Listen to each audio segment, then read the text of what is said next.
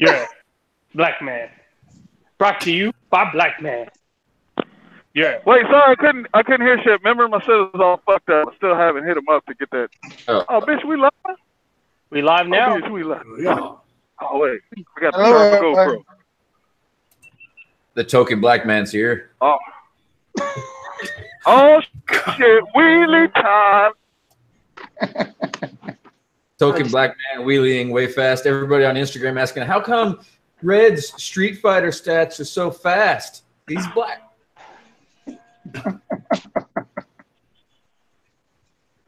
Are you on Caligo's bike? Are you on your bike? No, I'm on the R6. When you have dreads, you look way faster too. Oh, that didn't work. It's like having a spoiler or like tassels on the side of a Harley Davidson. Red's got fringe.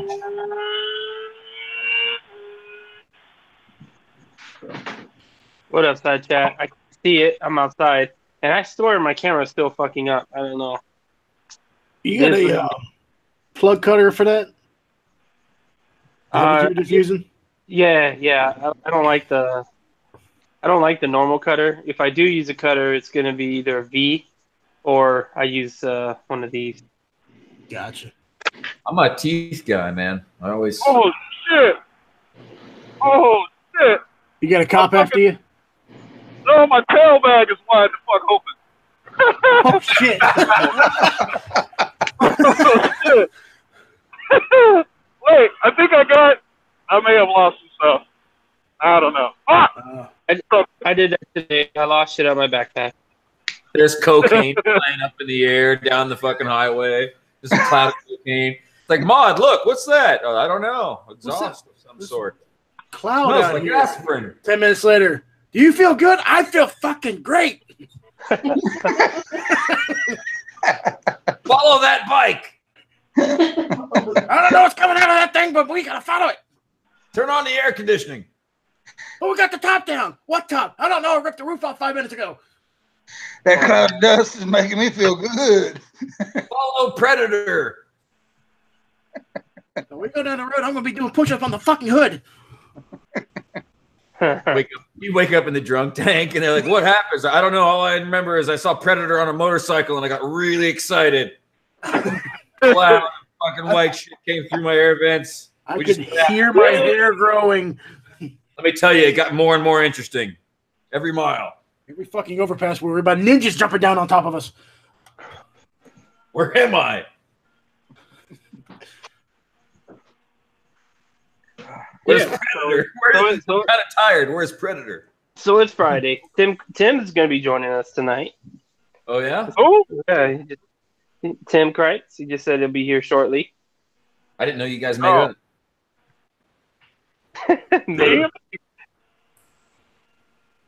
What? I thought you were still all grumpy at each other over the hula hoop incident. The hula hoop? We don't talk about the hula hoop incident. It never happened. It was kind of fucked up. Anyway. Oh, man, I haven't had a cigar in a while. I had one earlier. I seen you smoking one. I was just like, damn, I want another one. It's making me want one big time. Let me tell you that. But every time I smoke one, dude, I wake up the next morning now. It's like I've not smoked in like 5 years, like heavily, like regularly. So I wake up after a cigar. It is gross. Mm-hmm. It's disgusting, man. It's like somebody shit in your mouth. Yeah, you got that cat piss mouth.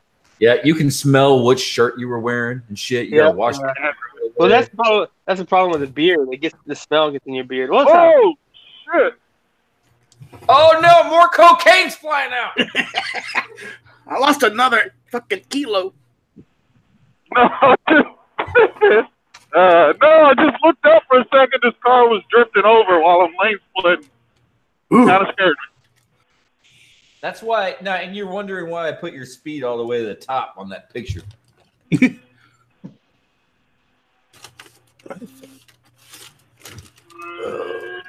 did those stats accordingly. I was like, how do we all vlog and how do we all act? 140. Yeah, okay. All right, I'm done. That looked like a Hey, cop. Ghost. I'm done. 100 Hey, Ghost. gone. Ghost, I just did 140 miles an hour. Can either one of your bikes do that? Yeah, of course it can. Quint Tottenham, you cyber bike bully. Oh shit, that's funny.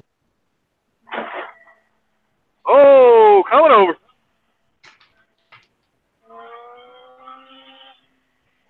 Mm. I haven't had one of my good cigars in a while. I'm drinking out my my Ghost Ninja live cup. I forgot about. Oh shit! I was supposed to. Adam and DJ, they asked for my address for that cup, and I want it. I forgot to give it to them. Damn it! Too much going on between sponsors being hairy and my friends smoking cigars and other friends losing cocaine on the highway at 140. No, you fucking. What? You lost What the fuck is audio. wrong with you, nigga? Fuck You're you! What the hell? Fuck you! Yeah, fuck you. That's what I. Oh. No, this motherfucker just cut in front of me, dude. Fuck. No cocaine for him.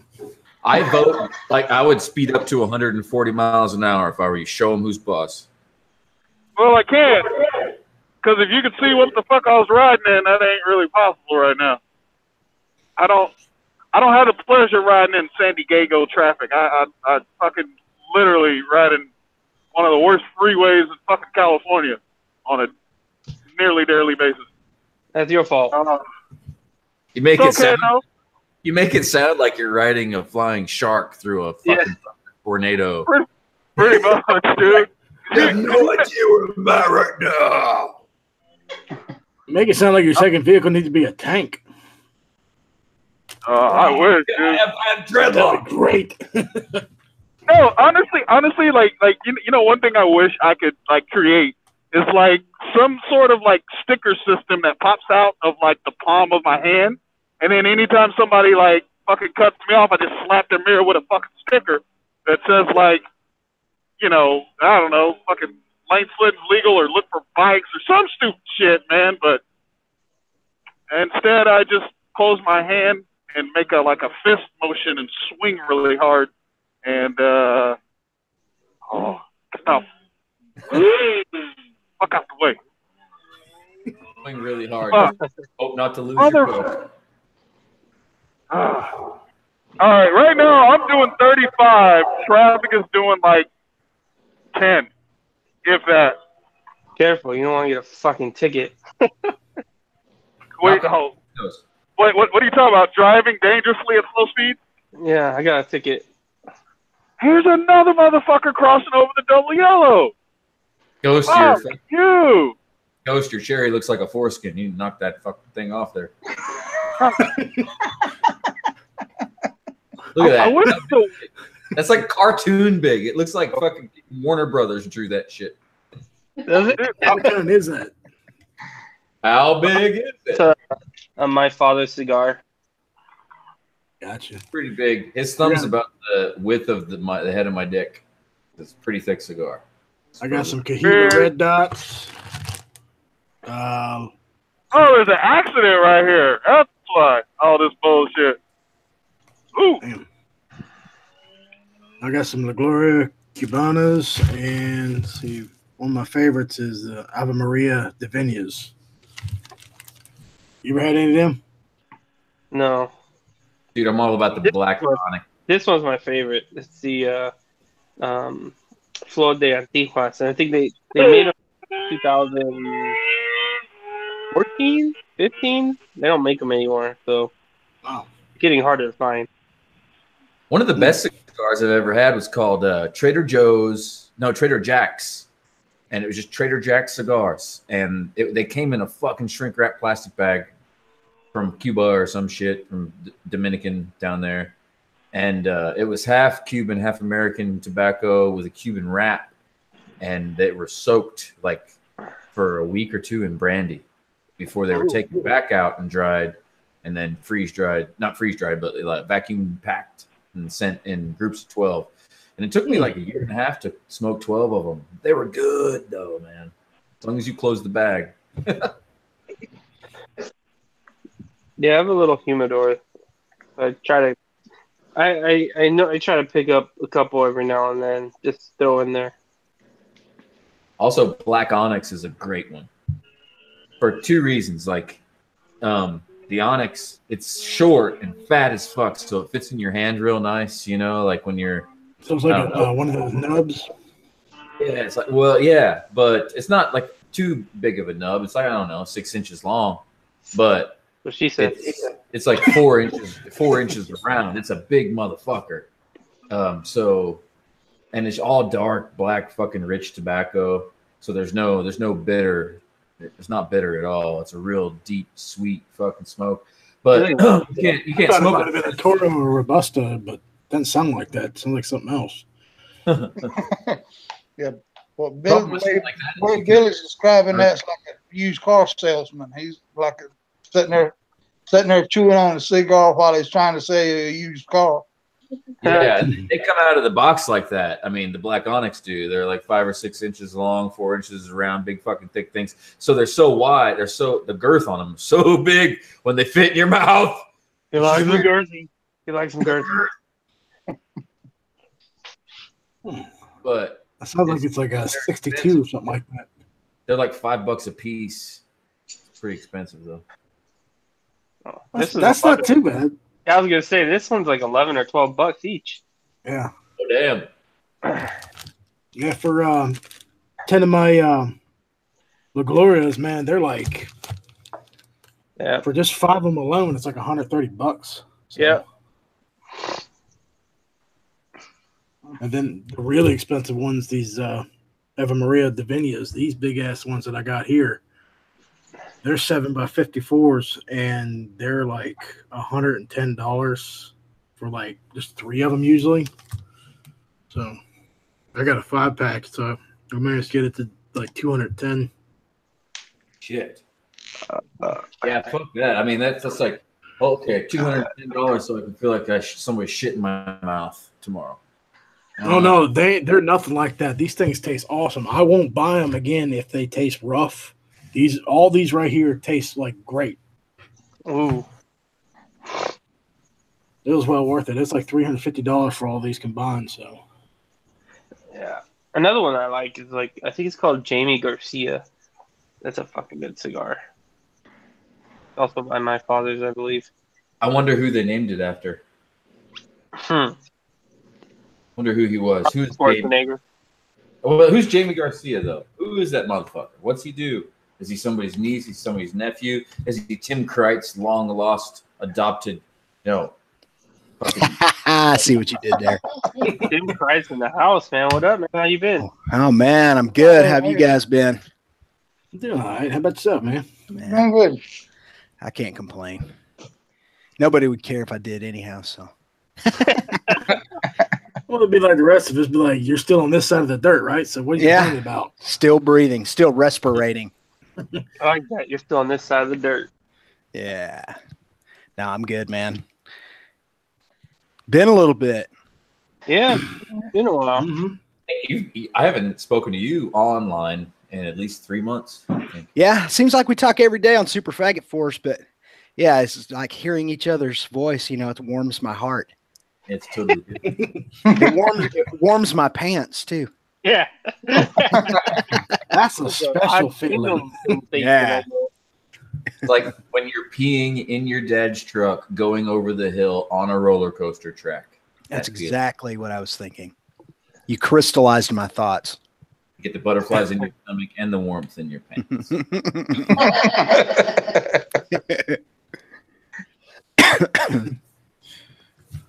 It's just been a lot of stuff, man. You've watched the last couple of vids, man. It's I haven't gone into a bunch of detail, but my dad's having some problems, and yeah, I saw that. Yeah, so that's been taking, rightly so, a lot of my time, and we're gonna we've got to go to Houston and see a specialist here in about another week or so. And so hopefully that'll provide us with some more answers for exactly what's going on, and hopefully bring it to some sort of a conclusion, but everything's up in the air right now. Nobody knows what's wrong with him. I mean, they kind of know what's wrong with him, but just to kind of summarize, since I haven't let a lot of the details out, and not to bore you guys with it too much, but just so you know, he started having some kind of weird nerve problem that they originate at the top of his spine. At first, they were like stroke-like symptoms, but that's pretty much been ruled out. And then he lost basically most of his sight in the process. So, yeah, it's bad. It's like what they call a vertebrobasilar insufficiency. I have become quite the spine specialist over the past few months. Essentially, something happened at the top of his spine where it connects to the cranium, they think, and it cut off the blood flow to the back of his brain and killed part of his retina in both eyes. And yeah, and so we're not counting on his sight to ever come back. That's probably not going to happen. And so he's effectively retired, which he's in his 60s now, man. He's needed to retire, but anyway, we're trying to figure. Do what? 60s young, man. Yeah, 60s is young these days, but I mean, he's fully at retirement age, and I don't know. He's just kind of one of those guys who he's not good at sitting still. He's a lot like me in that regard, and so we're gonna, assuming we can't fix his eyesight, we're gonna have to figure out a way for him to not go crazy. Yeah. So he's not taking it well at all then. He has his good days and his bad days with it, honestly. That's about the best way I can put it. If he's around a lot of people and we get him out and doing things, he does a lot better. But sitting at home alone, and me and my brother, I mean, dude, we work all the time, and it's tough to be by yourself, especially when you can't see very well, and trying to figure out something to do with your time at home with an impaired sense. I totally feel for him, but he's like, and you guys got to do what you got to do. I know you can't baby me. I don't want to be a burden to you. I'm like, Dad, you're not a burden. You fucking raised me, dude. I'll do anything for you.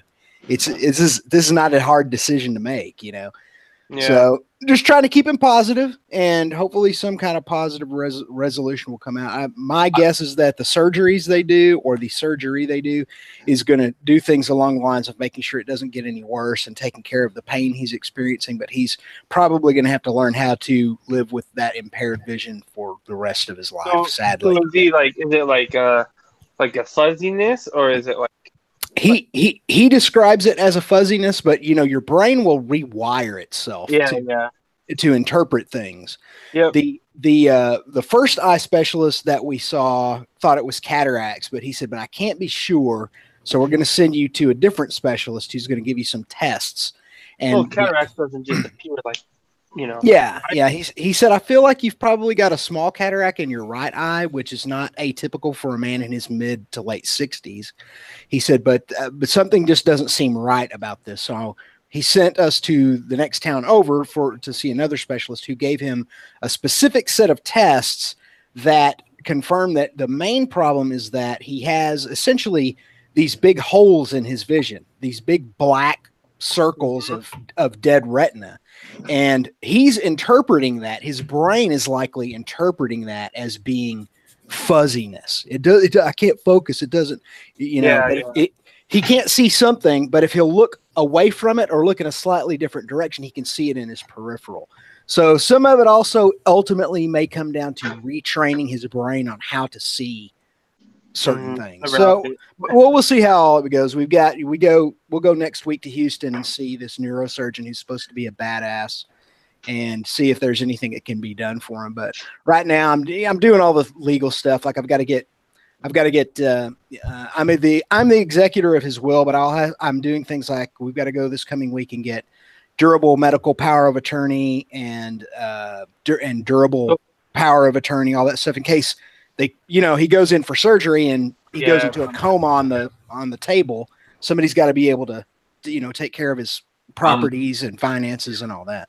Tim, you're not alone, man. After Mom died, Dad's kind of freaking out on all that stuff, and we've been dealing with all that safety deposit boxes, power of attorney, all this shit. He's just worried about fucking everything. I would like your dad and my dad to get together to give my dad some fucking, like, I don't know, some roots in the ground, because he's fine. My dad's healthy as shit. He should be like totally happy that he's fucking alive. But instead he's like, oh my God, you never know. We're going to die. We're all going to die. I'd like to be able to tell him, like, bitch, you could be blind. So was your dad working up until this point? Oh yeah. Yeah. My dad is like one of the most valued guys at his job. He's, you know, the guy who's been doing it for 30 plus years, who teaches the young guys, who, you know, he loved working, even though it stressed him out a lot of times. He really loved what he did.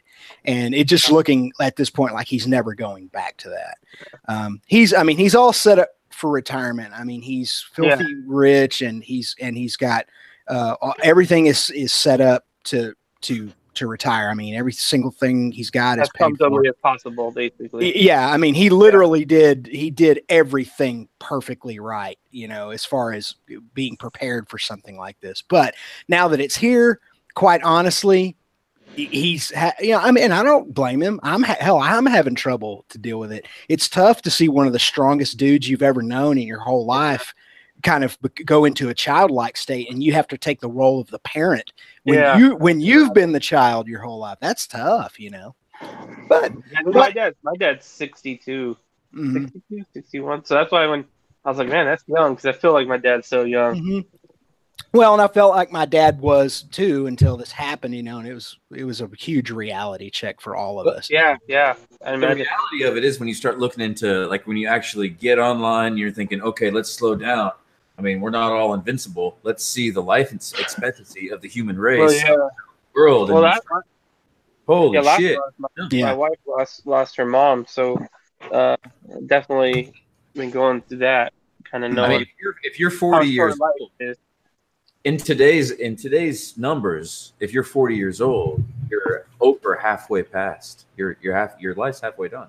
Yeah, statistically speaking, yeah, and I'm 48, you know. So I was watching Joe Rogan, and he was talking to someone about working out. It was a dude was 50 years old, and he's like, yeah, I was thinking about doing steroids, and Joe Rogan's basically like, do it, and he's like, you know, what's funny? You're the only person that I've mentioned it to that is like, do it, and then Joe's like, he's like, what do you have to lose? You have what, 20 years left on your life at most? Like, fuck it. And then that kind of put in perspective. You're like, fuck, 20 years, man. God yeah. Yeah, I'm statistically past my halfway point in life. Oh yeah. And I'll tell you, man, it's been and you have to fucking factor in habits. Yeah. You could be way more than passed away if you're fucking smoking cigarettes every day and down in fits of fucking jack, dude. You're 40 years old is 75% of your life done. Mm-hmm. Yeah, and a lot of those guys who live real hard like that, by the time they're in their 40s, they look like they're in their 80s. Yeah. Well, hold on now. There's Sammy Hagar and Mick Jagger. That's true. Back up a little bit. Yeah, I stand corrected on that one. But you're pointing to the outliers. So also, there's and you have the money to hire the best nutritionists and the best medical doctors. Oh, those guys are having, come on, those guys are having, you know, damn well they got a blood transfusion once a year. Yeah. Keith Richards, he literally gets his blood changed out like fucking motor oil. Just drain it out, put new shit in, and be like, I'm good for another 6 months. I'd like to have the full synthetic, please. They line up like 20 virgin girls, so that way they just pull out some blood from them, and he's like, brand new and fresh. I get to intoxicate myself all over again. It's like this big Keith Richards satanic ritual with Paint It Black playing in the background. Was there anything like there's all these people hung upside down like Mad Max Fury Road, and they're just draining blood out of them? He's draining them. Give it all to me. Draining them like out of curiosity, is there anything that like stem cell type shit can help with that? Well, we don't know yet. That's actually a good question. That's something I'm going to ask about. But it's looking like we know that there is damage to his vertebrae in the upper part of it around C6. It's basically that's probably one way or another going to have to be fused. Yeah. Whether that caused the insufficiency of blood flow to his brain and the stroke-like symptoms, I mean, I would think that it would. He's got a lot of pain up there. He's got pain on the left side and numbness on the left side and weird phantom pains, and so it's all coming back to a spinal problem. When you start talking about fusing spines and shit, it kind of sounds scary, but it's kind of normal these days. Like Kenny has fused a vertebrae, and then he stayed in the military, you know. And then there's Tito Ortiz, his upper neck, his shit is fucking fused, and he's about to have another fight with fucking what's his name? Probably kind of an advantage, you know. In that area, you can't move your head. Where it got broke before, where it got broke before is not only gaining more calcium buildup, it's got fucking iron in there. Yeah, fucking strength. It's like when you weld two pieces of metal together. If you do it right, the weld is stronger than the metal. You know, extra strength Ortiz. Yeah. So anyway, that's kind of the way too long of a summary of what's going on, but yeah, that's it. Hang out so for. Yeah, exactly. Talk about our lives. Yeah. So I've been like, I have like 80 something videos in my watch later list just because there's been no time. I've managed to put a couple of videos together for my channel. I've managed to do that, but it's probably going to be a couple more weeks before I can do another one of those. But I'm trying to stay connected with everybody. That's one thing that I figured out through all of this, which I already knew, but it kind of brought it to the forefront in my mind, is that when I can't be a part of keeping in touch with you guys, I miss you a lot. Like motor vlogging may have died, but we made this little community that will probably last forever. And that has been totally worth it. I agree. Yeah. Yep. So it always reminded me of, like, with Faggot Force, the other guys, and then the surrounding channels, is always reminded me of, like, if Easy Rider weren't just 2 guys, but like 100 guys. Yeah. Like, it's a good analogy. It's like Jackass mixed with Easy Rider with a little dash of Nitro Circus on there. And that it's something I've never seen before, but it definitely is that. I've been. If you ever been to SCMM when it's booming, you get to kind of I don't know, take some kind of weird drug and back up out of your brain, look at the whole thing as a whole. Like if you're in the sky just looking down on it, it's fucking weird. It is weird. There's a touch of Monty Python in it too. It's especially weird. With the hangouts. Quite a bit, actually. I love it for that. I love it for that, dude. And Jake is messaging us in Super Faggot Force.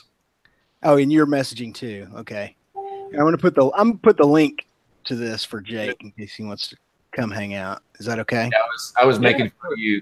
I was making fun of you with the Mato price on your bike. I was like, did you say tomato? Yeah. It's a tomato. the native price. I added a new bike, man. I got a new bike. I know. I saw that. I've got those videos. I've got all those videos in my watch later list. But I've been watching that and liking all that on Instagram, man. That thing is sweet. Yeah, it's nice, man. I like it. It's been fun. Yeah, I was once as big a Suzuki fan as Kawasaki fan. I had good bike. Oh yeah, man. I had a couple of them. One of my favorite bikes I've ever had in my life, even though it was a slow ass motorcycle, was I had a 1998. I bought it brand new, right off the showroom floor. I had a 1998 Katana 600. Whoa. And dude, that bike was so comfortable and the engine was so bulletproof. I put so many. I only had it for about a year and a half, but I put like 19,000 miles on it in a year and a half. Have you seen the new Katana? No, they keep saying that they're going to bring back the early 80s real Katana. Oh, it doesn't look. I don't think it looks like the earlier one, but it definitely looks fucking like, that whole stigmata that Katana got, Can of tuna. Dad jeans. Yeah. I think dad jeans, exactly. Yeah. I think the new style is definitely going to get rid of it. Well, is it going to be a 2019 or a 2020 or what's the? I'm going to look it up right now. It's in 2019. From what I see. I need to get more body. 2019 It's Suzuki got a unique Katana. retro look to it. Oh yeah, dude, they're totally taking it back to the original Katana. Damn, it looks almost exactly It looks like good, huh? and it looks almost exactly like an 81 Katana. Oh, Holy crap, man! Green Dude, that is awesome. Yeah, My that's good. hands are knee deep in ink. Look it up. I want to see it so bad. Okay, I'll share it here in a second. Hold on, I'm gonna let's see. Open image in new tab, motherfucker. Oh yeah. So we'll do a little comparison here. Here what we have is let's go to screen share and we'll share that whole window. Here is the one that's supposedly coming out in 2019, or either that or this is the concept. No, it's got the big EPA dumbass exhaust on it. So this is it. Yeah. So that is the new one. Now let me go grab a 1981 or 82 Katana picture from when I. Oh yeah, There's one from Revzilla, I think. Here we go, right here. Here, I'll just share this. These are all low res images, but I'll just share the Google window. So we'll switch now. So keep that in your thoughts as we go to the 1982 Katana. So you could see, man, that they really kept a huge number of those design cues from the original Katana. Yeah, That is awesome. Yeah, it is. I may have to get one of those. Damn it. Add to list. Yeah, that's pretty cool, man. Yeah, like, fuck, I might have to get one. It's a weird crossover of everything. I kind of like it. Yeah, it is. Yeah. Let's see if I can get these It's like, together. I don't know, man. Gordon Ramsay was a biker, and he said 20% adventure bike. I need to throw 10. Oh yeah, yeah, I see it. The front end definitely got, and the leading into the tank. Oh yeah, yeah. They did a lot. The tank too. I mean, they've obviously, they've put more of the divine principle into it. That a lot of the new sport bikes are adopting as far as proportion goes. Who turned it into the late 80s and 90s model Katana? That was fucking travesty. Why did it go from that to this bad jeans? The reason why my opinion on this is that you have to keep in mind that the GSXR 750 and the GSXR 1100 of the mid to late 80s changed everything. I mean, dude, it was the first time a bike was built for the track first and then sold to the general public, instead of being built for the street and then we're going to take it to the track and race it like they did with the old Eddie Lawson, like my ZRX 1200 that's modeled after the original Eddie Lawson bike. Kawasaki designed a fast ass street bike, or they all did back there, Yamaha, everybody. And then in Superbike, you took the street bikes and you converted them to race bikes. Well, with the first GSXRs, they said, fuck this. We're going to make a GP style race bike, but we're going to make it street legal, and then we'll sell it to the public. Everybody's like, you're crazy. Nobody's going to buy that. Well, it changed the world. And so the redesign of the Katana was for guys who couldn't afford the GSXR 1100. But they could afford the Katana, and they wanted to bring those fully fared race bike looks to the street and something that was more affordable at the time. So it was all influenced by everything going race replica. When those two Gixxers came out in the mid to late 80s and everything went race replica, everybody responded. Everybody did. Kawasaki did, Honda did, Yamaha did, the Europeans started doing it. And that's why, you can go down now and buy a ZX6R or an R6, or something that is a complete super sport race Daytona. replica. Yeah, exactly. Daytona. Yeah, the list goes on and on. That's all started about 1986. I got to say, though, on the old one, it does look like Donald Trump designed the fucking passenger seat. Yeah, it does look. I don't think that's a stalker. I think it's got to be fabulous, and it's got to look like an elephant. Somebody had a fat ass wife and needed to get a real cushy pillion perch for her. It's Probably completely hollow underneath, so that way you can drop down and not hit the wheel. Oh no, wait! Apparently that is stock. I guess that was stock. That's weird. I want it. They made the front look so badass, and then they fucked up the end. We got halfway back, and they just said, "Okay, we're out of funding. Just kind of throw some shit together." Throw some shit on there. Exactly. We ran out of R&D money. Stopped designing. We stopped designing at the pilot's seat. Man, give me an ATV back seat. We're just throw that on there. Try to imagine this in your mind, though. Take that back seat. Bring that picture back up, man. Take that back seat off and the rear fender off, the fucking light array off. Just take it all off of there. And look at that. That's fucking pretty good looking bike. Mm-hmm. Yeah, man. Damn. As long as you don't fall off the back of it. Yeah, and the GS 1100 was one of those bikes that. So the predecessor to the Katana, or the bike that led kind of to the Katana, is let's see here. Oh, NATA motorcycle values. Let's see. Hold on a second. Let's do 1982 Suzuki GS 1100E. Okay, so you can see where the Katana sort of came from in a sense, was the GS 1100E. And a buddy of mine had one of these. Well, a buddy of mine had one of these in his family. His dad had one. We were like 11 years old. Freaking space shuttle in the garage. But that is kind of the predecessor, or the GS bikes led to the Katanas, which led to the GSXRs. GS became GSXR, basically. It's kind of, well, it's not perfectly how it went, but that's a good way to kind of summarize the lineage of the GSs. So, certain bike fucked a certain bike, and they had puppies. Mm-hmm, exactly. Yeah, there's a good example of a 1982 GS 1100.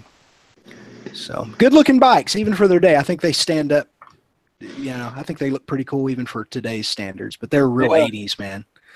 Like, can you imagine, man, you're listening to Electric Avenue on your Walkman on a cassette while you're riding that thing? You can definitely take a little bit of aftermarket work on it. Like, it's literally a day's worth of aftermarket work on those, and you got no helmet, but you have a sweatband. Mm-hmm. But yeah, that it's cool looking. It looks like a little bit of Tiger 3. What is is there any pictures of the rear end on that thing? I'm sure there is. I'm really curious what it looks like. Let me go back to. Let's see here. Let's go back to. I don't know why. Sometimes it looks like they put the tire hugger on it, huh? In the rear, the rear tire hugger. They put the license plate. I like that look. Does it have a tape deck? Buddy. You can kind of see it a little bit better in this picture. Let's go to this website. Possible mount for a boombox. Those got a PlayStation. Yeah. So yeah, you can see it a little bit better there. It definitely looks better than the original one from the 80s, but it's pretty chopped up. Yeah. They just put new fairings on it. Is this a concept, or is this out? I don't know if this one we're looking at is the concept or the one that's out. Now, I feel like the one we were looking at before is the one that's coming out, because like I said, it had all of the correct turn signals and all that on it, and it also had the correct, God dang it, pop-up hell. Exhaust. It had the correct EPA exhaust on it, correct. Seats don't look very comfortable if that's the one that's out. I hope it's a concept. You never can tell, though. This exhaust company sent me an exhaust, and I put on, it's basically like a dad photo exhaust. And I put it on the fucking the GSXS. This shit sounds good, man. Yeah, here's a good. That looks good, man. This is a good profile shot. Right? I like how they put the license plate at the bottom. I love that style. I fucking love it, dude. I like that. It looks dope. That's pretty aggressive, man. That looks that seat angle is going to be. Where's the pegs? Yeah, you're definitely be leaning over that tank right here. Yeah. You wouldn't Is that see 1100? Is it 1100? What is it? It's. I think it's a 1000 actually. Oh my god, dude, that thing. That's gonna change the game right there. That looks really fucking good. You know what? It kind of reminds me of like Tron. Yeah, the light cycles. Yeah. There's no distractions in front of you at all. You're gonna have to like think to look down to look at the cluster, which I love. You're just gonna be like you're flying through the air. You know, that stock can doesn't even look that bad. No, it doesn't. What they're doing now is, you notice they're putting the catalyzer way down underneath everything. Yeah, that's how mine is. It's all underneath the bike, so I just took that fucking piece of shit off. That is pretty cool, though. Look at the, but that's a good way to compare the 2019 version, or what I assume will be it, to the 1982 version. And you can really see where, look, these scallops here, they got those scallops here. These lines on the tank from the fairing, they got all of that. They brought that over. They brought this little drop down for what? Well, I guess this was sort of an air intake kind of area, or a vent area. They've got that. They've referenced all this stuff. Even the front this time to finish the rear. Yeah. Yeah, that is cool, man. They forgot Donald Trump's back ball sack seat. No, they spoilerized. They put it up in the air like his hair gets blown up. It's not fair. They need to put the god-awful, ugly World War II canvas seat on the back. Whatever the fuck's going on. The kangaroo nuts. And I'll tell you guys what, man. If you want to talk about, of all the late 70s, early 80s bikes that are hard to find, this is it right here.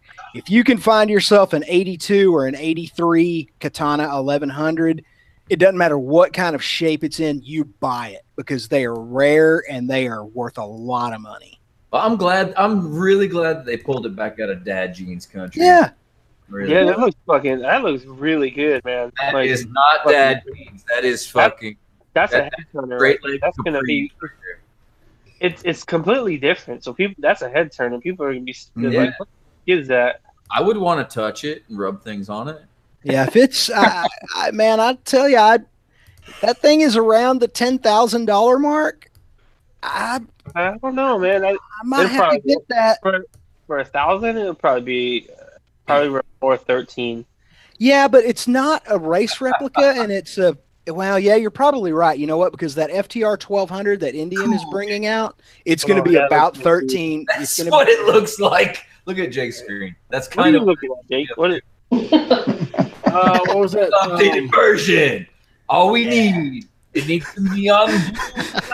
That looks like the Knight Rider fucking bike. A Knight Rider. You know, it's kind of related. Yeah, it does. Oh, yeah, look at that. Do you know what this is from, Tim? It's from what is the name of that movie? It's a show. A Time Rider or some shit. No, this is Street Hawk. Street Hawk, which was I think a 1 season, maybe 2 at most, attempt to make a motorcycle version of Knight Rider. Oh, is that what it was? I would like to. It definitely has got that look. I would like to see a guy that. Sorry. No, wait. Is that just that's the reference is there, and you know that what they did is they said, "Well, we can't use a Suzuki Katana, so let's take it and make something even wilder out of the Katana. Let's take the Katana and cut it. Yeah, so it looks like a fucking unicorn." Dude, there's not many people that have done it, but I've Googled it. You can find where people have made replicas of that bike, and it's like you have to be so dedicated, just for no fucking reason to like start fiberglass and parts and shit. I'm gonna spend thousands of hours of my life to create a replica of a motorcycle no one remembers. Nobody wanted. There's a shop here in Temecula, and they took there was one car that was made that was from a Hot Wheels car. It was like long, and it had the 2 bubble windows. It's the car they used for the old Batman car. That was built from a Corvette, wasn't it? Plymouth Fury, I believe. Oh, yeah. Well, they found a replica from the original where they fiberglass like the shape from it, like the original fiberglass, and they built one off that. That shit looks fucking crazy. Wow. That's cool. Are there guys out there that fucking like? I know there's a lot of guys out there that do replicas of Lamborghinis and this and that on like Firebird chassis and shit. Are there guys out there that are replicating really expensive sport bikes? That would be hard to do. The thing about it is, virtually any sport bike you want to replicate, you could probably just restore for the price. It's not for like the price. Yeah, it's because on a supercar you're spending, you know, like a top line Ninja H2 done off of a 1982. Oh, I see what you're saying. Yeah, like yeah, newer. Yeah, but even then, that's like what, 30 grand. But what if you can get it for $5,000 from Jorge? It's an H2, man. That's on screen. That's what I'm talking about. Yeah. Hey, just for the record, Ghost is a Mexican, so we're okay, right? Why I'm asking him? I know he looks like a white Viking, but he's right. Fucking red beard. Oh man, Jesus Christ! Have it made in prison though, like both gangs. Hey, come on. You know, Kenny's buying the H2. He's already got his order in. Well, he's got the down payment down. We're just waiting for the order to open up. Wow, that's a lot of cheddar. That is a lot of cheddar, and that's a lot of fucking insurance, and that's a lot of. It's cheaper. He checked the insurance. It's cheaper than his R1. Well, that's cool.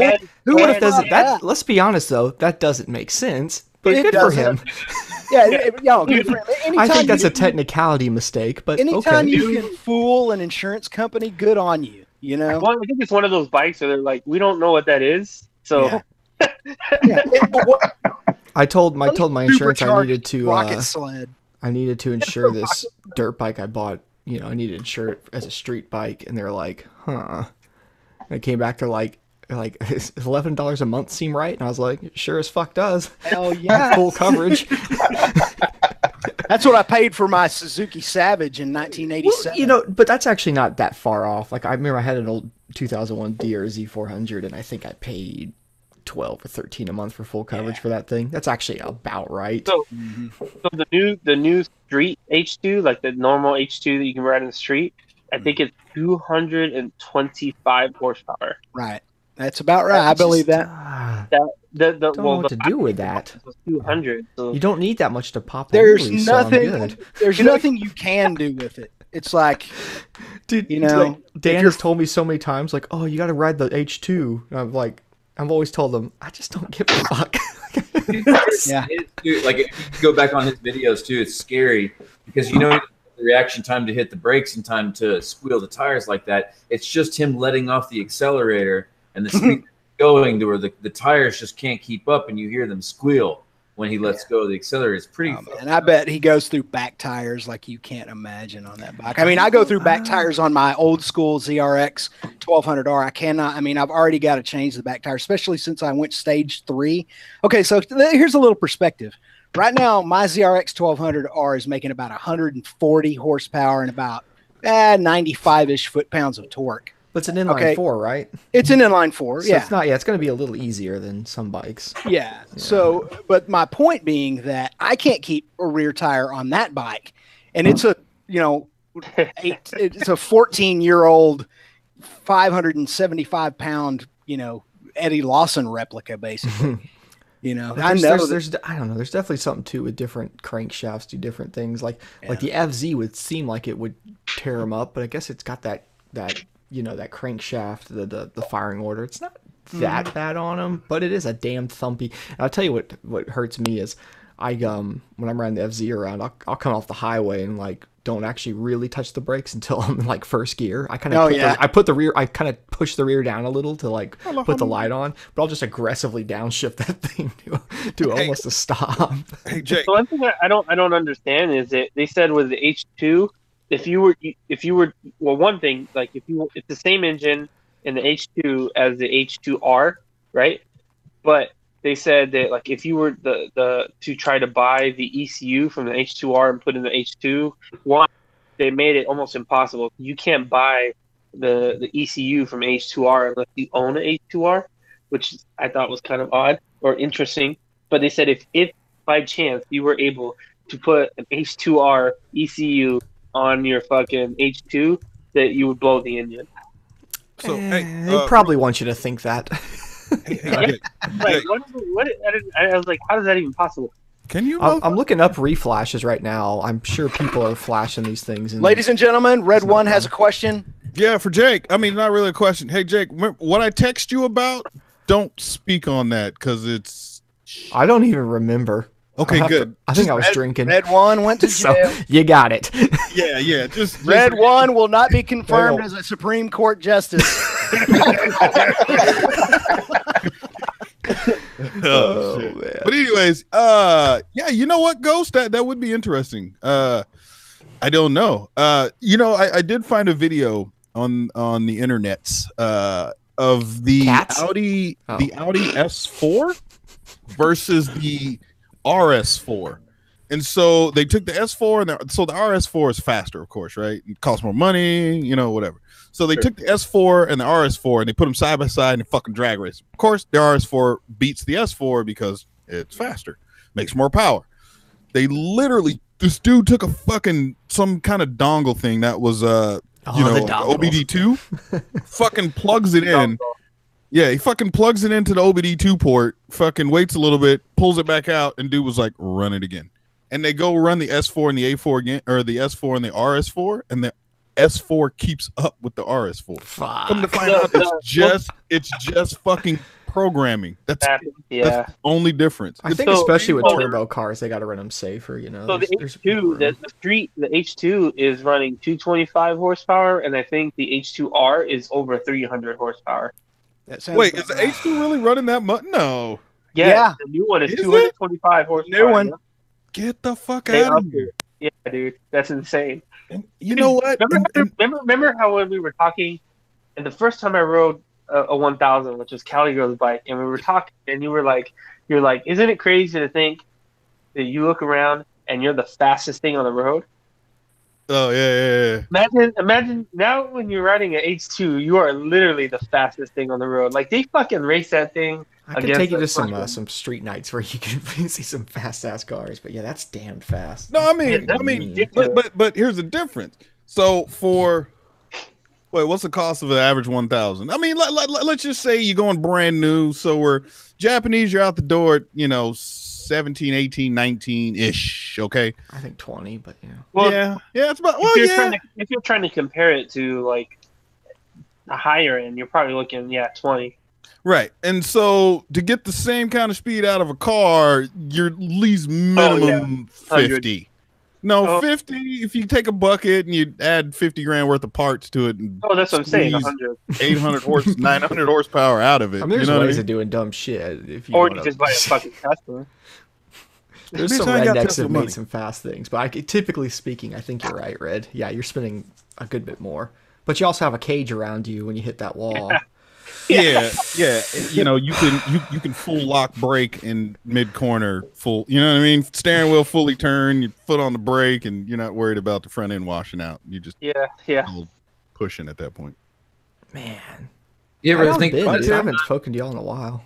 You ever think about that sometimes? Like look at the bike you have in your garage and think how many cars and what kind of or how great of a car I could get for all this.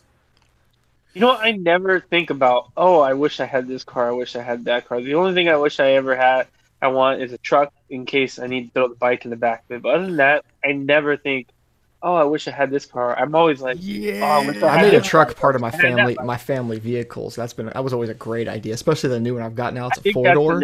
God, it's nice. Like it's a true 4-door. It actually makes a better passenger vehicle than my fucking car does, which is sad. Well, let me ask you this though, but with the extended, cab area there, what about the bed? It's still long enough. My supermotos fit and they're longer as shit. Like my FZ I can fit in there and shut the tailgate.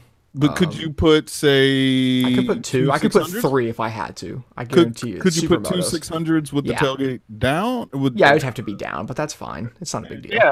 Yeah. They don't break off from that. Like, I've gone cross-country that way with bikes sitting on tailgates. It's fine. Multiple bikes. It's not a big deal. But, yeah. God damn, it's nice to have that. But you know, like I'm sitting there, I was telling some of the guys in our chat earlier, who would be in your back row? Don't tell how much money I said this was, but I was saying how much money I had to put together for down payment, closing costs, and all this shit. And I was like, I don't even want to think how I came up with that much money. Whenever I'm sitting there looking at cool bikes and shit, I'm like, fuck, I was able to come up with a big ass chunk of change really fast, but. You got to do it for shit like that, though. You got to live somewhere. Damn it. I looked at the That's Harley. what I had to do when I bought my house, man. That was trying to come up with the fucking closing costs and all that. It's crazy amount of money. I'm sitting there right now. I'm looking at what's in my savings account, and I'm like, motherfucker, I want to go make a dumb decision so bad. Oh yeah, what you're talking about. I know exactly. Oh, like, dude, that's why I brought it up, man. Because I looked at the street rod and I thought to myself, that's a Ford F-150, and I don't have a truck. Yeah, you start thinking of in terms of bikes, like, man, I could have one of those and one of those. Yeah. No, you know what's funny? I remember calling Ghost because, like, right before my landlord sold the house I'm living in, I was like thinking about fucking like picking up a house or start that process. And so I called Ghost, and then I'm asking him like, all right, what you had to pay, this and that, boom, boom, boom. Then all of a sudden he was like, yeah, but like my fucking down payment was like this much. And I was like, bitch, why the fuck you come up with that much goddamn money? Like, get out of here. Like, hey, I got yeah.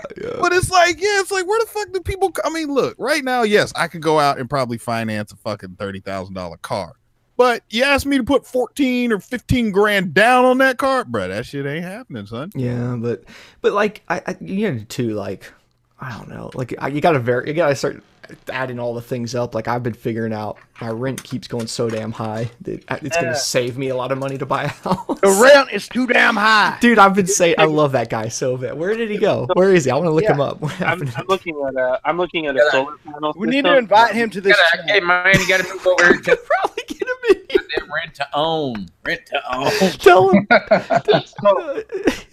But you put solar panels on your house, dude? Yeah, and it's gonna be like 40 grand for the fucking. Wait, have you looked into that? Because I think one of the better things to do to start with is putting a battery bank on your house before you do any solar. Because you what?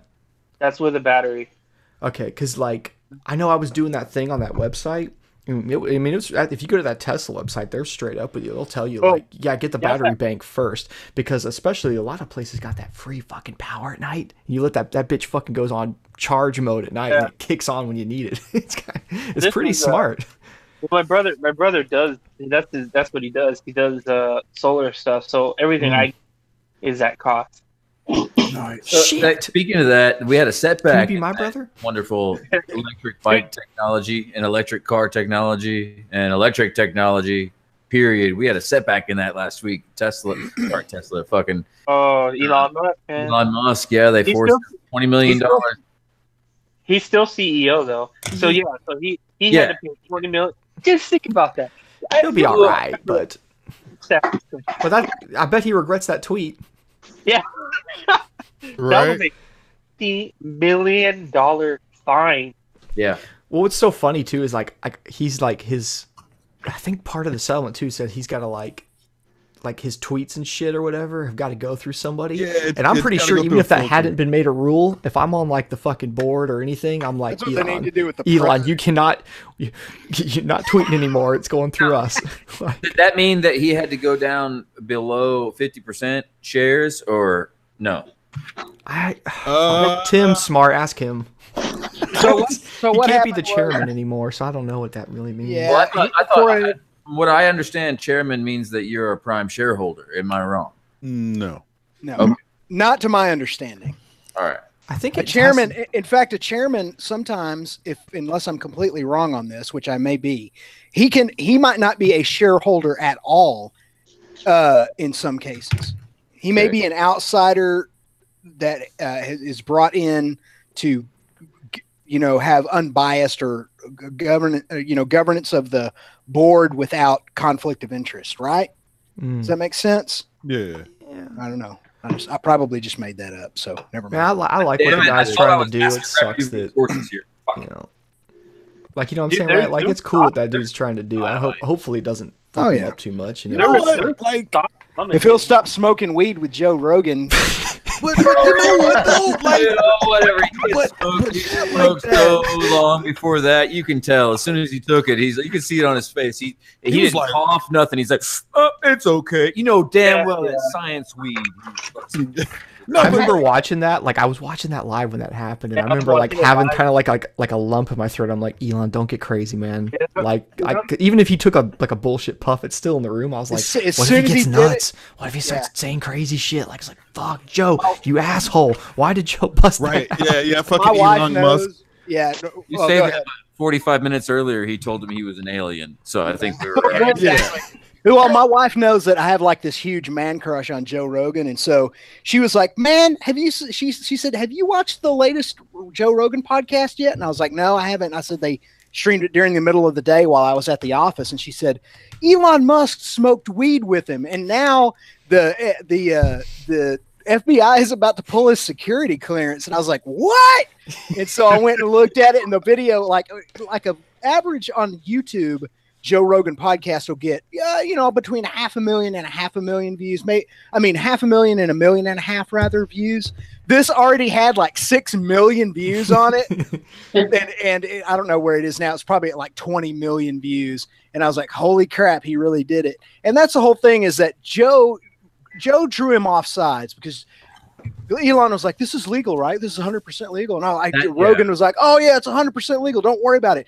Dude, it's still a Schedule 1 narcotic as far as the federal government is concerned. Right. Yeah. Working for the feds. I noticed that right away. That's the first thing I thought. Like, all right, well, this tells me a lot about old Elon right now. He got where he is today, not by total smarts. A lot of it is risk-taking. Because he knows damn well that it might be legal in California where he's at, but it's not federally legal. I mean, he did try to kind of give him an out. If you go watch it, he goes, yeah, but you probably shouldn't, right? Because of the literally tells him for the exact reason why you shouldn't. He goes, you probably shouldn't, right? Because of this. And he goes, I mean, hey, he's a fucking adult, man. He should have known better.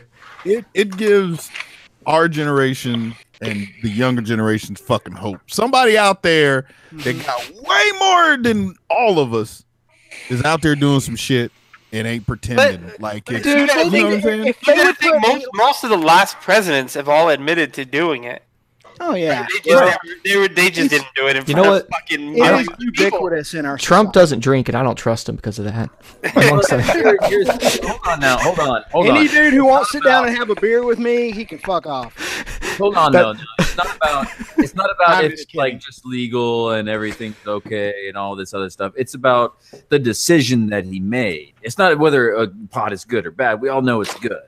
But there's idiots up there that say it's bad. Yeah, you got to know that that's people's opinions. And you're a big company, and people make money on your name. You know, like people's jobs are kind of at your sake of what you do and say. It's like, fuck, you gotta, as stupid as it is, I think you gotta have a little more.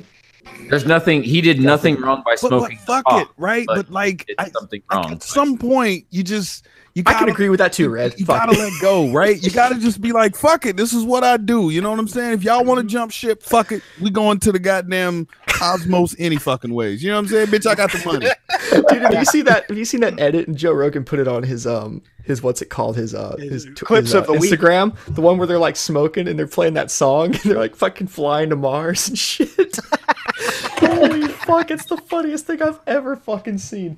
You got to go on Joe Rogan. Like I don't remember if it was his Instagram or if it was like the podcast Instagram. I'm sure they both shared have one. If he thought it was cool. Let's look at. Holy fuck, it was funny. Yeah, man. Fuck it. Find it real quick. I remember I was watching it at work and I was like, oh, he's smoking. When I saw that shit, it was like Elon must smoke weed. Well, or some shit. I love the stuff that he's saying about Neuralink. Like he's saying in 3 months' time from that podcast. So let's say like, I don't know, 2.5 months from now. He's got some announcements about Neuralink coming out, which I'm really because he's been working on. Wait, what the fuck is Neuralink? Basically, his whole concept is that they'll be able to link your brain to something, so they can basically dump your consciousness to a computer. So if you die, technically, there'll be another. You'll be alive. Technically, but you'll be alive in your cerebrum. But more than that, while you are alive, you'll be able to upload skills. So if you want to fly a helicopter like in the Matrix, if you have $140, you fucking go to Google Play Store. All of a sudden, you got the helicopter in your head. He made this really good point when he was talking about like people were talking about humans becoming like cyborgs and adding, electronics to us. And he's like, you're already there. Like everyone has a cell phone in their pocket. Like it's part of your everyday life now. You know, say that. I remember that. They're cybernetic detectives. So everything like what we're on right now, to even Google Plus, we're using Google Plus. No one gives a fuck about Google Plus, but it's still a cybernetic collective because we're on it every night. We're using like Alexa and all these other things that you can take advantage of from anywhere. You know. So he wants to take that and then put that in between your limbic system. Oh, I saw that. That's so great, man. You put this information. You put this technology in between your limbic system. Yeah. Yep. That's all it takes. Yeah. The outpatient surgery, he says too. Outpatient surgery, fucking go in an hour. I mean, like to me, right there, I'm not a marijuana smoker. For those that know me, y'all know I don't fuck with anything green unless it's in the form of bills, but dollar bills, that is. He's a stripper. That's what he's saying. I see that. It's over this way. I got another monitor over here. But I see that, and I'm like, yes. You know what I'm saying? Like, that look, that face right there. It takes a hit, loves the answer. Love is the answer, goddamn. Love is the answer. Another thing, you know he smokes pot because when he hit it, he didn't even fucking, not only did he not cough, he made that face. He's like, he didn't inhale. I don't even know if he inhaled that shit. But regardless. I don't think he did. Like, and either way, he didn't hold it in. Even if he inhaled it, he didn't hold it in long enough to get anything off of it, you know? He would want to see. You gotta hold it in your lungs longer, George. Look, him, Gates, Bezos, right, and some other rich dickheads, right? They all sit down at a table with a fucking quarter pound, and then they come out 12 hours later, either well rested or they come out with like the greatest fucking idea ever. And they got the money to bankroll that shit. I say guys with his intelligence shouldn't have to answer to anybody. This video is the funniest thing ever. I put the link to it in the little side chat. I don't have the pop-up chat if someone wants to link this, but y'all gotta watch this when you get a chance from his Instagram. I put the pop-up. Find it. Okay. Yeah, this is the thing he posts on Instagram. I mean, somebody made this. Okay, but Jesus Christ, is it funny? I fucking die.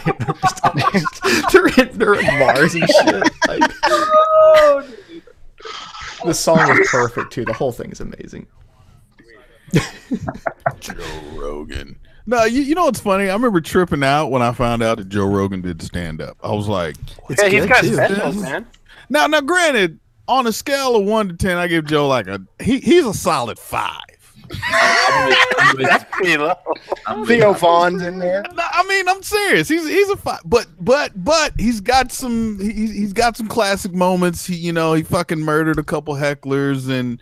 He killed fucking what's his name? Have you watched his some of his stand up on what's it called on Netflix and shit? Yeah, I've seen old. I mean, look, I'm sorry, I can't put Joe Rogan in fucking George Carlin or the greats. Like, he's not a great. I'm sorry, he's not. One thing I am tired. Dave Chappelle, but he's fucking funny. No, Joe Rogan and everything, but I'm so sick of showing up to people's houses and then pushing him on me. Like, God damn it, I've seen this already. Fuck! I just Joe Rogan? I was watching the video. I missed part of the conversation. Talking about Joe Rogan? Yeah. No, I was talking about Joe Rogan being a comedian. Oh.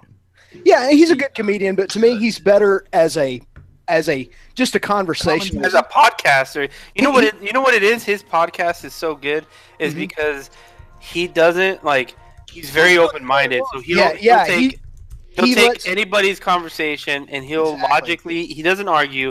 I mean, he'll argue, but he does everything logically, right? And he's so rational. Yeah, very rational. Nice. He is very good at laying down his confirmation biases and his personal political biases, and he is good at just listening and rethinking something. Yeah, he's open to changing his mind, which is why he's a libertarian. That's why he's a genius. Like me. I'm kidding. I'm just kidding. Yeah. He's just one of those guys. Uncle. Yeah, is he really? That's not true. No, it's not. You're making that up. For a second. Yeah, for a second. I knew that would have been cool. Think about it though. I knew you think about it. See, here's the like the thing that really turned me on to Joe Rogan after. I mean, on Fear Factor was cool, but after I kind of watched some of the stand-ups was was one of the stand-ups when he said, like, look, if I give you a fucking axe and throw you in the middle of the woods, how long before you come back with a cell phone? Like, when you think about that shit, like, Well, yeah, that's deep. it made me think, like, wait, how much shit in this world do I use on a daily basis? I have no fucking clue how it works, how it's built. Yeah, it's like all that shit. Oh, God. I saw him on News Radio. Remember News Radio? Oh yeah, That back in the show was '90s. Yeah, fucking hilarious, man. it had some of the greats. Had some couple of the dudes. Phil Hartman was on Phil there. Hartman was on there. Joe Rogan played like the maintenance guy. Yeah, the maintenance guy. He used to just hit everything with a hammer. Yeah, dude, that show was fucking hilarious. I don't know how many people I talked to and they've never seen it. I'm like, dude, that show was fucking good, man. That was a fucking comedy show. Yeah, that's why I'm with you, Red. I think he's a okay comedian. I mean, I enjoy his comedy, but I think he's where he really, really excels is as a conversationalist. That's his strength. That's his talent. You know what though? You know what? You know what? A lot of it attributes to the fact that he has so much martial arts experience in the terms of like from Taekwondo to actually competing, and then his jiu-jitsu experience. So when you, I think when you come to a level that you know that no one's gonna be able to fuck with you, you know, that you build this confidence. He has confidence. You have this confidence where you can say what you think and how you feel, and you never worry about. You know, you don't worry about, oh, someone might take this the wrong way, or someone might try to do this, someone might try to do that. Well, he is friends with some people that could beat his own ass, to be fair. Right. Oh yeah. But I think it's a combination of those things. So he's a St. good Pierre's physical, like, come on, he's physically strong, but he's mentally strong, and I think he approaches everything from what he perceives to be a very intellectually honest standpoint, and that allows him to take a moral or ethical stand without any reservation. I am with you, Tim. I'm like a complete Joe Rogan fanboy. Oh, dude, yeah, I have the biggest man crush on that dude. Yeah, he's legit. I only found out who he was when he smoked pot with Elon Musk. I'm like, what? Oh man, go back. Hey, we were just talking about that. Watch his podcast. Just watch any. No, don't watch that. Watch the Instagram clip I posted. The first time I ever found out. That's everything you need to know. This is how I found out about Joe Rogan. My buddy Jared Link got a job on this show called Fear Factor, setting up cardboard boxes that people have fallen into. Well, I tell you, man, He's like, man, this guy Joe Rogan's fucking this Street Fighter and shit. And he's like hosting the show. He's a really cool guy. And then after about 2 seasons, I saw that one episode, the first time I ever noticed, where that guy was like trying to fight his wife and shit. Yeah. And then Joe Rogan, he tried to punch Joe Rogan. And Joe Rogan grabbed his hair and just held him down while he was flailing around like a little girl. Yeah, in front of his wife. Ha ha. That was like 1999 or 2000. Yeah. God damn, we're old. Well, I never heard of Joe Rogan before. When he was on an episode of Arsenio Hall one night. Oh shit! It was during the news radio years.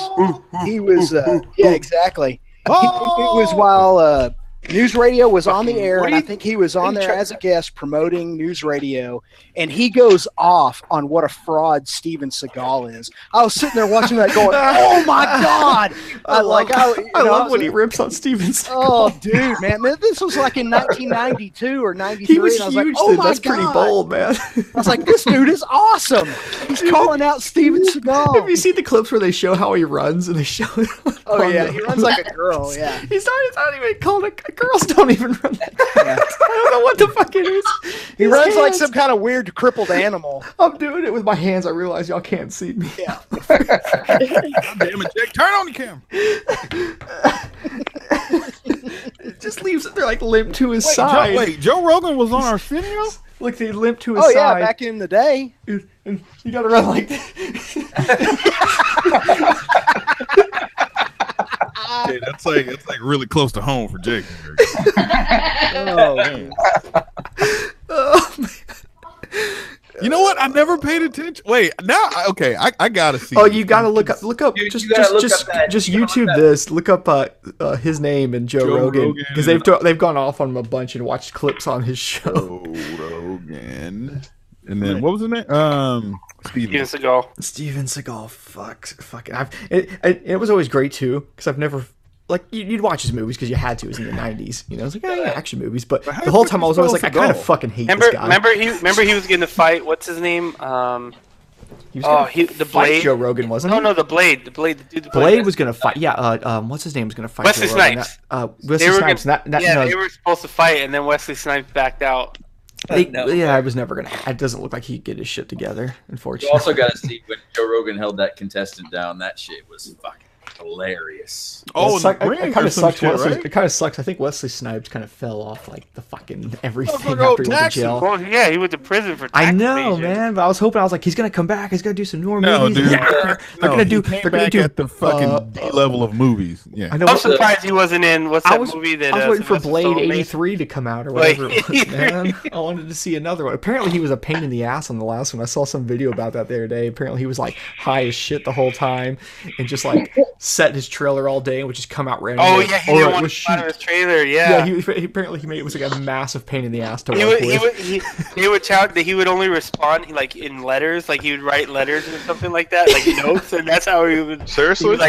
He would be like, I don't want to film at this time or something, and he'd write a note, and then he'd hand it, and then they'd hand it to the director. What the fuck do you do by the time you get to Blade 3 too? It's like, well, we'll recast him. You fucking can't. He's gone. I mean, yeah, it's like they should have just done an origin story and like casted a younger guy. Yeah. You should like, all right, he's gone fucking nuts, but we got to make another Blade movie, so this is what we're gonna do. Well, it's kind of like hand the fucking note back through the door saying, "We hired Will Smith. Go home." We hired Will Smith. You can't do karate. Whatever, fuck it. Let's CGI it. They CGI'd half the shit anyway. No, I think it's just one of those things where like, because if you look right now, you have like Cat Williams and fucking Kevin Hart. Oh, they're going at it. Yeah, that's fucking hilarious. And fucking, I mean, for those that don't know, it's like Cat Williams been coming out against like people saying like just kind of negative shit, right? And that's just kind of sounds like I feel like he's kind of pissed off or something. And so fucking Kevin Hart finally goes on the Breakfast Club and was like, no, you fucked up because at one point in time you was the man. You was the motherfucker that everybody was going to, but you the one that didn't show up.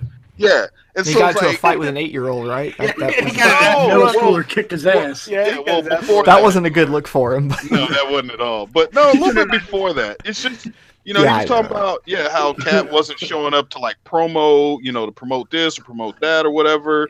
Cat was blowing up. He was big, man. Yeah. You think you think his head just got too big? Drugs? Yeah, I think drugs. Look at him, man. Definitely drugs, man. Look at him. Well, fuck. Oh, wait. It was the Keenan Ivory weighing show. Dude, Cat Williams is a crackhead. You can spot him a fucking mile away. You can say crack. It's It's about work ethic. Kevin Hart, man, his work ethic is ridiculous. Kevin Hart is like, to me, Kevin Hart's a 7 funny, right? He's 7 pretty and a funny, half. man. I mean, his energy is so great. When I look at comedians, I think Dave Chappelle is pretty much at the top, man. I think like that dude is fucking hilarious. I feel like Kevin Hart's one of those guys. If you follow him on Instagram, it makes you feel kind of shit about yourself. Like, I'm not doing any of that shit today. Fuck you, man.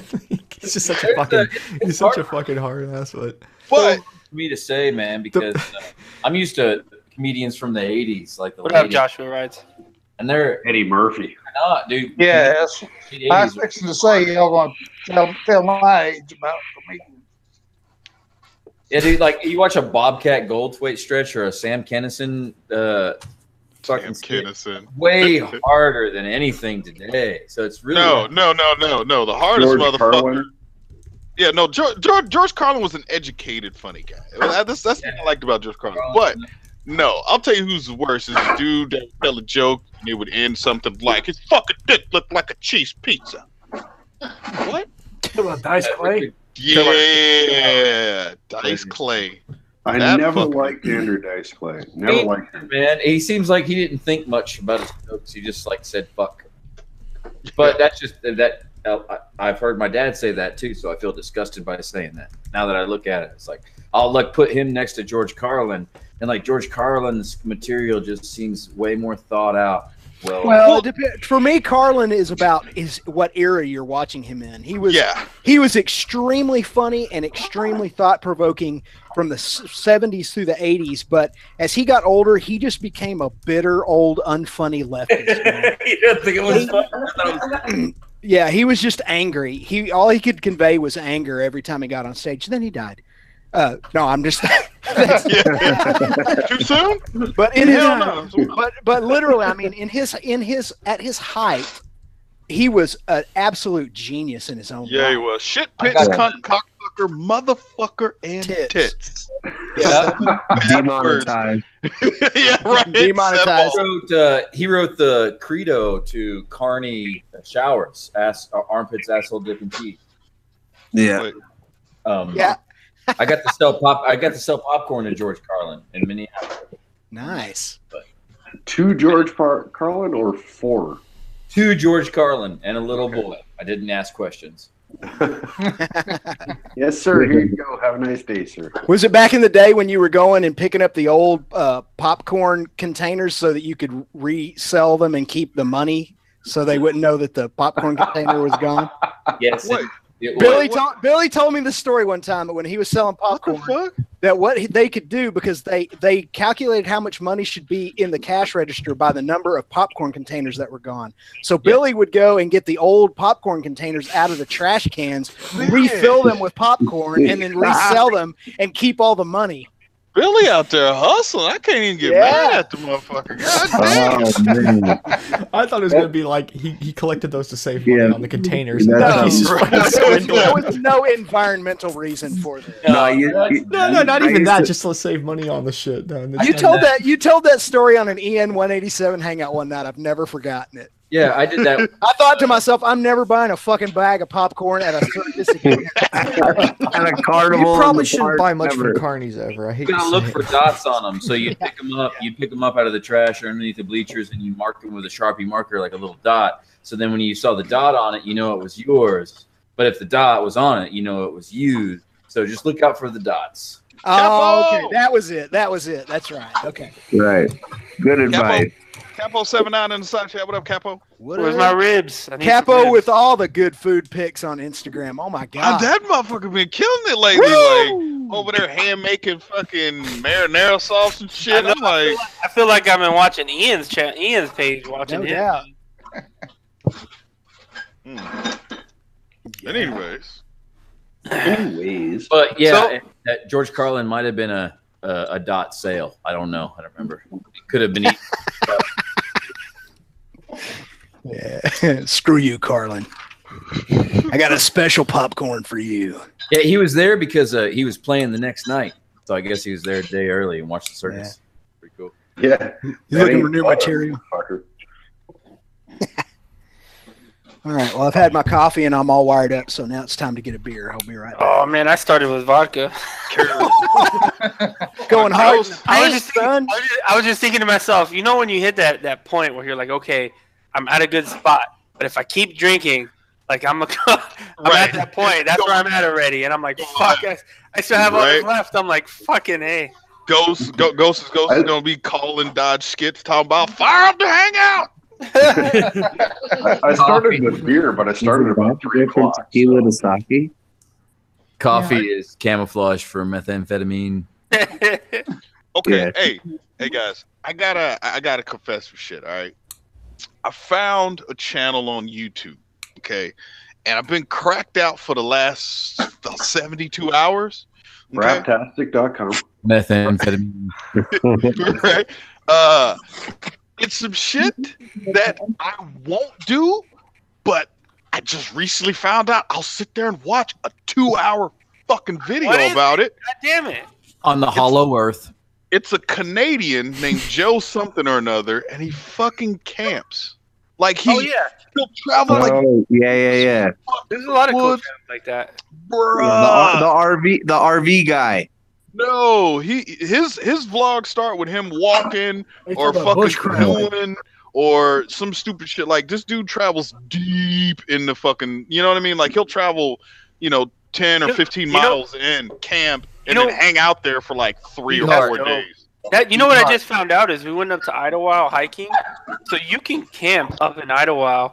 You just have to, and it's all free. And it's like you can just go up there and camp wherever the fuck you want, as long as it's 200 meters away from the path. The road? Or the trail, yeah. The trail, and 200 meters away from any other people. But you can just go and fucking go as long as you want, and you can just go fucking camp for free. And I was like, there's spots like that out by Joshua Tree in Palm Desert too. well, the only thing that I was wondering is like, because there's fucking animals up there, they'll fuck you up. So I'm like, that is the woods. I'm like, are you allowed to like take a gun with you or like camp with a gun? Because what state is this in, or where's this? It's here. This isn't Texas. This is California, Ghost. Dude, the first time I came to California, I carried a gun around with me the whole time I was there. I remember Tim because I was nervous. I thought you was excited. I went to California because there told me no knives, no fucking weapons, no guns or everything. I was nervous as hell. I flew there, so I couldn't have nail clippers. You know, that's just a plain you thing. can have knives. What did you see? Did you see? I asked Vegas. You couldn't take your tweezers. No. Did you see that you can fly out of LAX now with a fucking ounce of weed? I think. What? Yeah, you can fly out of LAX. Well, no, Ghost. It's one of those we flew out today. Well, yeah, that. So you can fly out, but they're like, but yeah, like, I'm delivering it. if you land somewhere that it's illegal, that's on you.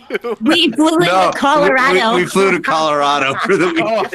No, when I fucking got into Las Vegas and was going to go over the border to California with Vegas, I was like, I can't bring a knife. I couldn't bring my gun. So you can bring knives. I said I need to stop at a knife shop or a fucking hardware store and get a knife because I don't feel right.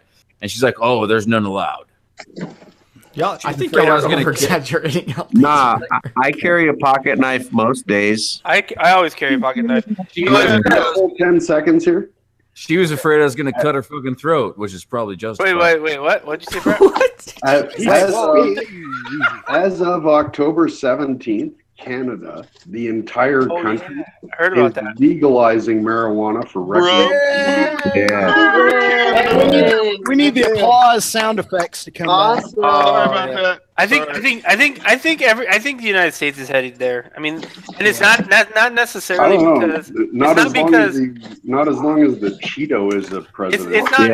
It's not about. You know what though? He's already said. Though. You can say what you want about Trump. He's already said that he doesn't care that it should be up to the states. Yeah, he flipped to the states. So, yeah, if I'll tell you what Trump could do right now that would turn the tide on his popularity is all he would have to do is get up there and make some crazy ass tweet like he always does. It says, "Tomorrow I'm going to sign an executive order that removes marijuana from the Schedule 1 narcotics." It's going to be decriminalized going forward. Yeah, bro. If he did that shit, not decriminalized, legalized. There's your second term. That's your second term. There. Yeah, that's true. Yeah. Because you know why stoners from around the nation. Yeah, we'll be like, let me go ahead and get this vote in. Go ahead and vote for that crazy motherfucker. All those dumbass college kids at Berkeley would be like, "Wait a second, he's not so bad." Berkeley is so bad. Oh my god, dude. Demonetize if you weren't already. Start talking about Yeah. There would can't talk about these things, damn it. From people that cannot. I thought that was on the list of things not to talk about. It's happening so fast around me, like Dollywood fucking area. It's so weird, man. We weren't even allowed to buy beer on Sundays a couple years ago, and now like there's like CBD dispensaries around town and shit. Really, Oklahoma now or soon. I don't know when it passed or when it goes into effect, but Oklahoma, I believe, has medical marijuana now. Yeah. I was like, bitch. Less than 10 years ago. No, check this out. Less than 10 years. I think it's around 10 years, maybe a little bit longer. But within the last 15 years, like that's about as long as tattoos have been legalized in Oklahoma. Yeah. Here's the problem. Here's the problem with a medical card. As soon as you get a medical card, you no longer can buy a gun. Exactly. That's a big problem. Yeah, that's a problem. That's a huge problem. That's what I want. Like some bullshit. Not fucking legal medical. Fuck legal medical. Legalize. When are they gonna legalize wheelies and shit?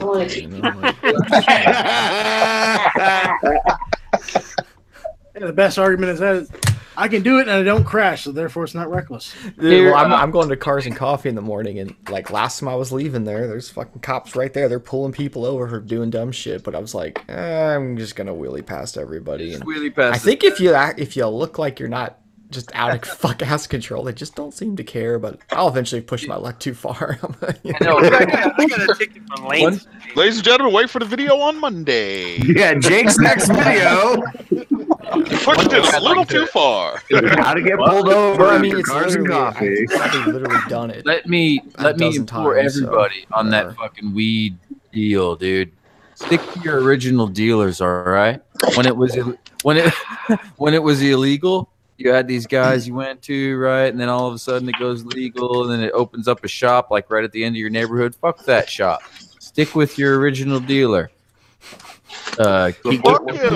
Keep the money going where it's important. Sorry. Hey, support small businesses. Those people are trying to buy formula, baby formula. Hey, but see, the problem is my down the street dealer can't get my THC in like liquid form.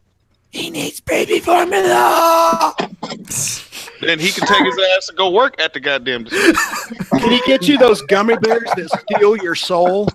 Jeez. He just takes regular gummy bears, melts them a little bit sticky, and just kind of shoves his shit into him. He's like, yeah, it's the same. It's the same.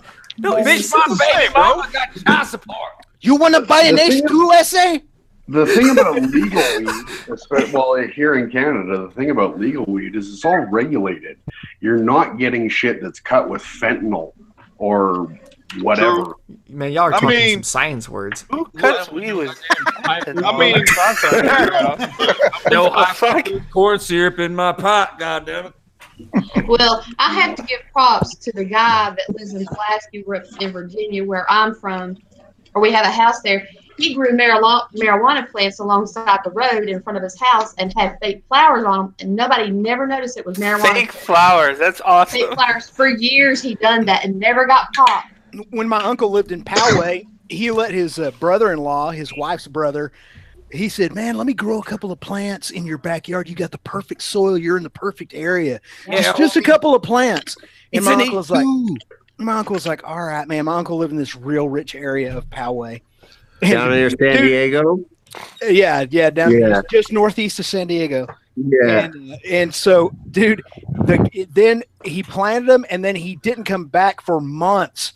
And my uncle said, dude, these things started taking over the backyard. He said the whole garden was he said it looked like a rainforest back there. He was like, dude, you got to come cut these things down or I'm going to get arrested. He said they grew so fast and they were so green and lush.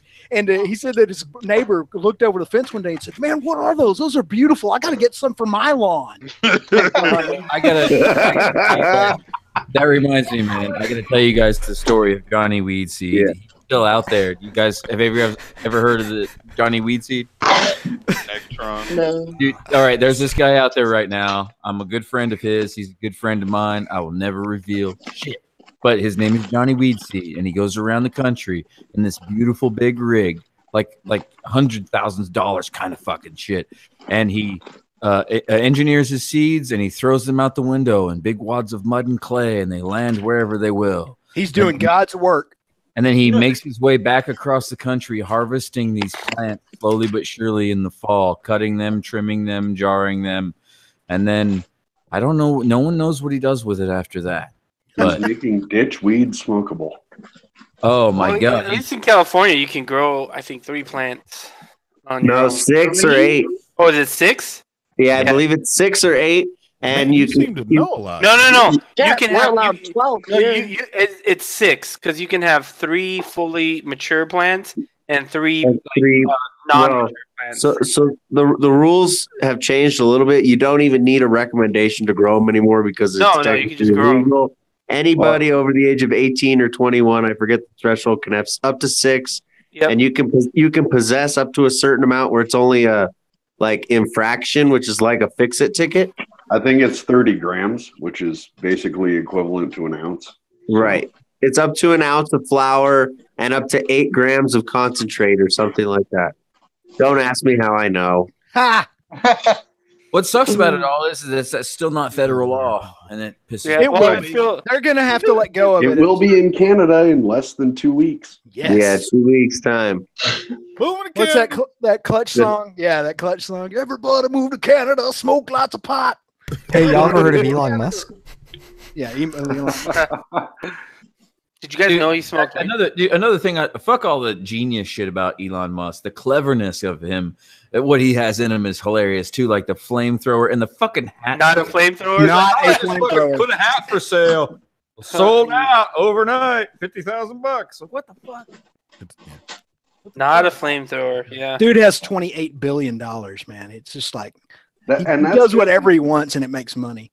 That's like his Warren Buffett said, personal man. Warren Buffett said, man, the first billion took me like 70 years to make. But all the other billions came really quickly after that. Yeah, if you want to be a millionaire, start with $1 billion and carry on. Well, in the stock market. Yeah, the way to make a small fortune on the stock market is a large one. I gotta think, man. My mom fucking hooked me up when I was a kid. I don't know about you guys, but man, I was lucky. I've fucking gotten a lot of trouble, and my mom came through. Like, you know, like a lot of people say, when you're growing up, or not when you're growing up, anywhere, if you have the money to pay the fines, crime is free. Yeah, get away with it. When you're a juvenile. Yeah. Yeah, like for me, I would, break a lot of laws and just pay the fucking fine. As long as it's not a moving violation and shit. You know what I mean? Like talking on the cell phone and driving, I just hold the fucking phone like, hey, blah, blah, blah. Oh shit, I'm getting pulled over, dog. Yeah, I'll call you back. And it technically goes further than that. I mean, you can, if you have enough money, you can kill a motherfucker if you know the right lawyer and have the money to give him. And OJ, you're okay. You're gonna fucking right. No, I think that's the whole I situation still needs to be right. It's about money. Everything's about money. I'm confident if I was a multimillionaire and I could kill the neighbor and hire the right lawyer and manipulate a few things and not go to jail. Didn't your neighbor bury his neighbor in the house? Not that neighbor, but yes. No, the other side. Yeah. Fresh patch of concrete in the garage, right? Yeah, that house sold. Actually, gotta fix that slab leak. That house sold as a stigmatized property. They got it for like 20 grand. 20 grand? That's like down payment out here. Yeah, no doubt. I mean, be honest. If it were nice enough and cheap enough, I'd take it. I don't give a shit if there was a dead body under the garage. Right, I was at my house is getting built the other day, and I flicked a booger on the ground, and now the slab's on top of it. That's can always know that. Petrified booger. It's gonna be like the dinosaur tracks I went to. You'll always know now. You'll always know. I have a Dude, it's so down crazy. They poured the foundation a couple days ago. You know, it's not fully cured yet. Like the stick, like almost all the stick work. Like they just went out there. They haven't even tensioned the slab yet. They're like, yeah, but we can go ahead and start. We can go ahead and start putting all the wood up. It's fucking crazy. Like almost all the walls are up. Whatever. Oh, that. I mean, it doesn't matter because it's like you can. Well, I mean, I'm just saying. After, yeah, it is. But it's just funny the way that the manufacturing techniques have changed like that. It's something that 50 years ago you never would have done. Yeah, but it's like there's what they what's smart about it when they with these neighborhoods like that because you just have rolling crews that just do certain things. Yep. And they do get really fucking good at what they're doing. So they just bang, bang, bang, bang, bang, bang. There's this YouTube channel where a dude builds a fucking house by himself. Yeah, like it's gotta take way too long. And he films the whole fucking thing. It was pretty interesting. He makes it look so fucking easy though. Like, oh, I could do that. There's just no fucking way. It's some wild shit though. I don't know. But then they're banging the damn thing up. I'm like, fuck. Freaking beer is awesome, man. It smells like a Christmas tree. I've been drinking a lot of bourbon lately. Sound awesome at all. Nice. What the fuck? Right. Yeah, I've never heard those words in one sentence before. This beer is awesome Christmas tree. It smells like a Christmas tree. It's Avery IPA, man. It's good. Colorado beer. It fucking rained. It rained the other day. I was like, no, it didn't. It rained fucking in San Diego. I don't know about rain because the rain happens here all the time. No, a week ago. It's raining right here, right now. That's why I got rained knocked for like off 3 weeks straight. I think there's like 7 inches in a week or something. You guys like got here. hammered up there, man. Yeah, I was actually the thing is they were supposed to pour my slab like 3 or 4 weeks ago, and they had it all ready. Like they had all the fucking like the plastic, they put that plastic underneath it. Mm-hmm. And that just became a moat because there's like there's the footer, then there's like that grid that all runs in the middle of it. And it was just fucking reinforcement. Yeah, they had to go in there and I think they had to bilge pump it all out. Nice. What else are you gonna do? It's sitting in plastic. It's never gonna fucking dry. Nah, we don't have basements in Texas, man. Oh, okay. Yeah, too much. This used to be an ocean, especially where I live. There's way too much clay sediment in the fucking soil. Because it's Texas. That's probably. Yeah. Well, there's. Yeah, I just explained that. But that's all right. Yeah, it's different in different regions of Texas. So obviously in Houston they don't have basements because that'd be real fucking stupid. That'd be dumb. Yeah, like where Tim's at, I think where you live, Tim, there's too much. Wasn't technically underwater, right? Like where I used to. You had a beach there at one point. Yeah. Where I live was technically, it was once the Permian Ocean. That's what okay. So you guys were in the ocean then too. I can't remember where that line runs. Where it was. This was underwater and this wasn't. But I know where I'm at. The main thing is that we have such hard bedrock here. Plus, we got plenty of space out here, so there's no need to build up. No houses.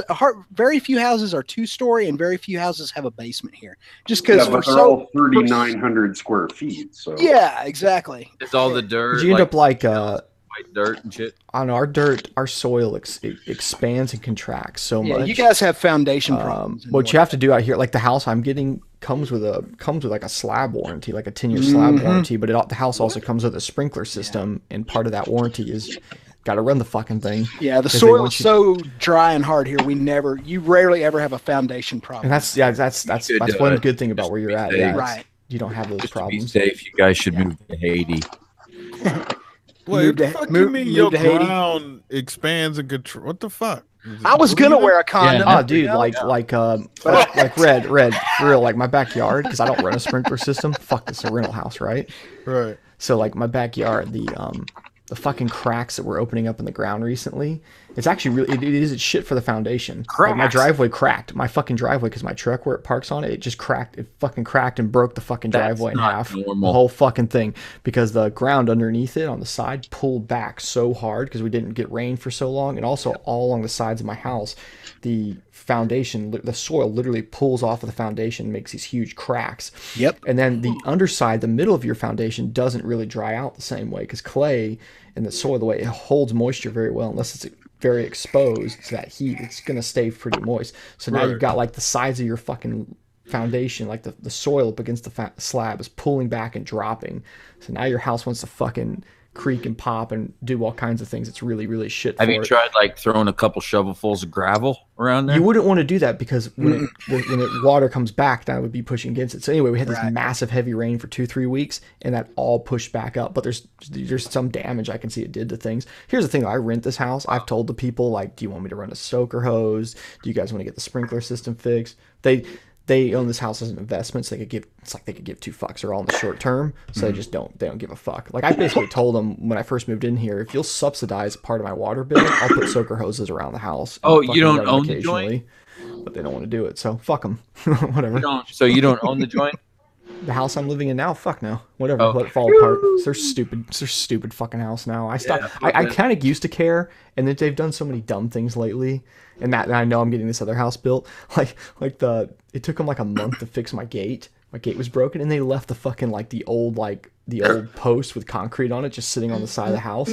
And my HOA's been like, "What are you gonna do about that?" I'm like, "I don't know. Write the owner a fucking fine." Yeah, write the fucking owner. No, I love fucking rental properties. Fire and stuff. Love it. I literally told them, I called them up, and they're like, you got to get rid of that post. I just told them straight, I was like, write the owner a thing. They also told me I had to restain the fence. I said, yeah, write the owner a fine. I don't care. That's my answer to everything. I don't know, write the owner a fine. Fuck them. I don't give a shit. HOAs are the fucking devil, man. Yeah. I see their point, but they go overboard is the problem. Because I've also lived in a neighborhood where people just fucking parked cars and shit in the fucking there's always one guy on the HOA board who wanted to be a cop, but he couldn't make it through the academy. He became the HOA president. But here's the thing, though. Here's the thing. You look at if the government, right? Like if Congress was like Tim, if Congress was like, I don't think we want you to paint your doors yellow. they couldn't just do that, right? Like that'd be a procedure. But if an HOA board is like, we don't want yellow doors in our neighborhood, well, fuck, you better not fucking paint your door yellow, because apparently they've got like the fucking more power than anyone. I don't know. It's insane. Well, They're kind of an unchecked amount of power. You have to pay for them to make all these. Well, here's the thing, though. Here is the one thing I will say about this, and I don't think people utilize enough. If the neighborhood gets pissed at their HOA, they can fire them. Like, you guys do have people on the board. The problem is people on the board are usually also fucking insane too. That's why when we moved, we were like, when we found a house, that was one of the main requirements. No HOA. I didn't want to have to deal with that shit. Definitely not. Yeah, dude, like I've the heard neighborhood some I'm moving really into is a dumb new rules, neighborhood with like, a fucking pool and shit, so they're gonna have it. And, you know, them saying things like you can't park like a work vehicle in the driveway, or no cars are allowed on the street. And it's like, well, what do you do if you want to have Thanksgiving dinner at your house? Like, what the fuck, man? See, that's overkill, but I can see the commercial vehicle thing. That's another big one. We had Well, I don't know. That bothers me though. Okay, so you work for yourself, or work gives you a vehicle, and you can't take it home. Yeah, but like, 5 look days at a this. week? Like on my street that I live on right now, like at this rental house, a guy down the street was parking his big commercial truck out there. That thing barely fucking fits on the street, and we got way too narrow of a street that caused big fucking problems. Like to the point that I'm pretty sure, like, if someone was parked on the other side and a fire truck was trying to come down the street, that fucker ain't gonna fit. So they told HOA told him to fuck off and move that thing, and you're like, good. You know, honestly, I'm sorry, but yeah, you can't park your DOT fucking commercial vehicle there. It just doesn't. Well, I get something like a semi or a huge like snap-on. It's not have to be that big. It's just like it was like an F450 or something with a big box on the back of it. You know, it was like, it's too goddamn big. It just doesn't fit. I was a transport truck driver for 11 years, and I moved to this little podunk fucking batshit town where I live now. I pulled my truck up in front of my house, just the truck, no trailer. And I parked to unload my baggage, you know, my luggage and bedding and shit. I got a phone call the next day. Somebody had made a complaint within 15 minutes of me. Well, that's unreasonable. You got to. And I didn't leave it parked there overnight. I stopped in front of my house, unloaded my shit, and then went and parked in a parking lot.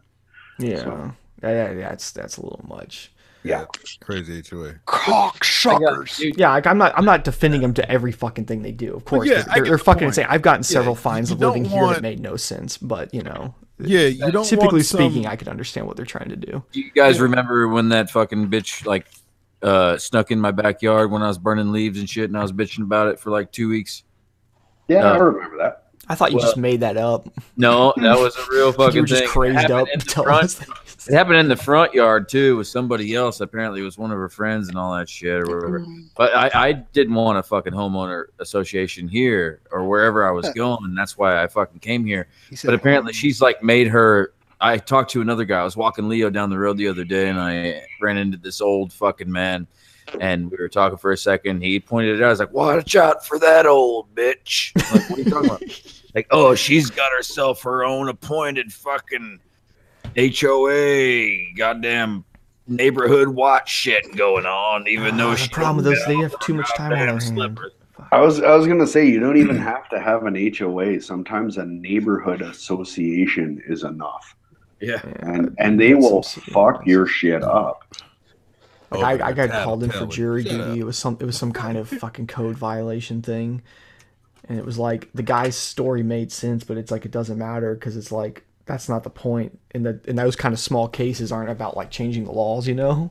It's like you can't do that. So that was funny. I went to jury duty for like my little local city because I got called in for it, and come to find out like only 20% of the people actually come to those things for the local city one. I'm like, well, what happens to all the other people that didn't show up?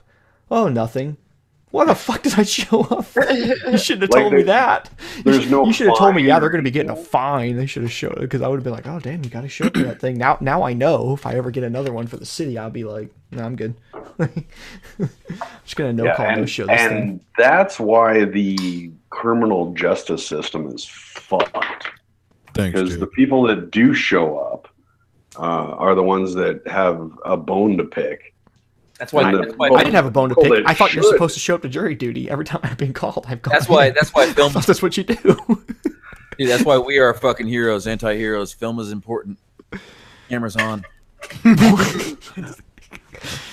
Always keep your cameras on, and you're the hero.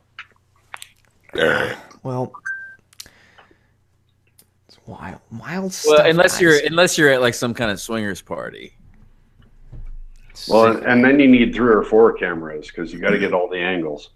Well, in some of those angles, you're not the hero. Well, you know. That's why you edit your own videos, though. 6'4" Honda tank grease. What? I don't know where that came from. Yeah, you did. Your mouth. Kind of came out. Oh man! Did you see that some guy robbed a store wearing his hoodie? No. Awesome. Yeah, he posted it up too. That's where I saw it. He posted it. Some guy robbed like a little 7-Eleven. When he's got his back to the camera, he's got a back the fuck up hoodie on. And I was like, you know, if they figure out the area that was committed in, they go pull the records who bought those hoodies, and then they start looking at those people. They'll get a list, and out of those people, that'll be they're going to say, oh, this guy, because the guy looks pretty tall in the video. Watch, it's actually a 6'4". It probably was. Fucking bitch. Him in the flesh, like bam. Like, 6'4" Honda. His royalties have dropped a lot. You know, it's sad, but you know he's resorted to robbing liquor stores now. Went back to what he was doing before. I think he said at one point he bought his house from the sales from his shirts. I'm not robberies from liquor. If he actually is saying that true, he bought it outright, which is what he was saying. Well, I don't know if that's true. I'm half pissed about that because it's a fucking cringy ass hoodie, but good for him, damn it, you know. he lives in Toronto, which is like the most expensive real estate. So maybe he was able to pay his down payment then or something. Yeah, he might have made his down payment out of that. But you think a home there's going to be more, right? I mean, think about how many shirts you think he sold. Do you think he sold 100,000 shirts? No, literally. I think he sold like 70-something thousand. The average price for a single family home is over $1.2 million in Toronto. Oh God! $1.2 million. I'm pretty sure he built a new one too. So whatever, maybe I don't know. The dude currently has almost 1.3 million subscribers, and his videos are averaging between 18 and 40,000 views. Cause YouTube is shit. Oh, how the mighty have fallen. Yeah. How the turntables have. I mean, I don't hear that from the office. He didn't know the saying. I don't know, Jake, if you're friends with him or not, like personally or whatever, you know, like deep or whatever. But real deep. Bro. I started watching him a long time ago, man. And then when I went to California last year, I was like, all right, let's see if I can meet 6 foot. Everybody says he's in town, and I saw nothing of him at like the actual party and the get-togethers and the fucking, you know, the soirees and the rooms. I never fucking saw him. The only time I saw him is in somebody else's video after I got home of him signing autographs and shoving them back in their faces without making eye contact to anybody.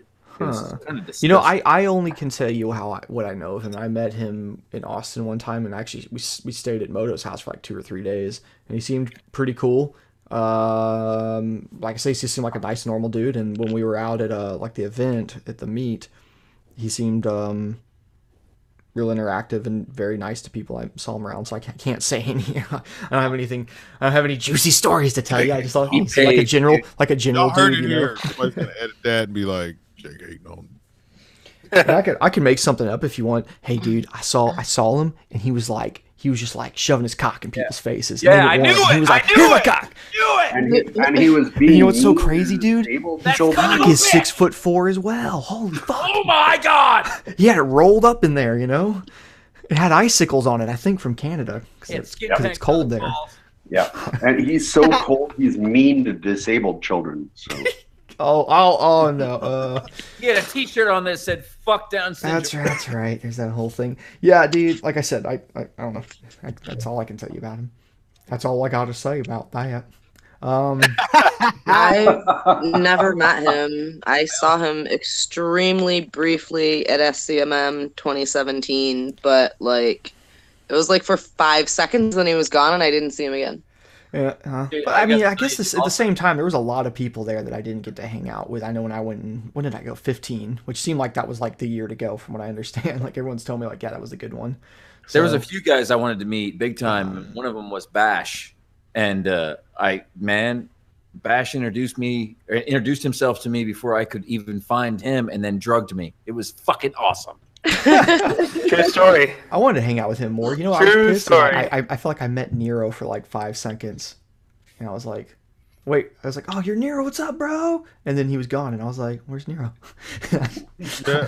We hung out quite a bit and got rather drunk together at SCMM 2016, and that dude is every bit as awesome as you think he is. Where was I during that? Was I asleep already? Because I did fall asleep really early in the 2016. Yeah, you did. You did fall asleep. That first night you fell asleep really early. Well, no, not the pre-party. The pre-party I was the Friday night, not the Thursday night. The Saturday, the actual meet night. It was the one I fell asleep really early. Oh, yeah. Because what had happened was that was like my 4th day in California, and it was also the 4th night that I went to bed at like. I just stayed up all night, basically drinking and partying. That was that night I came. Got up, pounded coffee, and had to do it. You know, so. Yeah, I remember walking in. I was like, "Damn, Jakes." I didn't mean to. I was so embarrassing because it was around midnight. I remember it was. I made it to at least like midnight, you know, and I was like, it's just like I remember I went to my room not to like. I didn't mean to lie down, and there was a million people in that room. If you remember, that was the room everybody was in. I just laid down on the bed. And I was like I couldn't stop it. Like it was like it's gonna happen. I wasn't even really that drunk. It was just like I had partied for like 4 days straight. Minimal sleep, and it was like my body was like, "You're done, bro." And I was like, "Fatigue." Fuck. Yeah. At some point, internal battery goes to 0. Oh, dude, yeah, I had to recharge, and I was so out of it. Like I've seen pictures where people were like moving my legs around, like writing on me. I had some people write on my legs. I don't know. I think I had cocks and stuff on my legs. You know, luckily didn't end up on your forehead for fucking with me. Yeah, for fucking with me, they seemed to. It was like must have been somewhat respectful because. Oh, it's a good thing I wasn't there, man. I would have drawn a maple leaf on your forehead. It's like that environment. I think people were trying to do stuff like that, and other people were like, "Nah, bro." Yeah. I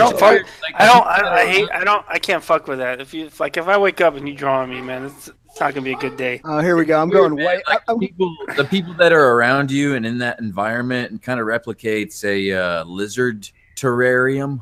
So if the universe doesn't give you your mouse and water, you're done.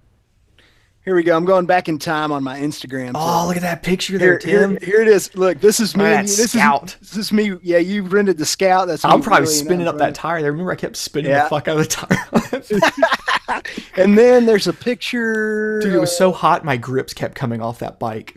Remember that?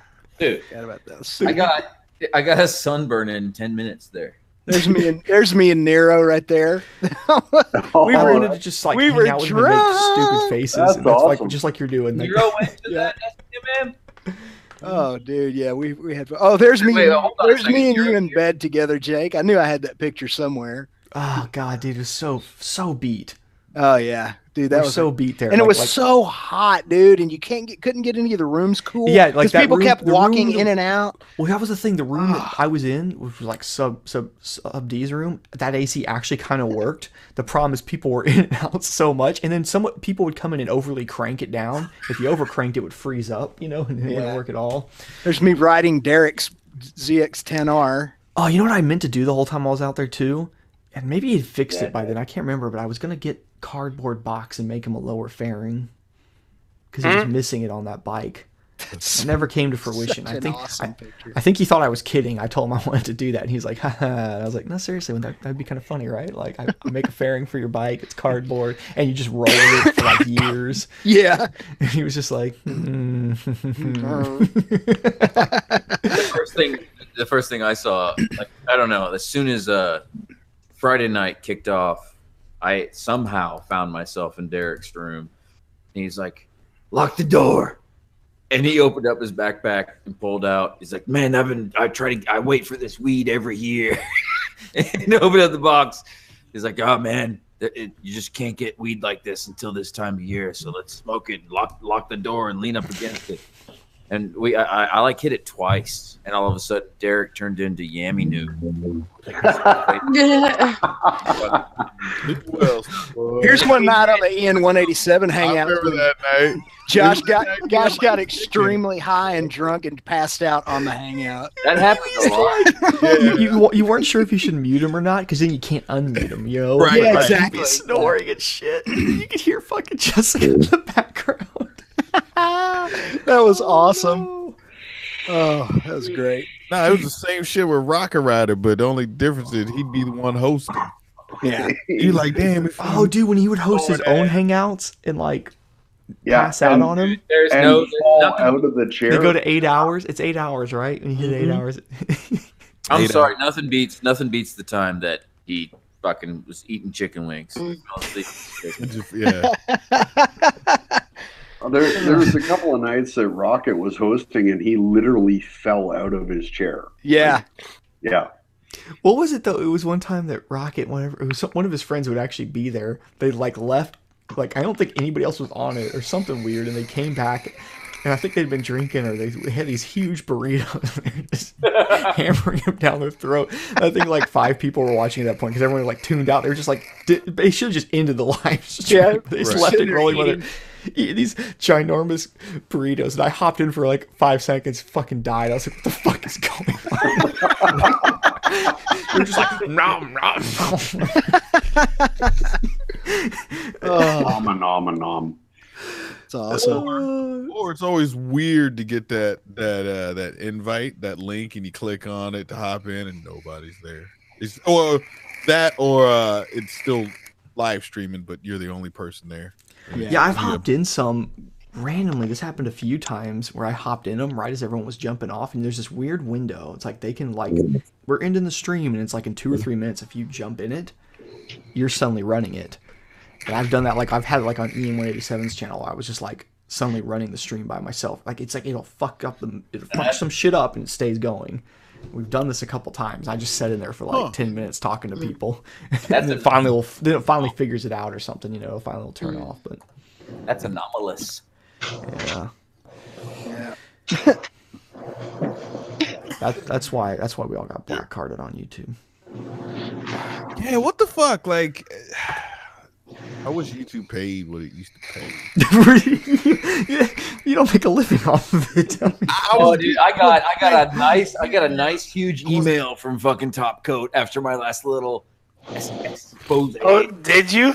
Oh yeah. Oh man, what did they say? It's so juicy. Wait, like, what the fuck am I missing? Yeah, well, we were trying to hurry and get to you. Oh, bullshit. They make like jackets or something, or is this paint? Oh, Top Coat. It's a homosexual website that caters to hillbillies that want to fuck big assholes. Wow. They were a sponsor of yours, weren't they? No. Well, they went Viking Cycles on you and just fucked you, didn't they? Yeah. I don't know, man. Viking Cycles sucked my dick. Wait. Hold on. Real quick question. What are they for real though? Out of everybody on the panel, who has not been hit up by Viking Cycles? They fucked me. They bent me over and did it without Vaseline. God damn it, Tim! I said who hasn't, man? I don't know what is that. What is that? I don't know. I have not been. I have no idea what you're talking about. We have not. Well, here's the thing. I get hit up by people like every day that want to do some kind of BS sponsor thing or something, and I hit them back like real fast with like serious numbers, or I send them to the marketing people I work with. So I think we filter out a lot of the fuckers like that, you know, like the ones because like, hey, here's some free shit. And it's like you know, like okay, well here's the rates. Here's the rates if you want to plug something. You know, this is what we charge. Blah blah blah. It's hard to get away from that drug sometimes too, isn't it? Because you were like, hey, I kind of want that. Yeah, but you're talking about for like just getting hookups on stuff. Just like product deals. And I mean, you know, like I'm, you know, the project I'm working on right now. Yeah, I just got off the phone today with a handful of different people, and it was all good phone calls. But there's going to be it's not the kind of deals that marketing people like as much, but they're getting the ball rolling on things. So the cool thing is I'm getting all kinds of cool fucking shit. I'm straight up trying. It's gonna be fucking sick. I bet. Good for you. I started straight up saying, like, if they're like, "Hey, man, like, review my baseball bat," I'm like, $300 or so. Yeah, well, yeah. I mean, like, don't sell yourself short. I mean, yeah, you gotta fucking shit's a business, man. 300 fuck, But $5 grand. the problem there is if it's like, a talking, walking Android, I'm like, I want that Android. I have a hard time saying $300. There's a lot of good shit just out there, like on fucking what's it called? Like even just Amazon. It's funny the shit you can find on there. It's like, oh, I was gonna buy that part, and it's on Amazon. Bam, affiliate link it. Fuck, that's easy. I love shit like that, dude. I don't like setting up lots of those things though, because there's a lot of companies like, oh, sign up for an affiliate program. I'm not signing up for 20 different companies' affiliate programs, but Amazon, for fuck's sakes, I know it's gonna be there in 30 years. Like people are still clicking on that shit.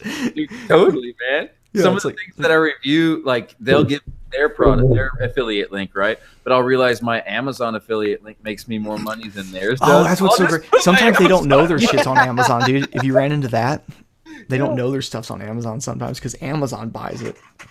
They'll buy shit at bulk and like it's got a better price.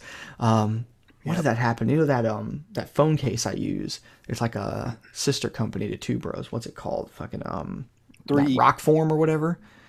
It's that magnetic lock-on phone case thing. Yeah, we had a deal with them, but I ended up canceling it because my affiliate thing paid better just through Amazon versus those bastards never emailed me back. That's fine. Well, it was all crazy too, because like they sold the phone case, like they actually put my logo on it. It's not just a sticker. I don't know how they put it on. It's actually like the fuck on there, but I don't know. I don't think they actually sold as well as people just clicking the affiliate link anyway, because I don't think everybody wants my logo on the back of their fucking phone case. I think my fans are at the age generally where they're just not as into this, like I'm gonna have a Logan Paul phone case, like maybe the Logan Paul, like what do they call themselves, Logan Paulers? Jake, I challenge you to a fist fight in my driveway. You know what I really wish they would have, like a matrix we could go into to do things like that. Like me and my brother talk about that often. Like we're very curious, like in a hand-to-hand battle to the death, who could win. And we both, like, I'm very sure I could win and he's very sure he could win. Oh, you put your stats in and shit? No, like I want to like plug my brain in and actually fight. I want to feel all the pain and I want to fight him to the death or get killed. Neural link. Oh, like, dude, yeah, like we even joke about that. We're like pain receptors, like on full fucking intensity, like like we don't want to like you die, you just like, okay, it turns off, but like you have to actually kind of experience it, like. See, he knows all my weak shit. He knows I got fucked up, not a perfect knee, a fucked up back. So I got whatever I do, I got to do it fast. I think I could kill my brother. I'm pretty sure I could. I mean, it's all in hypotheticals. I like my brother. I'm not going to kill him. But I want to know if I could. Does that make sense? Mm-hmm. Okay. Yeah, sure. Yeah, I guess want the question I don't know, girls think differently. The only way to really do that, though, is just to go ahead and. It's like when he's not looking. Just do it when he's not looking. When he's not looking, just kill him. No, just punch him in the fucking side of the head. When he's not looking. Wait, well, somebody's snoring in this bitch. Settle that. But then he'll punch me back, and I don't. Not if he hits the ground real hard. I don't actually want to hurt him. He's got that's what happens when you fight. Shit. That's what happens. He's already like considered a disabled vet by the Navy. Is somebody possessed by a demon? No, it's just one guy. You don't know he's snoring. Damn crazy, that motherfucker's out, son. It sounds like somebody's putting an air pump through somebody's really fat tank. Let's get real quiet. No, come on, that's a whale. What's that? I keep hearing it off and on. Oh, he is possessed. Damn, GhostNinja done fell asleep already. Hey, get the fuck out of here. It's Matt. It's okay. Don't. Oh, dang, now you muted him. Yeah, we can't unmute him now. No, he muted. He unmuted himself. So okay, all right. I thought it was the SAB crazy. I don't know who that is. Sorry. I was about to tell you guys to fuck off and stop making fun of Matt. Get him out of here. It ain't me, it's Sam. Oh, time for another beer. I'll be right back. Yeah, Ghost, what you sipping on? I used to have a friend. I had a friend on Sterling and Reed Brothers Circus that had a lisp, but he didn't know it, and everybody tried to make fun of him. There's that fucking sound again. That's sad. It's sad. Get a lip. Sab. That for 10 minutes when he started saying it was me, I was like, what the fuck? No, actually, if you do mute him, Ghost can unmute him. Yeah. Or turn on the camera. Don't. That's so shady that someone can do that. Yeah. No, it's not. Speaking of that, Because- don't ever have a camera that's unprotected. Always put duct tape over your fucking camera or some shit. It was like one time I was in like a hangout with Derek and I turned his camera on. We weren't live though. Like I was like, can I actually do this? And like I was in control of it. And I was like, fuck, dude, I'm sorry. I got lucky with the what is his name? Moto Twitch. Remember that little spick? Oh, Sorry, man. Mad fucking dude. Yeah. that little fucker. I only call him a little spick because he fucking did some shit to me, man. He was he was not an upright, upstanding Hispanic whatsoever. But he turned on my fucking camera one night, so that's when I was like, I had to fucking revert to the tape. That's why sometimes my camera's black when I think it's on, because it's a safety measure. You said that like Yoda a little there. It's a safety measure. You remember Twitch though, man? That's that It's safety measure. It is. Remember Twitch? Every time he got a bike, he wrecked. Every time he took the bike out, he'd run over a fucking raccoon. Yeah, dude. Every time Twitch did a video, he'd fucking like bend a fucking whole rim on a curve. Oh, when he did that thing up the curve, that was so fucking sketch, man. I was like, dude, Hit you somebody dodged one like there. right up the rear end on an R1. And then and then it got even more crazy because he did that, and then someone else like had a wreck, like because they were distracted by him, and then were like mad at him or something, right? Yeah, man. Now, don't get me wrong. This kid's like a good kid. He like means well. The son of a bitch just has stink written all over him every time he gets on a motorcycle, like some shit. He fucking he looped his DRZ into his mother's $200,000 home. Ouch. I do remember that. That was a great video. He's like, didn't he break his back? I don't know. I hope not. Jesus. I Pretty sure he broke his back. But damn. like spinal. Not like spinal break, but just like. Dude, I broke my back, man. I got rear-ended almost as fuck last January. Yeah. It's like great. Fantastic. Yep. Now I had to hire a lawyer. Probably should talk about it. What's the technical diagnosis? What? What's your diagnosis? What did you break? Like as far as vertebrae? His I've back. got a bunch of fucking hemorrhage discs now, man. Final. Oh, I see what you're doing. Yeah. The Mike Tyson thing. That's great. You guys said, he said, what did you do? Is it a vertebrae? Oh my god. He says, That shit, dog. Final. he says, That's a fucking. he goes, I broke my back. He goes, what do you mean, Mike? Like a vertebrae or something? And he goes, spinal. That's what it is. Yeah, spinal. Man, that when And he just doesn't. You don't know what to say at that point. You're just like, well, have you okay. Surely, I know the answer is yes, but have you seen the footage of him in his foyer on that fucking whatever the fucking? Holy shit! An American that says foyer. He's like a fight tonight. Is there? He's like on his hoverboard in the foyer, and he's like, "Oh, I'm doing good." It's a big yeah. He eats ass so bad. Creams it, man, smokes his ass. Got Conor McGregor fighting fucking Khabib this weekend. That's a huge fucking fight. Is that tonight or is that? No, it's Saturday. It's tomorrow. Saturday. Okay. That's just gonna be fucking crazy. Americans say foyer if they have a foyer. The whole thing is most don't have one. Okay. Every American I've ever talked to has said I was about to say it's a foyer or foyer. Yeah. So when Conor McGregor fought fucking what's his name Floyd Mayweather, Kenny bought the fight, and so then we started a live stream and fucking. Oh, bro, that shit was fun. We put the live stream. He put the computer to face the TV, and then we invited people into the live stream so we could all watch the fucking. Bro, that shit was dope. It was me, Ghost, Kenny, and somebody else. I don't remember. I cast it to the TV, and we were watching the fight through a fucking Google Hangout. Right, every now and then. Yeah. Every now and again, somebody will walk through like Kenny. Yeah. That's like those bootleg movies used to get back in the day when they would just film it with a digital camera in the back of the theater, like in a matinees. They're still on Go movies, man. I just watched them today, like that, just like that. A camera set up in the back of the theater. That's how I watched them. Yeah, I got that. What's that like program? It's like Kodi or something. I put on my Fire Stick and I watch shit. So every once in a while you still get one like that. I think I was watching like the Spider-Man movie. It was like slightly sped up for some fucking reason. Right? Just so they can't pick up on the fucking. And then, like somebody totally got up at one point and they had to like move the camera down and then it came back up. You gotta keep the bot confused. And it was like I remember I was like frustrated because I wanted to see it, but it was so bad, so I just started drinking. And then it was like, okay, it's fine because I can't really comprehend it that well anyway. So I had to eventually turn Venom off though, because even though it was like cam version, it was in Russian. It was. I can't do cam versions. Man, there's too many Marvel movies to keep up with, dude. Yeah, cams are hard. Except like for the web. If I really want to see it, I'll fucking rough through the cam version, but it better be in English. So it's not in English yet though. Oh yeah, just came out yesterday. Watch that one movie. What's that one with the black guy? About the black guy. He's black.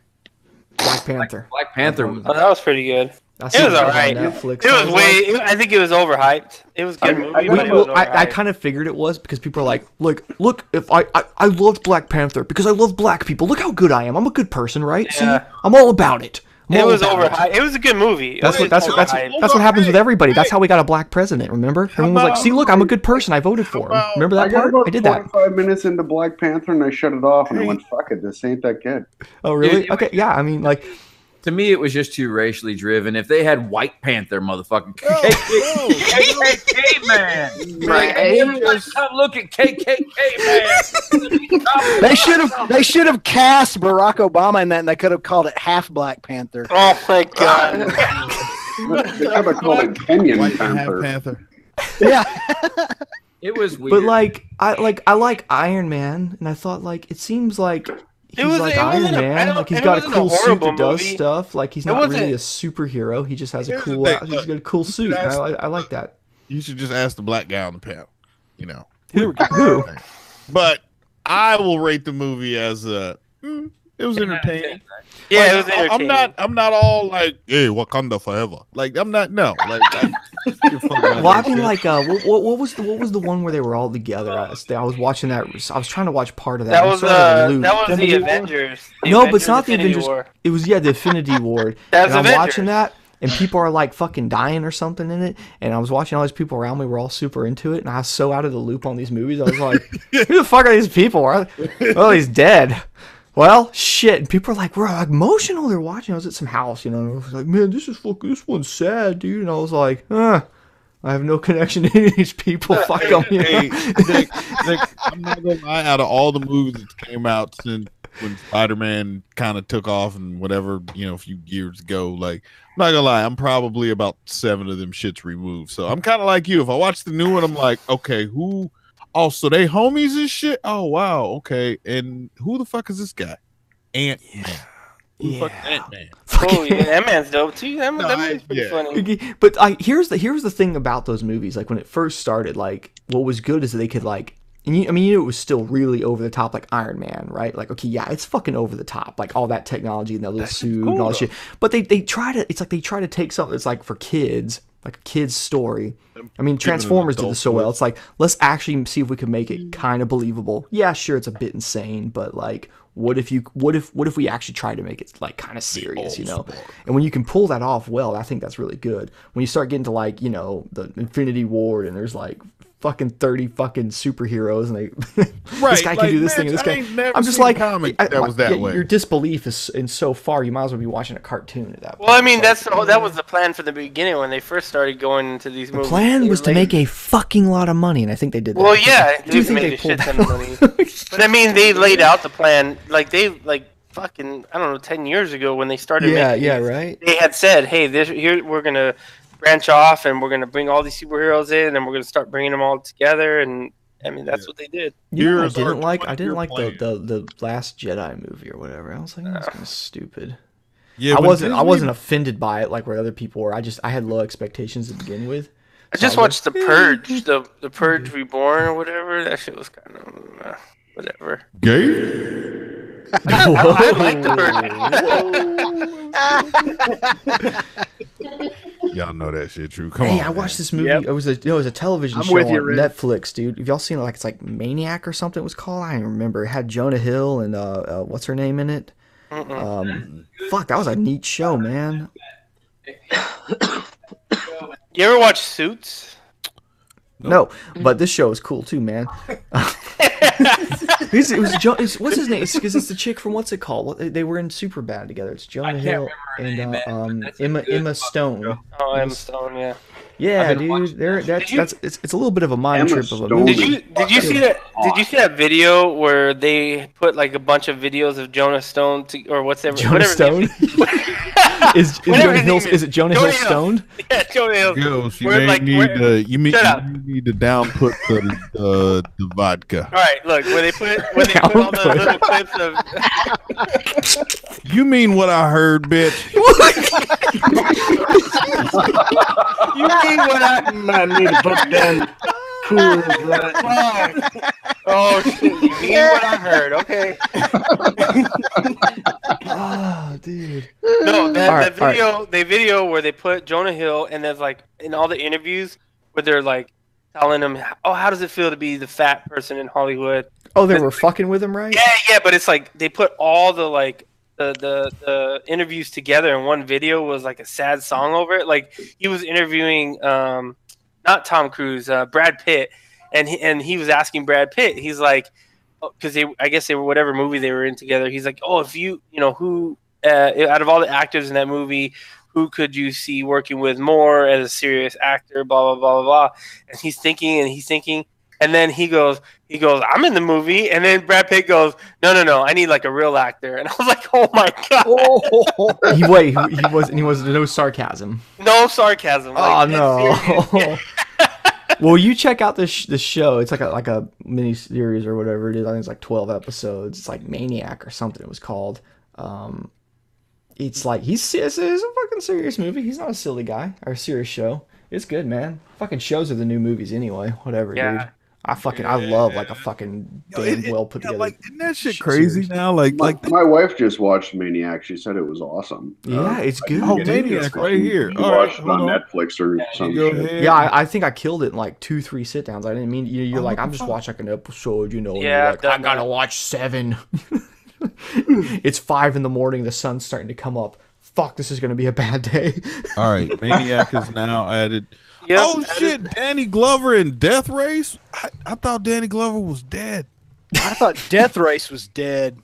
What the fuck? No, like I'm literally on Netflix. Shellfish Gambino was Danny Glover, so they're bringing back Death Race as a Netflix movie. I guess. I really liked it. I saw this breakdown. No, I saw this. On Netflix. I saw this breakdown of how much money Netflix and like Amazon spends on original content. It's like 80% of their fucking revenue they're spending on coming up with new but dude, they're killing the game now with it, dude. I think. I think they're dope, man. I feel like what was the show? I mean, they already had a couple shows they're doing well, but I feel like it was House of Cards. Like House of Cards. Suddenly people were like, "Whoa, wait a minute!" They can. Well, you had House of Cards. They had Orange Is the New Black. Yeah, that was funny for 1 or 2 seasons, and it was like okay. But yeah. So here's something I like in film school, and I've talked about this before. Like the show House of Cards, at least this is what I learned from the teacher. He told me that House of Cards came from people's search habits on Netflix. So people like Kevin Spacey, and they like. They had the other House of Cards series on there, the old British one, which I think was like 2 or 3 seasons.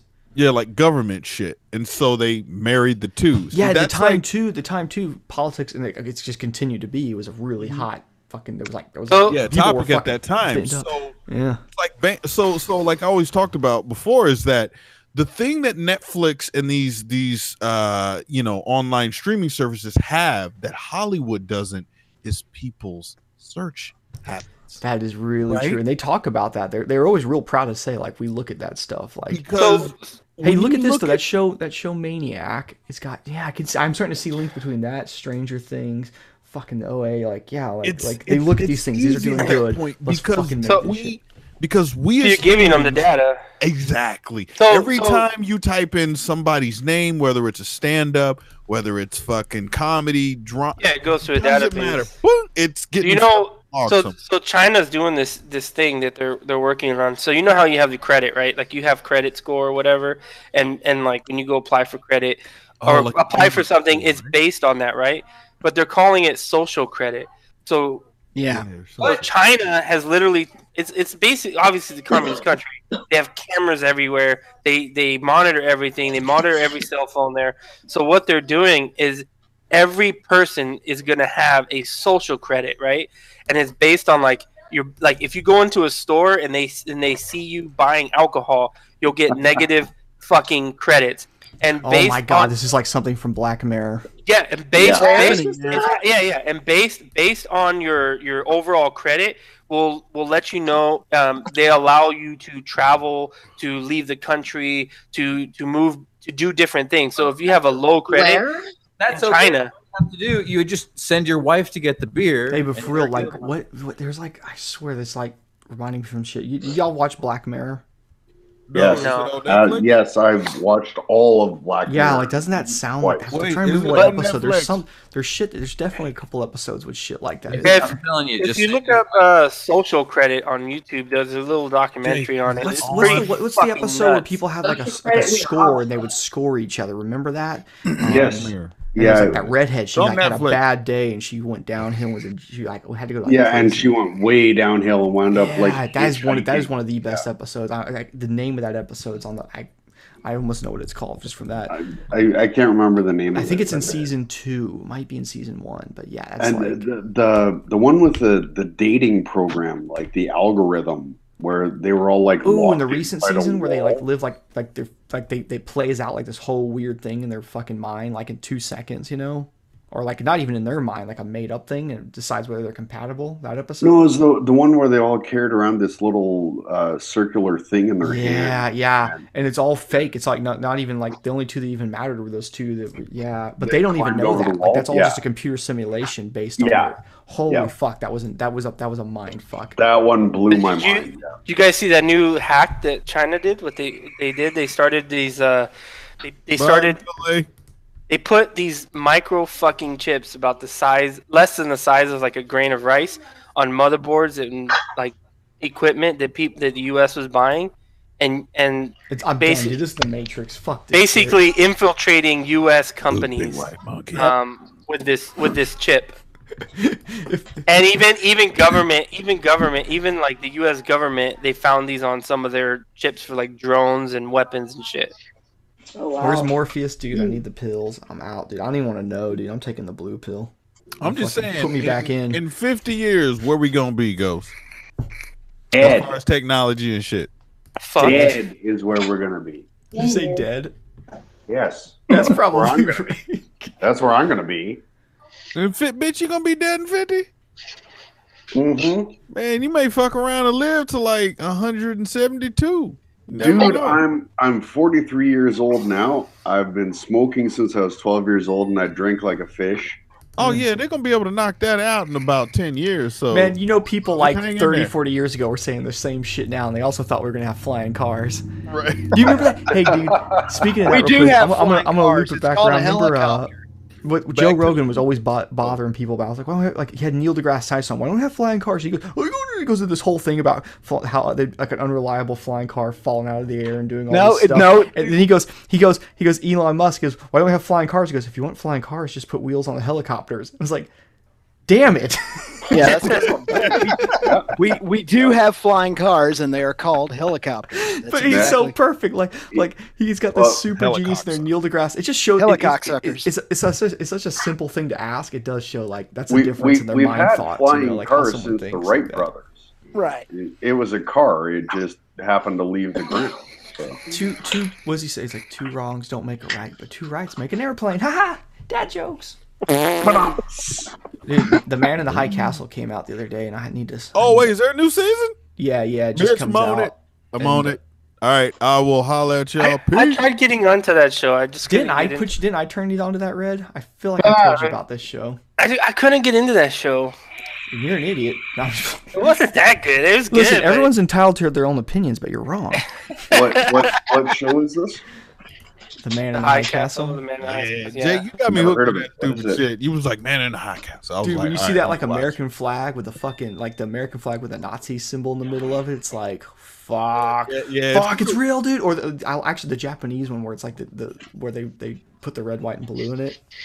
So, oh man, this show's fucking crazy. Like the thing that really keeps me attached is the Japanese side of it, right? Because you were over there. So I was over there, right? Yeah, I lived there for fucking ever, and it's just like it's kind of cool how they brought that with me because it's like, right? Yeah, that shit. I could see that where like, you know, you'd have American chicks, you know, working at your fucking local like restaurant shit, like, oh, it is you're like, it's like, you're white, what the fuck? Like, it's just it's weird, you know what I mean? But I can totally imagine that if the fucking world went a different way, that shit could possibly be a West Coast Japanese regime and shit. Yeah, San Francisco. I think what they did a great job with is like they had to like figure out like, okay, like what if American culture and Japanese culture, same thing with American and German culture, were like intertwined from like the mid 1940s up into the early 60s when the show was supposed to take place. What would that world look like? So they have to like think of some really like they had to really think about that. You know, they can't just like go go to the prop store and get things from the 60s.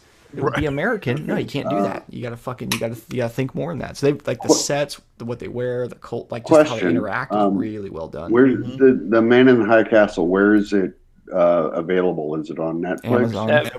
Amazon. Okay. Yeah, Prime. Okay. Is it free with the Prime membership? Yep. Okay, yes, sir, it is. I'm gonna check it out. Once you have Prime, you got all the everything. It's weird because it's like the whole West Coast. Spend that money. So here, I'm looking at a map of it right now. Like it's most of it's there's a neutral zone. Most of it is German controlled. Yeah, but like the entire West Coast is all Japanese controlled, and the East Coast is all German controlled. It's fucking like, I mean, I won't say it's hilarious, but like it's really good storytelling. Here, like I'm about to pull this thing up I'm not gonna lie, I was impressed, dude. I got hooked, and it was one of those like I gotta watch 5 episodes. And by the way, the whole world is like this. There's neutral areas, there's Japanese areas, and there's Nazi areas like that. So that's like you can look at bigger maps that show the whole world, and they'll like show how it all breaks down. But yeah, you have New York over here, and then San Francisco over here, and these are like your 2 main places. And then they have to go to that. They have to go to that little city. Was that Canyon City or something in the neutral zone? Yeah, the Reich. Yeah. But now we're demonetized for sure. I know. This is fun. No, would the Third Reich not have eventually moved on to also conquering and getting rid of Japan? Because well, that's in the show, Tim. Okay. I mean, get into the show. Look what they did to the old Statue of Liberty, and that wouldn't be that hard to do. All they had to do is take that little fucking hand off, or little torch off, give her a little pointy hand. Yeah. Done. Yeah. It's a good show. It really, because it's kind of because they're telling it from different perspectives. It's not just kind of like one, you know, some main character's fucking perspective. You got the German side, you got the Japanese side, you got the neutral shit in the middle. Like, it's a really good fucking show, man. I'm trying not to like spoil it. I know, I want to tell you a bunch of details about it, but I mean, just look at this flag right here, for instance. Like, this is like it's like you're still America. Entirely unrealistic at the moment. So, Red, you're in a good place if that happens. You're on the west. I'm good. I'm over here because you notice when they're on the East Coast side, there's no black people. I'm thinking Mexico might have had something to do with it. Mexico might have something to do with it. It said Grande Reich. Man. Yeah, look at that. It's over. That's where's that over? I think it's New York somewhere. Man, that shows. It's just good, dude. It's a good show. Does Mexico have Trump as president, and he's vowing to build a wall to keep out the Americans? That's right. I'll tell you who owns that real quick. World. We're gonna look up world map. I'll tell you who owns it. It's a joke of a question. I'm actually answering it. I don't know why I'm bothering. Mexico's mostly neutral. The Baja Peninsula is Japanese. It looks like. Yeah, but that kind of most of it takes a historical. I'm in my fake history here. He's an alternate reality historian. Yeah, he's an alternate reality historian. Yeah. I mean, yeah, it's like there's a huge neutral area too, like through Russia and part of the. Yeah, there's a big neutral area there. Well, if you believe in string theory, then this actually happened in some other alternate universe. Well, that's part of the show too. That is like there is like yeah. I don't want to get into it too much though. Yeah, really check it out. I love alternate history stuff though. I really do. I think it's when someone's good, like come up with a good story like that, I'm all about it. Even if it's something terrible, like Jesus, it's a horrible scenario, you know. Yeah. It's like fuck. Let's play it out. Let's see how it goes.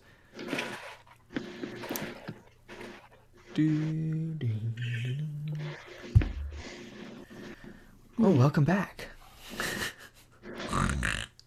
Somebody printing 1099s in the background. Your dot Sounds like matrix an old printer. dot matrix printer. Yeah. In 1987. I'll Yeah. like Fucking 1099s of all death things to print though, because that is yeah, that's my life. Oh, good times. Okay, I'm gonna regret this, but what was the reference to 1099? Oh, I don't know. It's 1099 is a tax form for normally self-employed people. Yeah. So like most of my tax forms are I have called to 1099. for my contract. Specifically American thing. Okay. I have to, you know, obviously give 1099s to my contractors, so the musicians who work with me and other people, and they come on a perforated sheet of forms with like you can run them through an old dot matrix printer. Oh, do you have to burst the sides? And you have to burst the sides. Yeah. Oh, that's sweet. Yeah. Okay, I was curious because 1099 is my truck number at work. So. Oh, okay. Yeah, it's like in Canada we don't have a form 1099. Yeah, it's like getting this house thing I was talking about earlier. It's like So every time you're dealing with it, they're like. Yeah, you mentioned the 1099 part, and everyone takes a deep breath. So did you have a problem talking to the other people that bought in houses doing YouTube? Do you have a problem explaining to the bank how YouTube works? I had to write a letter. It's not necessarily the bank; it's more for the underwriter doing the mortgage. I've written a letter. It's like an explanation of income. It's actually like real official. Like I actually like it wasn't just like I'm making like these videos and I'm making the money. You know, like I had to really I had to break it down. I had to give them a profit loss statement. So I show this is how much money I spend, and they're like these profit loss things. They're used to sending us out and be like, how much did you spend on employment cost, you know, insurance, this and that, like rent costs for. They're like I bought a motorcycle. But no, I mean I actually, but for real, yeah, those are expenses that I do show. But like I sit there and show them like okay, yeah, like I really do. Like I go through my stuff. I'm like I've got categories for like camera equipment, things like that. They're all like low. I mean, yeah, I'll buy a couple like cameras through the year or this or that, but it's nothing crazy. I show all my incomes and so can you get that GoPro 7? Wait, Jake, I do it a little bit of finance stuff. I just want to ask you a few questions, and it should make things more clear to me. My client is not privy to answer any of your questions. Jake, have you ever had anything in collections? No. There it is, ladies and gentlemen. That's pretty much it. I mean, technically, I think I've had a medical bill or two hit like a collection, and I paid them off. But okay. Yeah, okay. Not like I've never had like a standing collection, you know. Gotcha. So more than likely, Jake is our typical Caucasian male in the Texas region who has a credit America, score, the floor mat unfolds. who has an average credit rating of like a 775. So when he walks into the bank, it's all dick on table. It's like, look. Well, like it could be. Here's like I'll tell you. It's actually when I was doing this explanation of income, I actually had to explain to the underwriter what the adpocalypse was in a very professional way. I did, because my 2017 was a rough year for me. It really was. There was zombies everywhere. So there was this guy. His name was PewDiePie, right? You can't, but you can't get into too much without. They're not going to get into that kind of detail. What I basically explained was there was as I think I explained it to him, is that there was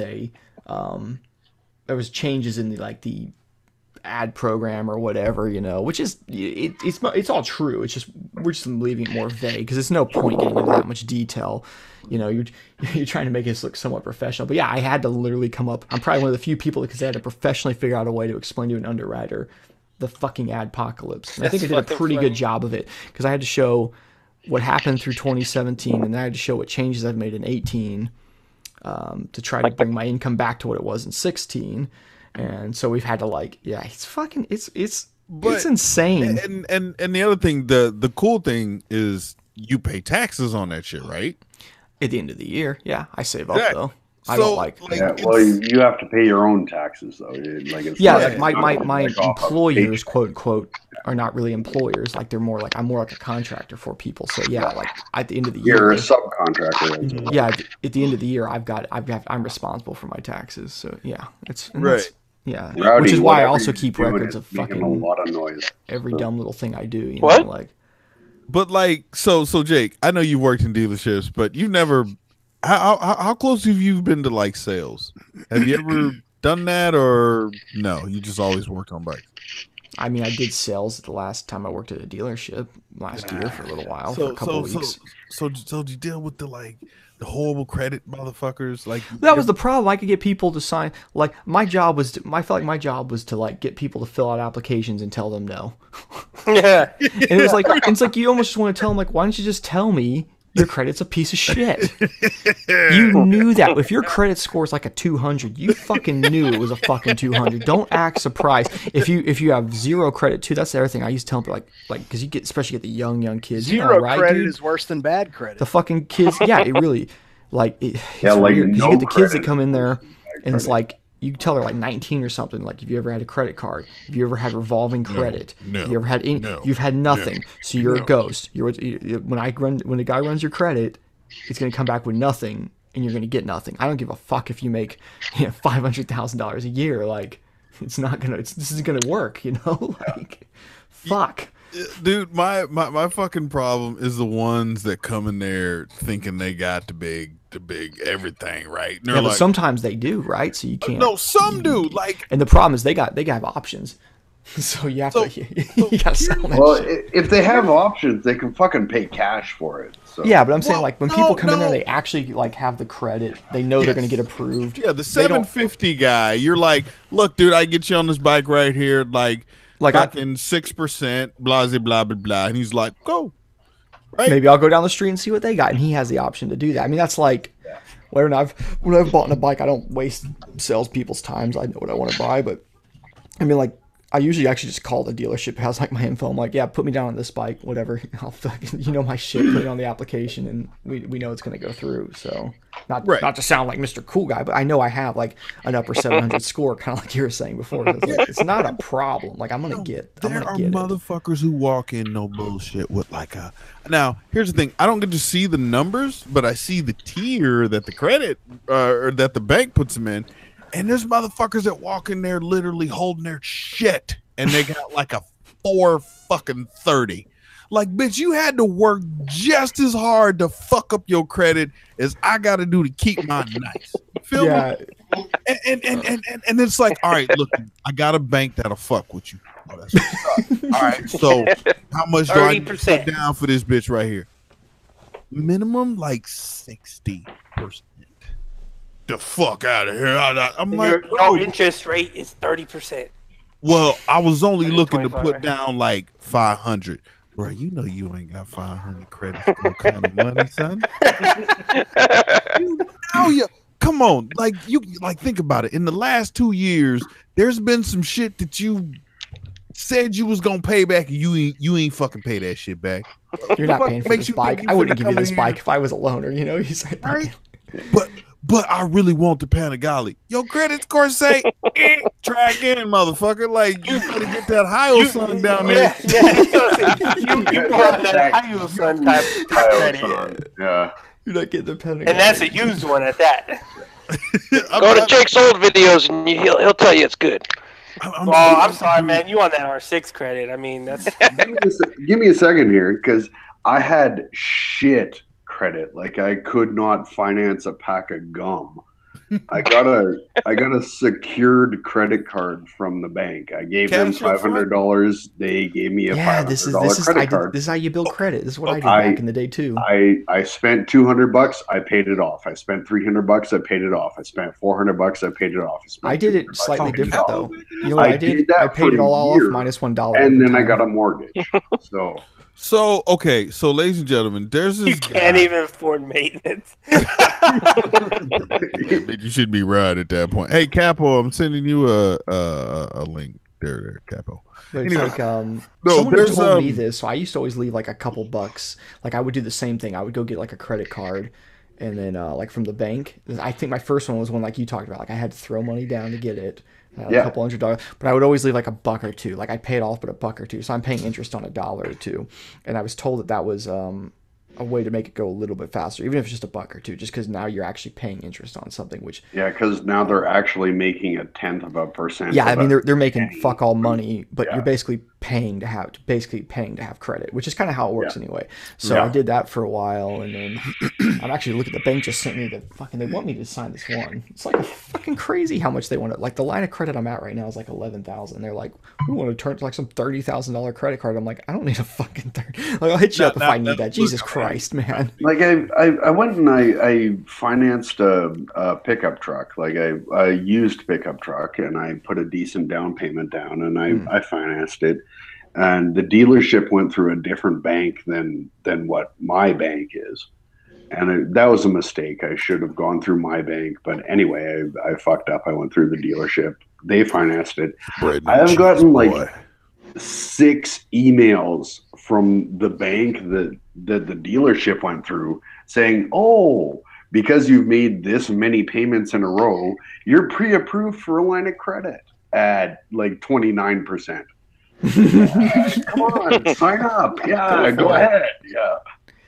I was cool. Like I got my new truck. Which sucks. I had to get one because it got totaled. But I got the new one, and it's through my bank. And like it was kind of cool because you got the online banking. I mean, it's cool, but kind of fucking crazy. Like I didn't even set it up. I go online, and it's like they've already added it to like my online thing. And it's like auto payments were already just set up, and I was like, huh.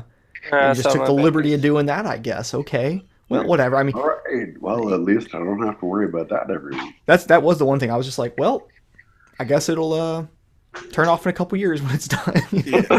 So check this out. This cat that I work with, he's kind of he's always been like a finance dude in the motorcycle industry for like 30 fucking years, and he was talking about the whole prepaid credit card, right? Like if you got $500 or whatever, go to the bank, get a card, and fucking use that shit. Like it'll help you build your credit. And then he was talking about getting multiple cards to do balance transfers.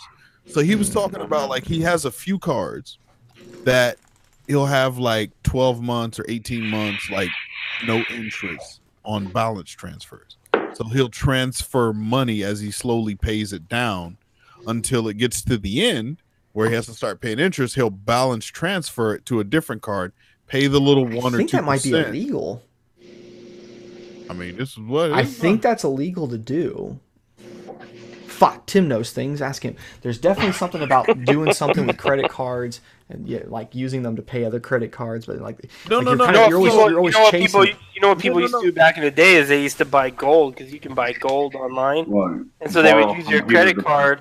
You'd use your credit card. You buy fucking gold. The gold comes in, and then you take that to the bank and you use that to pay off the fucking card. And they would not only would you build your credit, but like cards that had like high miles, like flying miles, and all these extra fucking things. You would basically just get that shit for free. Yeah. No, Jake. But then they made that illegal. Jake, he wasn't using. I know what you're saying. I said it wrong. I know what you're saying. Yeah. He wasn't using it to. Yeah, but the thing I'm trying to say is there's. All he's doing is moving, because the thing is he moves it from card A to card B at 10. By the time he moves it to card C, it's at like maybe 6, you know, and then he moves it to the next card and it's at 3. But the thing is he moves it because every time he does, he pays like a 3 or something % fee for the transfer, but it's 0% interest for like 12 months to 16 months or 18 months or whatever it may be. Yeah, there's all kinds of introductory offers from different credit cards. Like I have reasonable credit, not great credit. You know, I've defaulted on a couple of things and et cetera, et cetera. But I have an American Express Gold card. We give those because it gives me ridiculous travel points. And as long as I don't carry a balance for more than 30 days, no interest. I pay no interest. Yeah. If I carry it for more than 30 days, I pay retarded interest, but I never do. So I'll put like a carton of cigarettes and a tank of gas on my American Express card. And because I bought it at a gas station, I get 4% back. And I pay nothing for interest because I paid it off by the end of the month. So that's kind of making me money. Yeah, I feel you. Like, man, there's some shit I want to say, but I can't say. Ghost knows why. Jake knows why.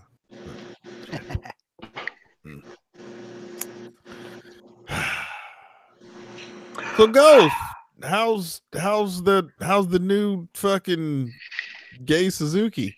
The Skazuki. I mean, it's the right color. I'll give you that. And it is more powerful than the fucking Gaytona. But I seriously, I swore, like I would have bet money that he was gonna buy a Harley. It's not like it's actually less horsepower than the Daytona. The Daytona is 120 some horsepower. This is like 112, but it's more torquey. Definitely has a lot more torque. Torque curve down low, mid range. Mm-hmm. What bike are y'all talking about? Got a GSX S750. A GSX SS6. Yeah, it sounds so fucking weird. Jixus. Okay. So, the Jixus, yeah. Hey, my man, get your ass in I got a deal on it, so that's why. Ghost, why did you get the GSX S instead of the GSX R? Because I want to commute on it. Yeah, be comfortable. Okay. No, man, Ghost up, did like his 200 or 300 somewhere around in there. Ghost old as fuck, man. His knees is just going out. Bitch, get out of here. Wait, was it the seating position or seating position? Yeah, he's more comfortable. Is it So is this a ergonomic? standard or a sport bike? It is a naked sport bike. Yeah, It's a GSX S. It's a 750. And it's a detuned and it's GSX. red. It's a Suzuki FZ09. It's not. Yeah. But it's not the Pretty Z1, much. right? Hey, but Jake, guess what? Not the Guess what it Z1. has? The Z1 has the ABS. Guess what it has that the fucking 6 and 750 don't have? ABS. Because Suzuki don't know. Okay, It doesn't have ABS. 2018 GSX, GSX 250R. They're 250. That shit, I swear to God, weighs as much as like a fucking street glide, dude. I don't know what Suzuki did with the weight balance on that shit, but I can't sell it because once somebody sits on a fucking Ninja 300 and they sit on the Jixer, they're like, man, this thing's heavy. I'm like, no, dude, and I have no fucking idea why. Wait, you're talking about KTM 390? they have the 250 again? So Suzuki's breakout into the beginner class is 2018. So these are first gens, and they're 250s, and the weight on them, right? Because it's easy. Wait, what happened to the 300 they used to have? They ain't never sold a 300 in the U.S. No, they. Oh yeah, what am I thinking there? So yeah, I guess I guess they are. This is new to them. Why would they go to the 250? No one's doing 250s just anymore. find a Suzuki dealer, dude. I swear to God, it'll kind of shock you. Just find a Suzuki dealer, hop on a 250, and just like stand it upright, and you'll be like, wait. Seriously? This is a 250, not a 500. I mean, think about if Harley made a fucking 250, how heavy it would be. That's kind of what Suzuki did. It's a weird fucking thing, man. I can't, like, I try to kickstand turn it. It's the hardest fucking bike damn near in the shop, dude. I'd rather, like, I don't know. It's the weight is really off on that bike, and it's a hard fucking sell. Is it high? Like, is it? No, it's dude. It looks good for a little. Dude, it is a real good looking bike, man. I can't. I'm Ghost sorry, bike? dude. What's That's the a specs good. on it though? Is it heavy? It's a hell of a good looking bike, man. Well, you know, like I don't know, man. It makes you wonder because like so many of these bikes are so damn heavy. It says curb weight 392. That's a good looking bike. So. 392, right? This is the same weight as an FZ07, but it's a 250. Fuck, it's a 250. How do you get the weight that heavy, man? That's what I'm saying. Good. I was like, okay, so it should be lighter than that. I honestly, I never researched the weight, but that kind of me, whatever.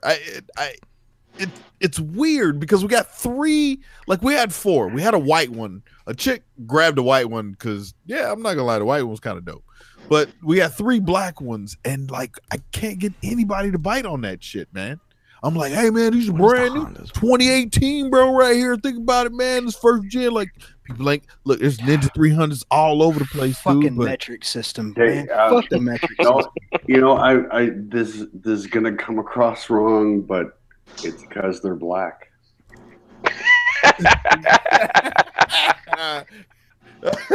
You know what? It's possibly right, dude. I'm like, fuck, dude, those are hard. I'm like, yo, they not brand new as 0 miles. You know what? If it was a cruiser and it was black, it would sell. Okay, so the curb weight of the bike. It's got to be like day glow green or neon orange. It's 470 pounds. What's 470, Tim? Ghost Ninja's bike is. Okay. Ooh, that's a bit heavy. But yeah, I was gonna say, I've just looked at the Honda 300. The sport bike version is 357. You know, and it's like, okay, that's 40 pounds. It's not bad. You know, it's down a little bit. I still think the like center of gravity on that bike is kind of off. It's like I said, it's a weird fucking. Like, bitch, you're 250 and you out here acting like a heavyweight. Like, the fuck wrong with you? I know the 500 thing is heavier than the FZ07 because I remember that dealership I worked at was a Honda Yamaha dealer mainly, and it's like you got the CB 500 sitting next to the FZ07, and there's like $1,000 more to go up to the 07. It's like, yeah, but it's a lot more bike, and it's lighter, and it's got dual disc brakes, and it's like you're like, it's like I know I'm working for both, but if you're asking me, no, you want this one way more than you want this one. So Yamaha has pulled some shit in the last couple of years, man. They've pulled out some nice bikes in the last couple of years. Hell They pulled out some stuff that's made them some damn good money too. I bought the first street Yamaha I've ever had, that FZ07. I love that bike. That bike is making the money like crazy. Dude. I remember when I was working at that dealership, pulling the numbers because you can actually look at these in general anyway. But I want to say the 07 was like their top seller by like a long shot. Like you could almost combine the rest. It's such a good fucking motorcycle. I thought to myself, I'm gonna buy this. Dude, it was $6,400 out the door. I was like, fuck it, I don't care. I wrote a check for it, and I thought I'll keep it. I thought I'll keep it for a year. I'll keep $6,400. $6,400 out the door. It was a holdover. I paid $6,800 for a WR250. Oh my god! But $7,000 for my GSX 750. So, but I thought to myself, man, I'll keep it a year and a half. Man, I'm not getting rid of that bike. I ride that bike more than either of my other bikes. I love it. It's comfortable. It's nice. It makes a nice little sound and shit. Oh yeah, it's a perfect roadster, man. So Tim, if you look up the 2016 GSX S 1000 red, like it's matte red. When I saw that shit in person, I was like, I want it. No, that ain't it. Yeah, that's gay. No, just here it is. Nope, that's not it. Because the wheels are matte red. They're matte. The wheels, like find the one with the trust me. There it is. There it is. That motherfucker in person. Oh yeah, beautiful. I was like, what the fuck bike is that? I was like, a GSX.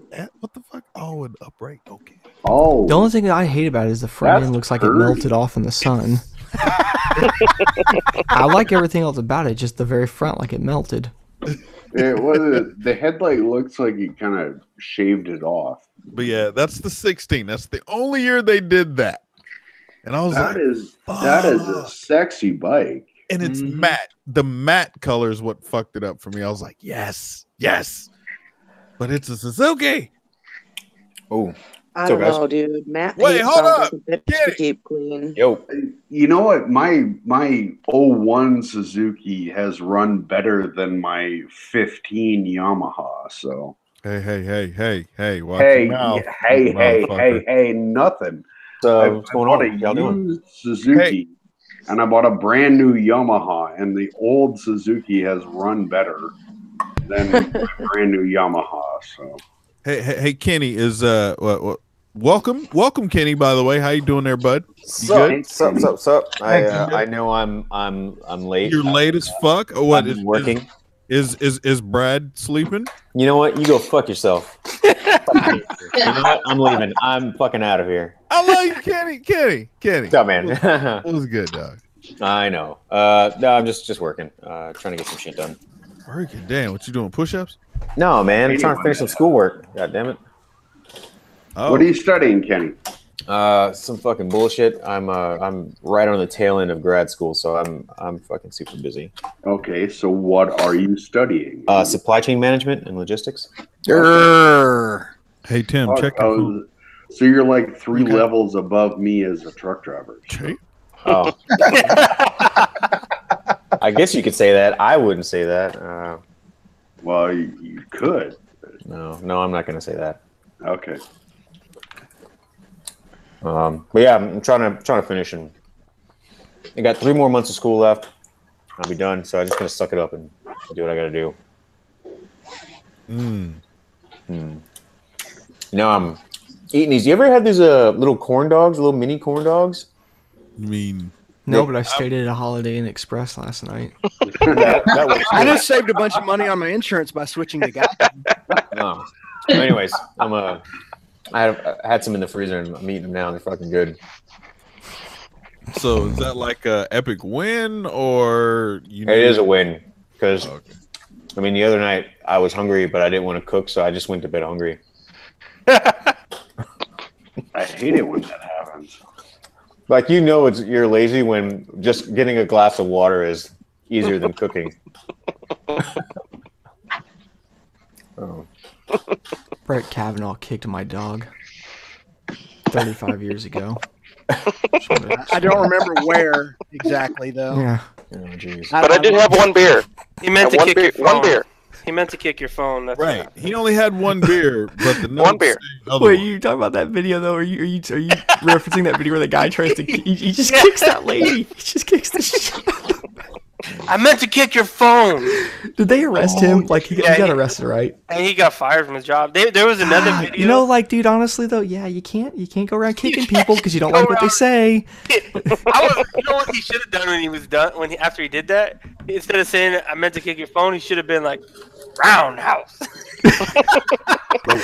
Because yeah, at that point he's gonna have the same consequences no matter what. So you might as well just own it. Just make it epic. Y'all follow me on Instagram and motherfucking Red One Vlogs, bitch. Fuck you, and I'll kick your goddamn kids too. All them unborn motherfuckers. You know you can go on Instagram over some stupid shit. I'm just saying, it will work. And but you could tell when you like watch him, like he thought about it for a second, and then he wound up and he straight went for it. I was like, oh, okay. It's like wait. It's like where are you? But it's like what was he like? I'm standing up for women by kicking this woman. Yo, did you guys see that video? I was gonna say this earlier when I was talking about that camping shit when we was on that. Fucking, did you see that news reporter that was like, blah, blah, blah, we talking about shit that y'all pointing the camera at me for? Oh, look, here's a random dog that's just walking up. Bitch, it was a fucking mountain lion. And the whole time she couldn't tell because the light is blinding the fuck out of her, of course, right? Because this is live TV. And then one of the fucking anchors or some shit back in the station was like, yo, I think that's a goddamn. And she like tried to play that shit off like she couldn't hear that in the ear or some shit. She just finished her story. I'm like, the fuck is wrong with her? Like, Cause like no, even the chick at the station was like, "Hey, I think that wasn't a dog. You should probably go to the truck." Nope, bitch, we live. We got to finish it right here, and she didn't move. I was like, "We'll do it live." Yeah, pretty much. No, I'm sorry. The moment they was like, "Oh, that ain't a dog," I'm gone, bro. Like I'm out. I'm out. Get it. All you gonna see is dust. I'm gone. Hey, Ghost, is that why my speed's really high? You run away from dogs and police? You're right, Ghost. What the fuck, man? How come? Why me? Well, would you rather be slow? Nah, yeah, because I mean, Ghost make it seem like he hit hard, but he's slow. That's all. What that really means is you just dodged 2-3 punches. He winded, son. That's it. Ass whooping for the next 20 minutes because he ain't recovering. Yeah, but my defense was high too. I'm just saying, you winded, son. Defense was high. Impregnable. Hey, man, I think that agility is where it's at. I think you got good stats, Red. Just means fast. That's all. I mean, but like, really, you got that extra bone in your leg. Oh Jesus, I'm watching that mountain lion thing right now. I was just about to watch it. I just found it. It literally just popped up like on Facebook as I was scrolling. It just walked past her though. It didn't give a fuck. Right. It was just like, no, I remember somebody had posted in the comments. It was like, man, I had a fucking bad. I mean, like a terrible day, man. Lost my job, man. Fuck that bitch. Some shit like it was something to that effect. That's crazy, dude. She did right. I mean, you can tell she's fine. If the thing didn't attack her the moment it walked past her, she's probably okay. It's probably doesn't give 2 fucks, but it's like still, no one was like, hey, come get your ass. That's a fucking mountain lion, dude. Those things have been hopping in my parents' backyard lately. I mean, they scale the fence, man. They'll just be in the backyard. Oh, I ran into not a mountain lion. What is it? A bobcat? We don't have mountain lions in Texas. I was going to say bobcat. Sorry. Y'all don't have a mountain. Yeah, they're not that big. It's still a bobcat. It's not something you want to go fuck with, but they're gonna run away from you. That thing that walked by her, that could attack her. I think if it wanted to. Prairie lions. Yeah, that motherfucker had a hard day. He was like, "Nah, I'm tired, man. I'm going home." Pretty much. You know what? I just don't have the energy for this white bitch. Right.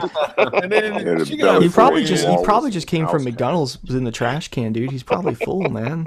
Probably full, like going back to the crib. It's like, dude, I should not have had that fucking leftover McGriddle. That half-eat McGriddle was just that one fucking McGriddle hash too brown was many. greasy as fuck, man. I'm paying for that tonight. I lay down. Dude, I'm looking for a good place to toss because. Yeah, McDonald's. So. Mountain lion. Just blow up some kid's litter or sandbox. You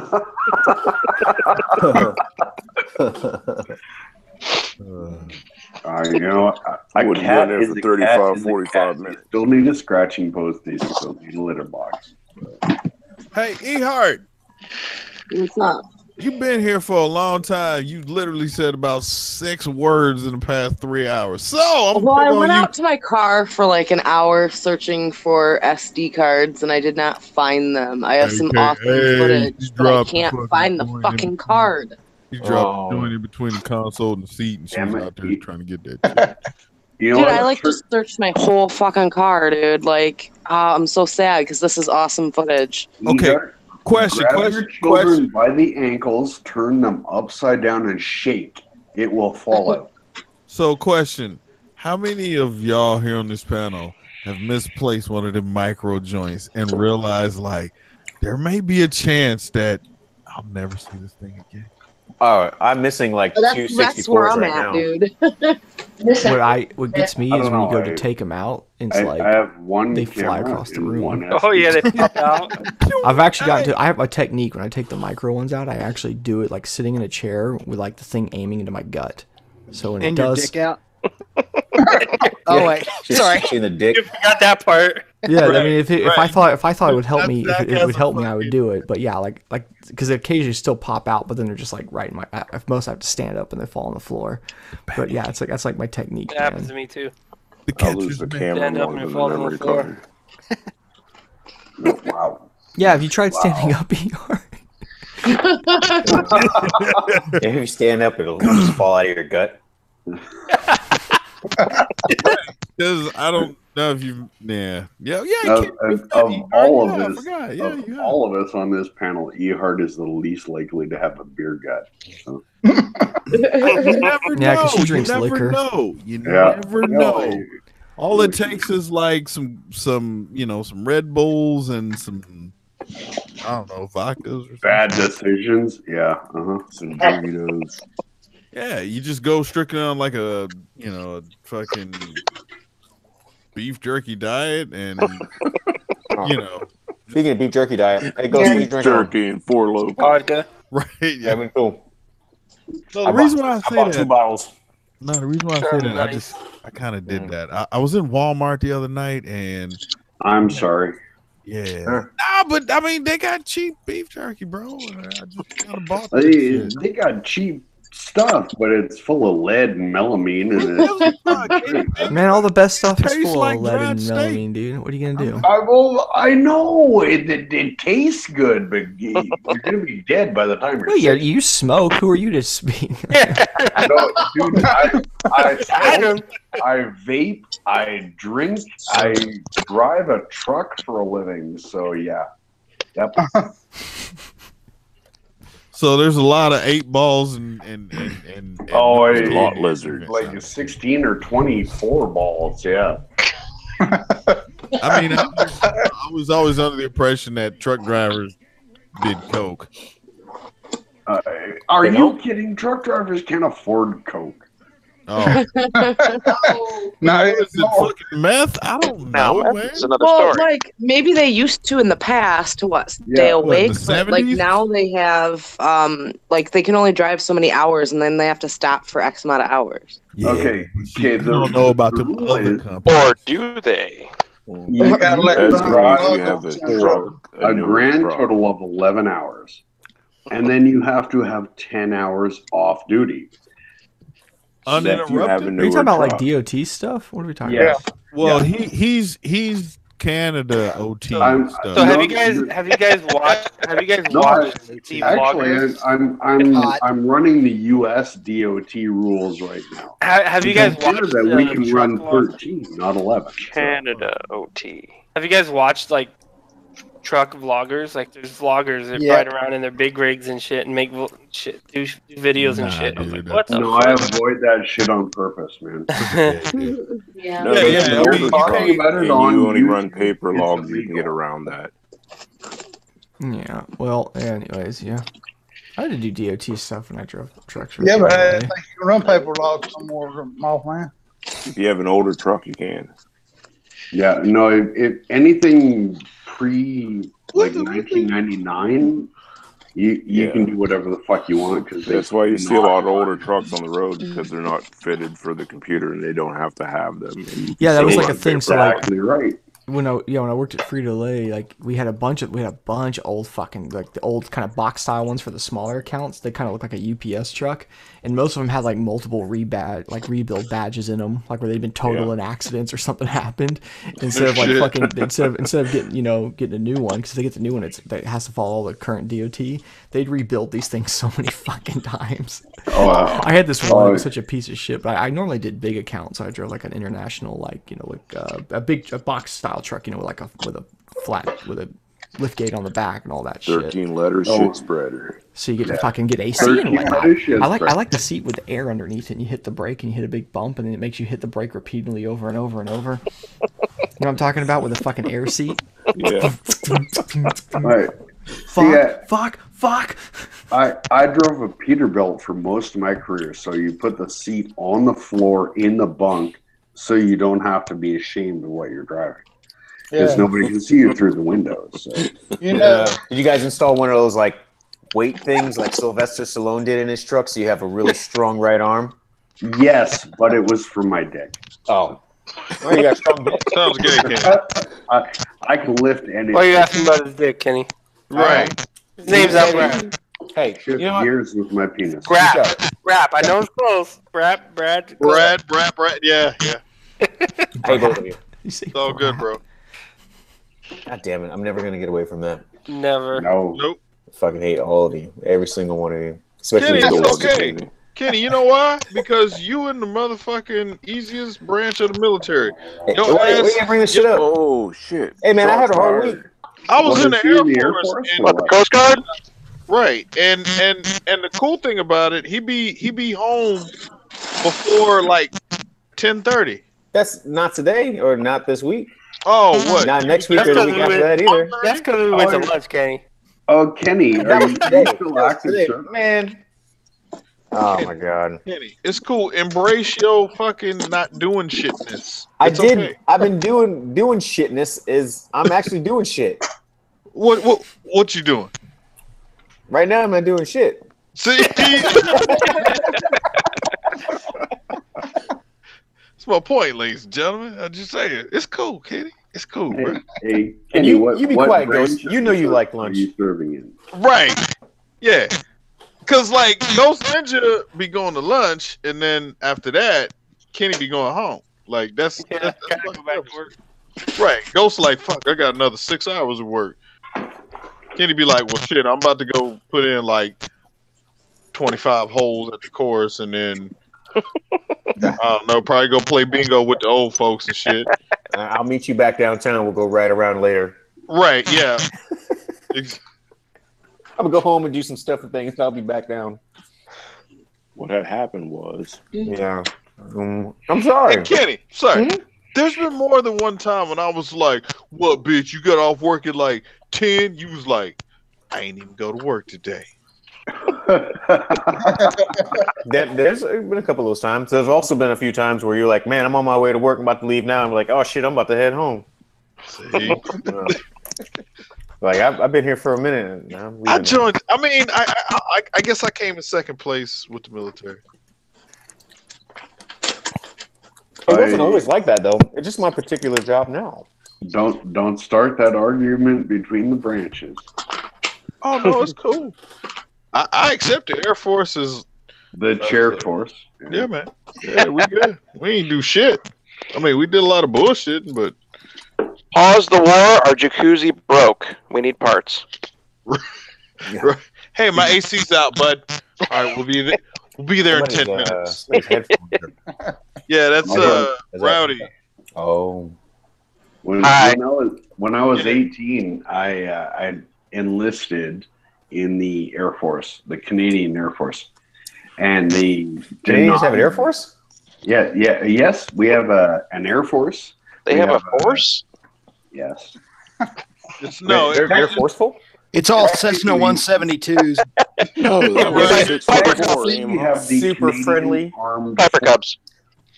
We have several branches. I applied to the. I'm gonna shoot you now, buddy. Air Forces. I'm not your buddy, guy. I'm not your guy, buddy. Don't call me buddy, guy. I'm sorry. No, they turned me down because I have bad knees. Friendly enough, and I'm over 6 feet tall. So I'm just being stereotypical about Canadians. I don't really know anything about Canadians. Kenny. You know that, Kenny? I tried to make it to Canada, but that didn't happen. So. Yeah, well, Letter Kenny can go kiss my ass. So yeah. Hey, better watch out for Brad. You shut up, off, man. I didn't even see you in here, you motherfuckers. You lingering in the back. Come on, man. You know I love you, Kenny. I know. Watch that. We'll open that valve and dump all that like tree syrup on y'all. I'd rather be drowned in poutine. Yeah, you're gonna drown. Oh my god, poutine is the shit. Are we talking about poutine or poutang? Both. I guess we can talk about both. Poutine flavored poutang. Oh, that you know, I love me French fries and veg juice. Hey, he's a trucker. He knows what that tastes like. Oh, excuse me? Pardon me? Hey, I'm a trucker too. Hey, you have to crawl through this screen and get in a fist fight? Yo, it's the Saskatchewan dipping sauce. That's right there. Hey, even Canadians are embarrassed about Saskatchewan, so it's okay. And Quebec. Well, that's even worse. Yeah. Quebec. Not only does Quebec hate America, they hate Canada. No, Quebec hates everybody Exactly. that is not Quebec. Yeah. Wait, where's Quebec? Is that above? Isn't it Quebec. It's in Canada. It's the easternmost province of Canada. No, it is not the easternmost. Oh, that's right. It's not. It's not. My bad. That's Nova Scotia. Far Nova Scotia, from the easternmost. It is north of like New York and shit, right? Upstate New York, maybe Maine. Nope. Yeah. I was up there by the border once. I farted New that Hampshire. way. I turned Maybe Vermont. Started that way. Yeah. Take that, Canada. I farted in their general direction. They were like, "Oh, thank you, eh?" Yeah. I'm French. Why do you think I have this outrageous accent, you silly king? Yeah, foreign Nazis. Get in your general direction. Get fuck you, Anglo piece of shit. Yeah. Hey, Quebec. Wait. Question. Also, so when other countries, when they talk shit about us, how do you think they talk? You have big round eyes. Out of there. No, That's what are you talking about? What do you mean? Like when people insult the U.S. or what? Yeah, I'm just saying. Like, how would a French person talk shit to his buddies about us? Like, how would that? We'd sound like cowboys, maybe. We're all Canada fat. is not. Put up your hands there, buddy. Pilgrim. We're all mumble rappers. If you pink hair and face tattoo. With, okay, give me a second here. Quebec is like the Arkansas of Canada. No, it ain't. Kansas of Canada. That's a lot worse. Arkansas is the Arkansas, motherfucking Arkansas, man. Truism. Arkansas fucking sucks. Anyway, from Arkansas. Yeah, well, They got some good roads to go ride, though. Ask Kenny about the strippers in Arkansas. Kenny, tell us about the strippers in Arkansas. That's in Kansas. The strippers in Arkansas we're not they're amazing. but we're not necessarily. I can't wait to go to St. Louis next week. So yeah, I can't wait to see strippers in Missouri. Mizzou? Missouri? Yeah. It's Mizzou, bruh. Mizzou. Okay, That's hey, sign up for that Dollar Shave Club because you're going to need it. All right, so every time I've driven through there, I've always seen signs for like churches and all kinds of like a Bible Belt type stuff. But then right next to it, like the next sign is for a fucking porn, store or a strip club or something. Kenny, all you gotta ask yourself. And next to that is fireworks. Kenny, who put Trump in charge? The Bible Belt. So you know what kind of fucked up shit you're going to get. Yeah, I didn't know the Bible Belt was like. I know it's going to be ridiculous. Like, I can't wait to see the quality of Like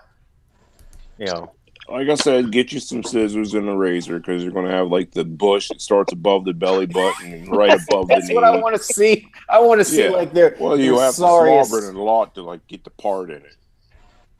Ghost knows. I wanted like $1 every 3 songs. Yeah, and have Ghost beer. That's a tip. close impersonation. Yeah, you're supposed to tip me, right? Yeah. Yeah, Kenny's the type of dude. Kenny wants a C-section and be like, "Ooh, girl." Ooh, yeah, C-section. Couple bullet burns. Yeah, cigarette burns. Yeah, little cigarette burns. I want to see you cry while you're dancing. Yeah, baby. I like the stretch marks that look like Florida. Look, Kenny's the type of dude that would go to a bar right after a Donald Trump rally with a bunch of like MAGA hat wearing people and go to that jukebox, pay the money to play like YG, that fuck Donald Trump song. Kenny would be that dude. I hope Brad's around.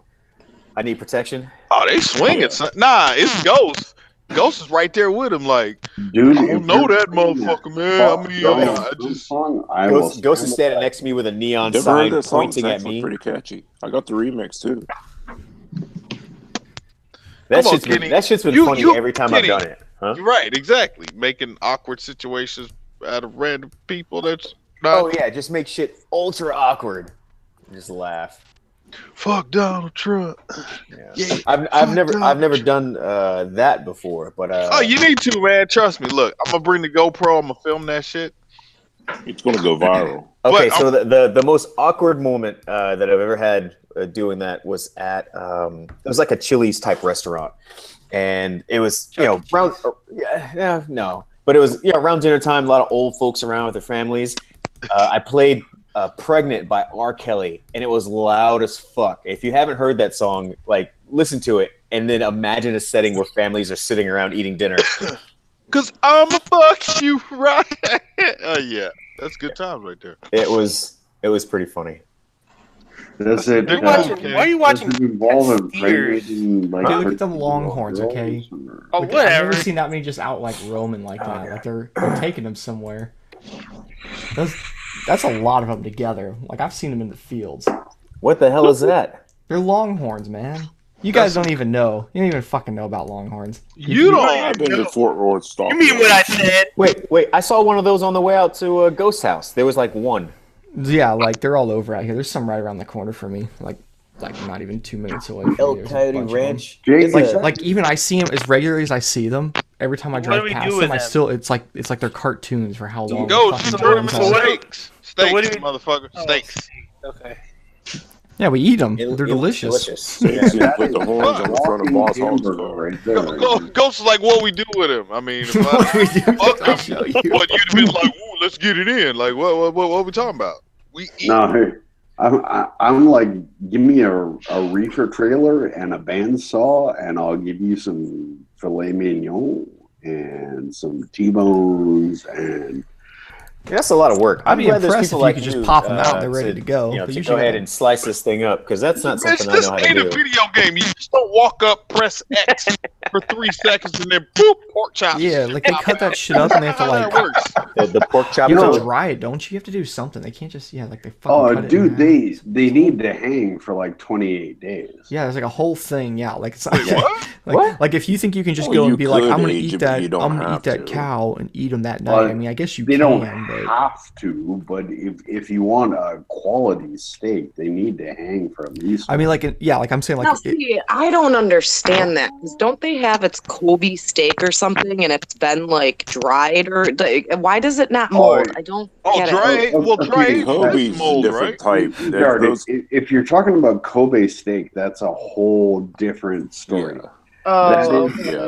That is a cow that has been raised since it was a calf and like fed on high fat milk, and they have been massaged, and they have been like played classical music, and like they do their nails, their hooves. You know, they go. It's like $130 they paint their hooves for seriously. Like Kobe beef is a thing. It's like this perfect marbling of meat to fat. Yeah, but I've also sometimes heard I'll that order it's veal like and people look at me funny. Differently and They longer and You know what? I want that Walmart steak.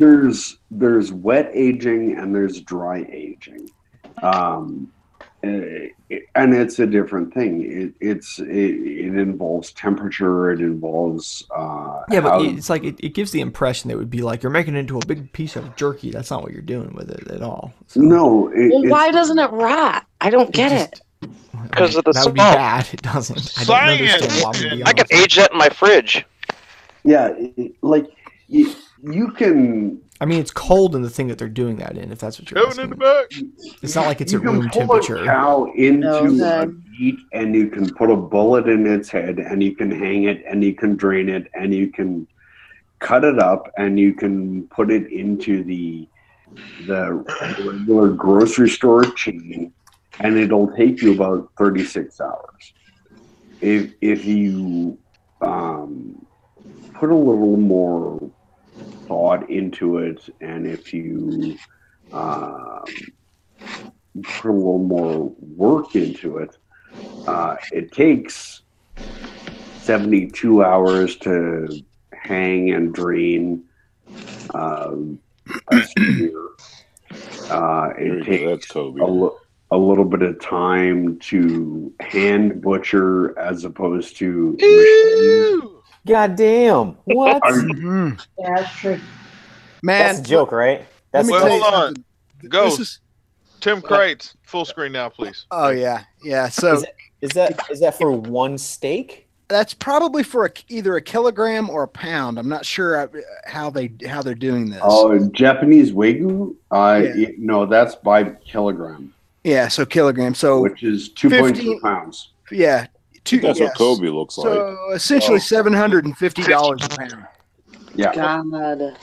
Yo, I know. You know what? And they're out of not stock. For something. Not for something. I'm just gonna chew up and shit out. Wow, Yeah, it'd be funny to like it'd be so cool if you just had dumb money. You could buy that and then grind it, ground it up and make burgers with it. You know, Burgers with it, like goddamn hamburger ever. Shit, the best burgers. Like it's actually pretty. It made a burger with that. Is a guy? You gotta throw some truffles in there just because. Yeah, Red Hot tastes good on everything. Yeah, that shit right there. You put that shit on a grill, flip it one time, and just cut into it. It'd be the best goddamn piece of meat you ever have in your motherfucking life. If I was on death row for being a dumbass, I had a steak dinner at a restaurant in Las Vegas, and I paid $78 for a 6-ounce fillet steak. It was the best piece of meat I have Did that ever suck? eaten. Don't you kind of wish it was like just mediocre? No, now you're like, fuck. It was. You just ruined every piece of steak for the rest of your life until you get something better. I don't know. Like I will hunt cows. I will shoot them in the head. I don't think you have to. That might be pretty easy. You pretty much just walk out in the middle of the field and hit him in the head with a baseball bat and you're done. They don't put up much of a fight. I will do whatever it takes to get that kind of steak. We're going cow hunting, boys. Cows don't live in the wilderness for a reason. We were in the cow blind for 4 hours. The camouflage, like full camo, like going through the cow fields. You know, hey, you know what? Yeah. Cows are one of those weird creatures No, Red- kind of built for us to Red farm one, and eat, but don't tell you have to vegetarians know what I'm talking about. I don't hunt cows, motherfucker. I'm just No, but you have to know what I'm talking about. It's Japanese quality. Oh, we don't do it. We don't tell. That's how we're gonna break into like. They didn't really have beef Start in with something Thailand. It was easy. all water Kobe buffalo. steak, and it actually Yeah, blah blah blah blah blah, like Kobe, blah blah blah. Yeah, What the hell do you bait a And, cow and with? honest to God, Kobe steak, you will never taste anything to that quality.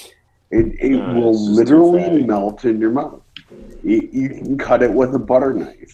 I'd rather have venison. I've had venison. I've had. You probably like Rocky Mountain oysters too, huh? I do. I've had them. I've had deer steak. I've had moose. I've had bear. I've had wild boar. KFC. I don't really know what that is though. I'm sure it's not chicken. Yeah. I don't know what KFC. I don't know what KFC is. Might be That's chicken, alligator might meat. be crow. I have no idea. Look at alligator's not as good as I thought it was gonna be. Like it's not disgusting, but when I lived in Louisiana, like gator is pretty much in every menu of every restaurant you go to, and it's like, the texture. It's like, meh. The texture and It's marbling. kind of a white meat. Yeah. It almost tastes like if I didn't know any better, like I would have thought it was just a grimy chicken nugget. Yeah, or like Tastes like cat. It's a white meat. It might be pork. It might be gator. It might be frog legs. This Kobe I'm looking at right here. This is $900 a pound. Yeah. I had one in Maui for I think it was like $1.30 for 12 ounces or something, and it was just like that, and it actually sucked. Wow. I had a Kobe burger in Hilo. You had it and cooked that was wrong. It was okay. I don't like all that fat, dude. I don't care what the quality of the meat is if the guy who's cooking it doesn't know what they're doing. If I wanted a Yo, man, fat, I'd get on the local trailer park. I want fucking meat. Yeah, Right? I would go I to feel the same Walmart way. and get that Walmart steak. Right. That's what he want. He want I that want deer Walmart meat. I joint. want like lean as fuck, pure meat. Well, compare that to like a fillet, and I'm gonna be like, I'll take the fillet because Iguana meat. I see meat. I guess Number one, the cut is it makes a difference. Number two, somebody who knows how to cook it makes a difference. You can have a shit piece of meat, and somebody who knows how to cook it will still make it taste good. Or you can have a $500 cut of steak, and somebody who throws it on a fucking barbecue with 500-degree propane fucking bullshit. You're not grasping what I'm saying though. If you like take the same, it's the same time if you go to your favorite butcher and you tell him, "Hey, give me a pound of fat," and you take it home and I'll get fucking Gordon Ramsay cooks it, you're still eating a pound of fat. Same with Kobe beef. Yeah, not quite the same. It's a long story, man. It was massaged. It was massaged. The question you need to ask yourself was your cow pampered before it got butchered? You know what? You know what you need to ask yourself is, did the $50 steak taste better? Did the cow get a reach around? And I will tell you, did the cow get a reach around? I don't give a flying fuck. Kenny, you seem too interested in this reach to be honest. But I will tell you that I paid $50 for a filet mignon once at a restaurant in Vegas, and it was the best steak I've ever eaten in my life. It was amazing. I usually don't get the filet because I'm a fat bastard and I'm hungry after I eat one. Yeah, I want I'm more than ashamed of myself. Of meat. You give me a filet and I want another one, and that gets expensive. Butterfly just fucking teases you because you're still the same cut of meat. Yeah, hey, I'm not going to argue with you. I want 3 of them. I want meat. Yeah. I want that meat. There's a place in Edmonton here. It's a Brazilian steakhouse. Oh man, fuck those Brazilian steakhouses. It's an And the all bathhouses too. You pay like I don't know. I've never been there. This is all secondhand information, but I from what I've heard, you pay $50 and it's all you can eat. Yeah, and it ends up not being as much as you think because you walk in, or at least for me, I'm like, yeah, man, $50. I'm gonna get my $50 worth, and like 2 rounds later, I'm like, fuck, dude, I got like the meat sweats, and I didn't really eat anything. And you filled up on the salad bar.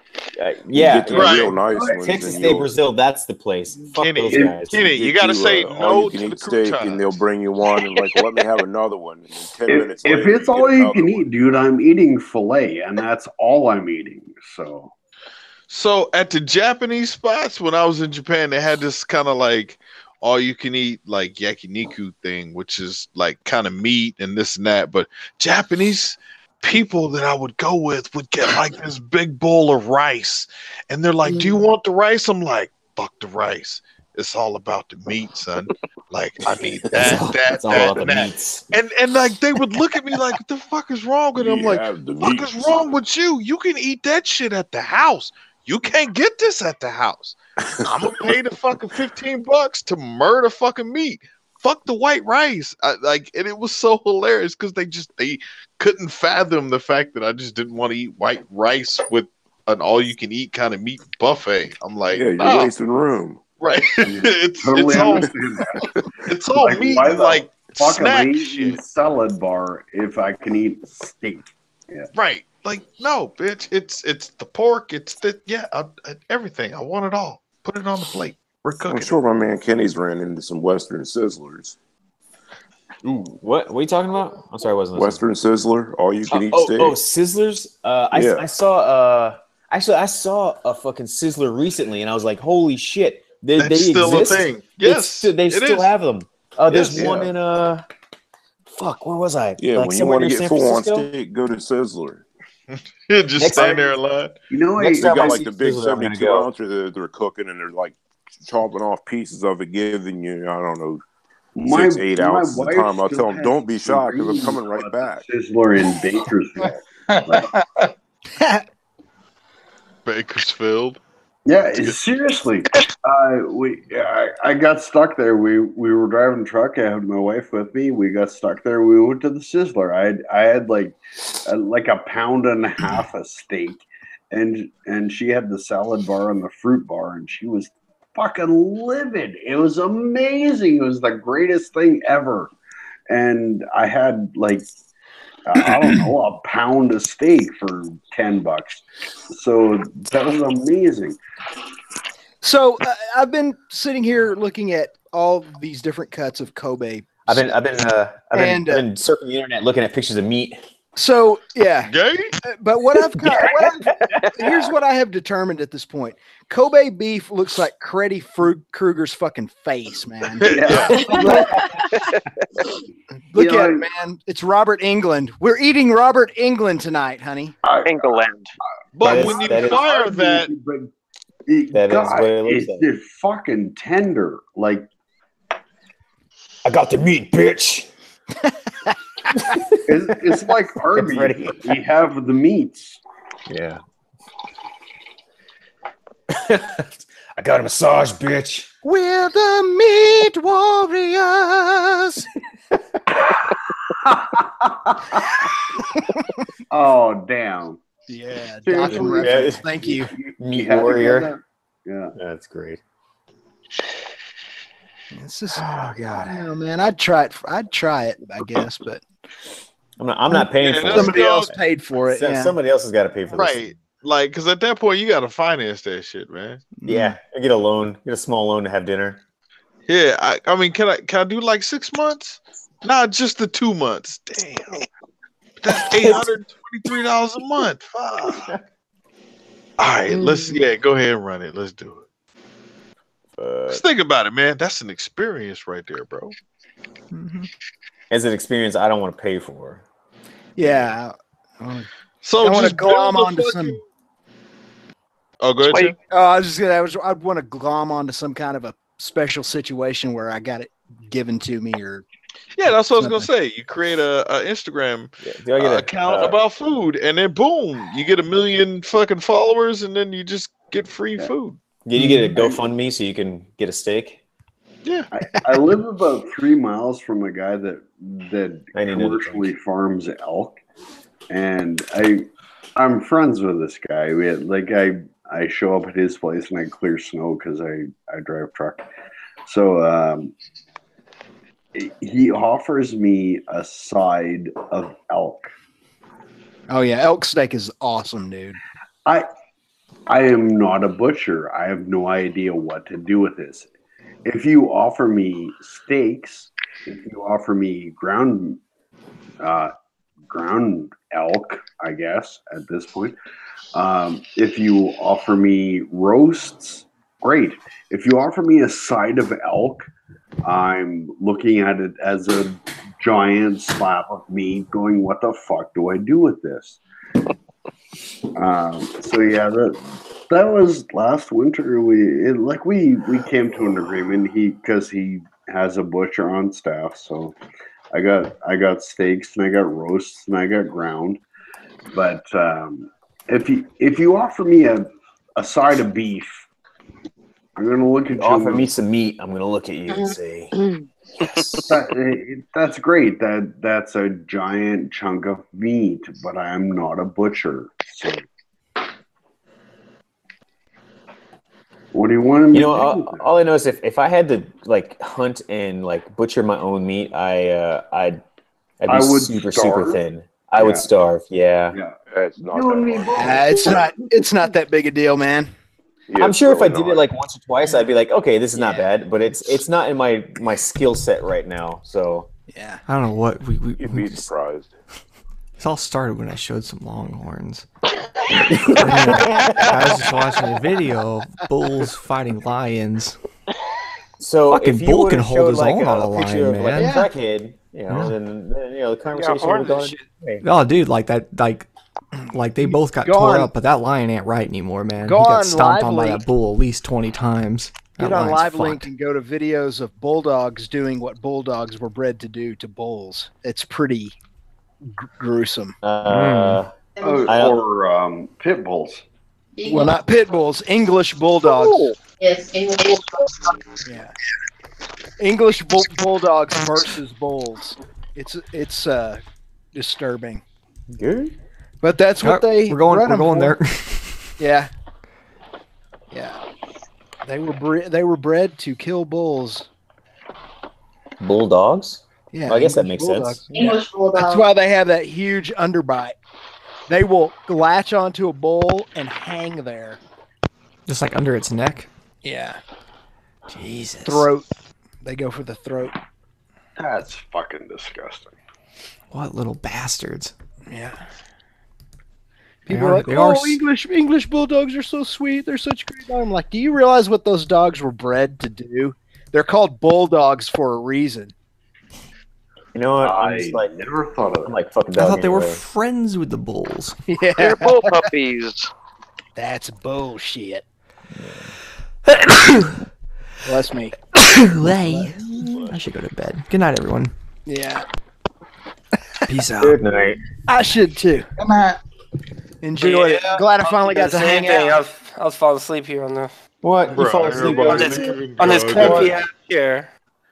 Hey, Love you guys. fuck your chair. Talk to you soon. Later, man. Later, buddy. Night. Oh, I just made myself another drink. You can't go to sleep. What? Yeah. Although this one I didn't measure, so this will probably be the one that knocks me out. Because that bottle of vodka is almost gone. The vodka's good, man. Yo, dude, I tell the all right. So the pineapple vodka, that Mio stuff, and just water. That's mixed together, amazing. I made me a Long Island iced tea. I was gonna get some Coors tonight, but Coors. Oh, so what I did, Ghost? I'm sorry. I remember when I went and I pre-ordered the Call of Duties for us. Okay. Yeah, I canceled that, and I used that. I used that money to buy alcohol. Yeah. I used that money to buy a bottle of vodka. Man, So, card leveled up.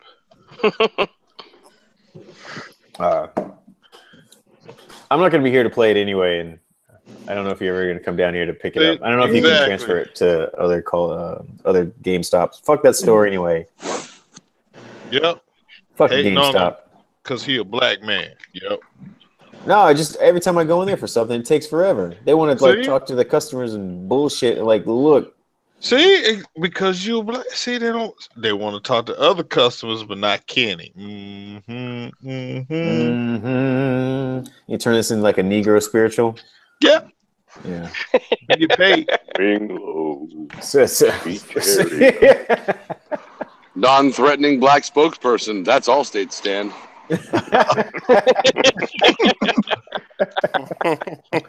KIT Bizzle is what's his name? What's that dude's name?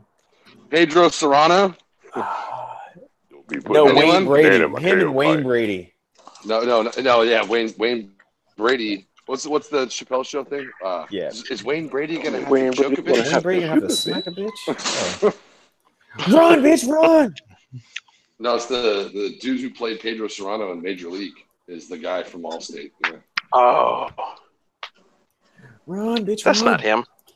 It is. It absolutely is him. No. IMDb that motherfucker. Yes, the guy from Allstate is the guy who played Pedro Serrano. You trying to say No. Jesus Christ can't hit a curveball? Yeah, I had that on tape. That's not him. It's the same guy. That's totally not him. Look it up. IMDb right now. All right, let's see. I've watched Major League about 1 billion times. Yeah, so have I.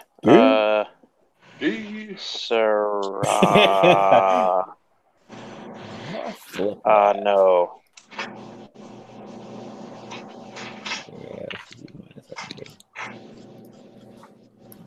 I like Jesus Christ very much, but he no help with curveball.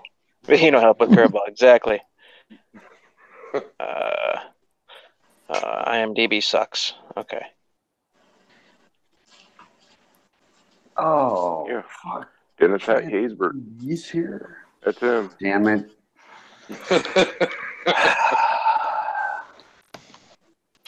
Hey, Evan. Yo, How's what's life? up? It's okay, man. It's a bit weird up here in the Yay area. Yay area. Yay. What's my favorite word? Anyways, oh wow, you're right. It is him. Holy shit.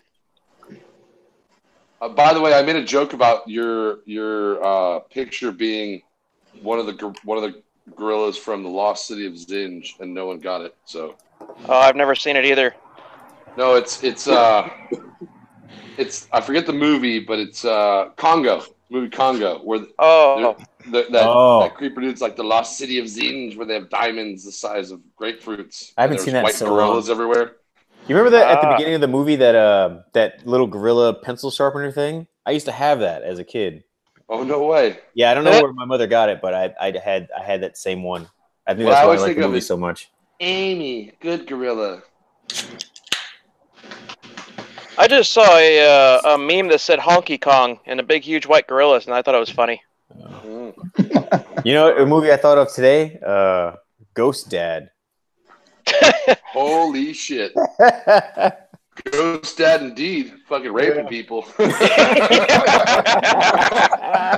Oops! How'd I get pregnant? I got pregnant by a ghost. Ghost Dad. Hey! America's dad. Ghost Dad. Yeah. Man, poor Bill Cosby. I feel bad for him. Yeah. He was America's dad. Oh my god. The chick looked crazy too. With all that crazy hair and stuff. When you look back on his career and you see shit like Ghost Dad, okay? And it's like, all right, now it all makes sense. You know, like, fuck, dude. He was a creepy fucker then. So. Oh man. I thought like that was such a good movie though.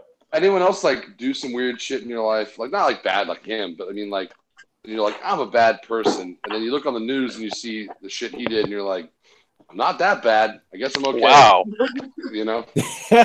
Not that bad. Yeah, I've never drugged and raped anybody. That's I'm just saying like that's a bad move. You know, I'll cut people off and then they'll flip me the bird and I'll flip them back and I'm like, I'm a bad guy. I shouldn't have done that. I feel bad. You're on the news. It's like 750 women raped and drugged by Bill Cosby, and you're like, well, I guess I'm okay. Wow. You know? But as Ghost pointed out the other day, like he saves more than he rapes. Right. It's a thin line, dude. It's a thin line. I mean, maybe my save ratio is better. My save ratio is way better. Way better, so it's okay. We're winning over here, ladies. Oh, that's fucked up, man. You can't just be drugging people and raping them. No, that's just wrong. I think it depends on your crimes, right? Like Lance Armstrong, the whole drugging thing is. No, look, it's all because of what she was wearing. Those socks gave the whole story, dude. I'm trying to tell you. Did you see the socks? No, I did not, bro. But the hair and the Adam's apple? I don't think so. I'm pretty sure she's got a cock. That's all I'm gonna say. You know what? If he had done it to like $10 hookers, no one would ever know, right? But he did it to like his co-stars and shit. Like Eddie Murphy didn't he get exposed? So what you're saying is his choices were bad. Yeah, right. Well, what do they say on Family Guy? Like with a dead hooker joke where they're like, killing hookers. You know what? I think his choices were bad and her choices were bad too. They're both bad choices on both sides. Okay, please explain that. Well, okay, so if you look at Bill Cosby, he didn't give the women a chance. Not Kevin. No. Her choices were bad? Who said that? Me. Yeah, okay. Explain. I don't know. I can't. I don't know. I'm just saying something. Sometimes you got to make the pudding pop. I'm just saying something, but her choices were bad. She chose the wrong pudding. And her choices she chose, were bad. Are you serious? Didn't they say that she actually stayed around or something like that? Are you fucking kidding me? She got raped, and you're saying her choices were bad? Yeah, that is kind of fucked up. No, dude, you need to stop right now. Yeah. No. Who get raped has made bad choices. I'm sorry, but well, now I can answer that question. I can answer the question of how you get raped by making bad choices. I'm not saying fucking call that. You cannot fucking call that the woman who got raped made a bad choice. I'm not saying that. I can defend the that point of horse view. you rode in on. I'm not saying that. Well, I mean, I can defend. We don't know what happened. If you're going to make a general statement and you're going to say you can't defend against someone saying a woman made bad choices and that's why she got raped, I can defend that right fucking now. Here's your night.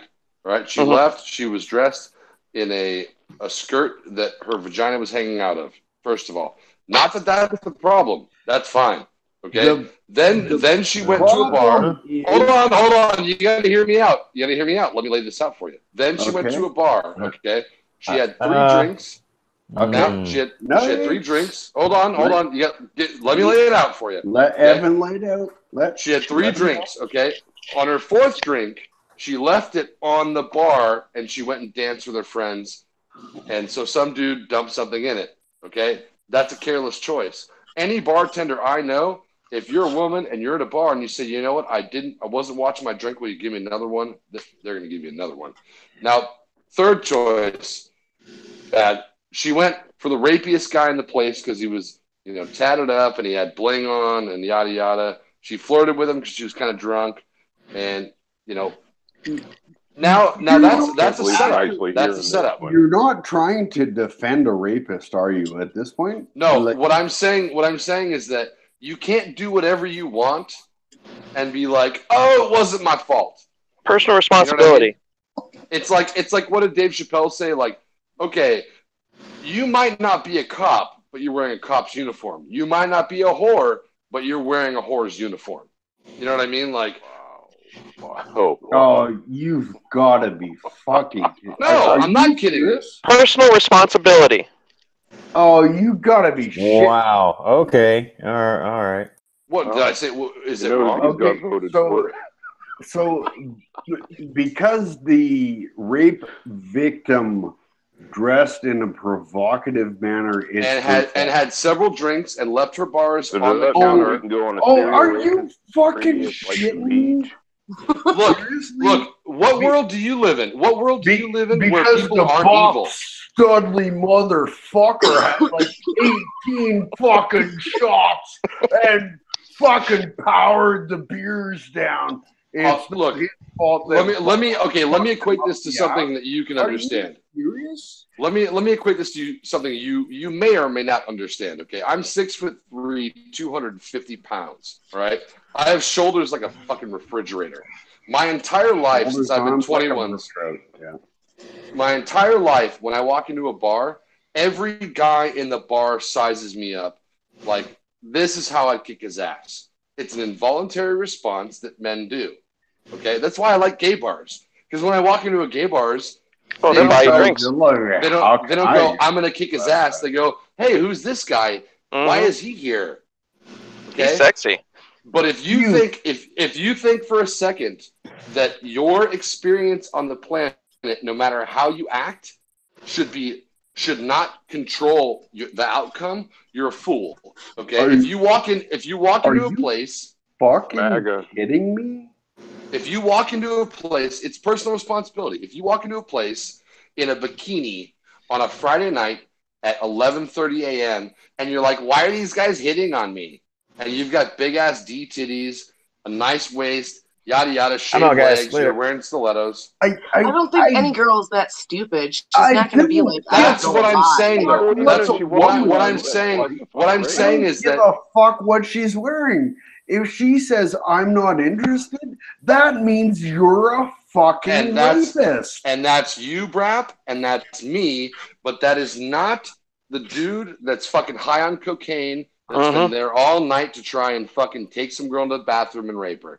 And those guys exist, and you have to look out for them. And if you don't prepare for failure, it's the girl's fault because she wasn't worried about the you're missing the point. You're missing the point. I get it, Kevin. I feel you, bro. Like, no, this is just fucking. I cannot fucking accept this conversation. Okay, well then don't accept it, and then watch your girlfriend, your wife, your daughters get raped. Because if you don't prepare them for the evil that's out there, you're doing them a disservice. No, you know what? If you don't stop the fucking they never go dick to Supreme holes, hey, I'm gonna quote Sylvester Stallone. Let me tell you something you already know: the world ain't all sunshines and fucking rainbows. No, it isn't. The world is not sunshines and rainbows. Okay, so let the girls know that it's not. If you don't let them know, if you say, you know what, you can wear whatever you want, you can do whatever you want, you can dance freely naked in the wilderness, and nothing bad's gonna happen. You're setting them up for failure, dude. Okay, give me 10 seconds here. Okay? Go ahead. Raph, you ready? Okay. You ready? Yeah. All right, go ahead. You ready? Okay. Go ahead. I don't give a fuck what the woman is wearing. If she does not say yes, you are wrong. I agree with that. Any decent man would do the same exact thing. But there are millions of people in jail that aren't decent. That are not decent human beings. They aren't in jail because they're not decent human beings. So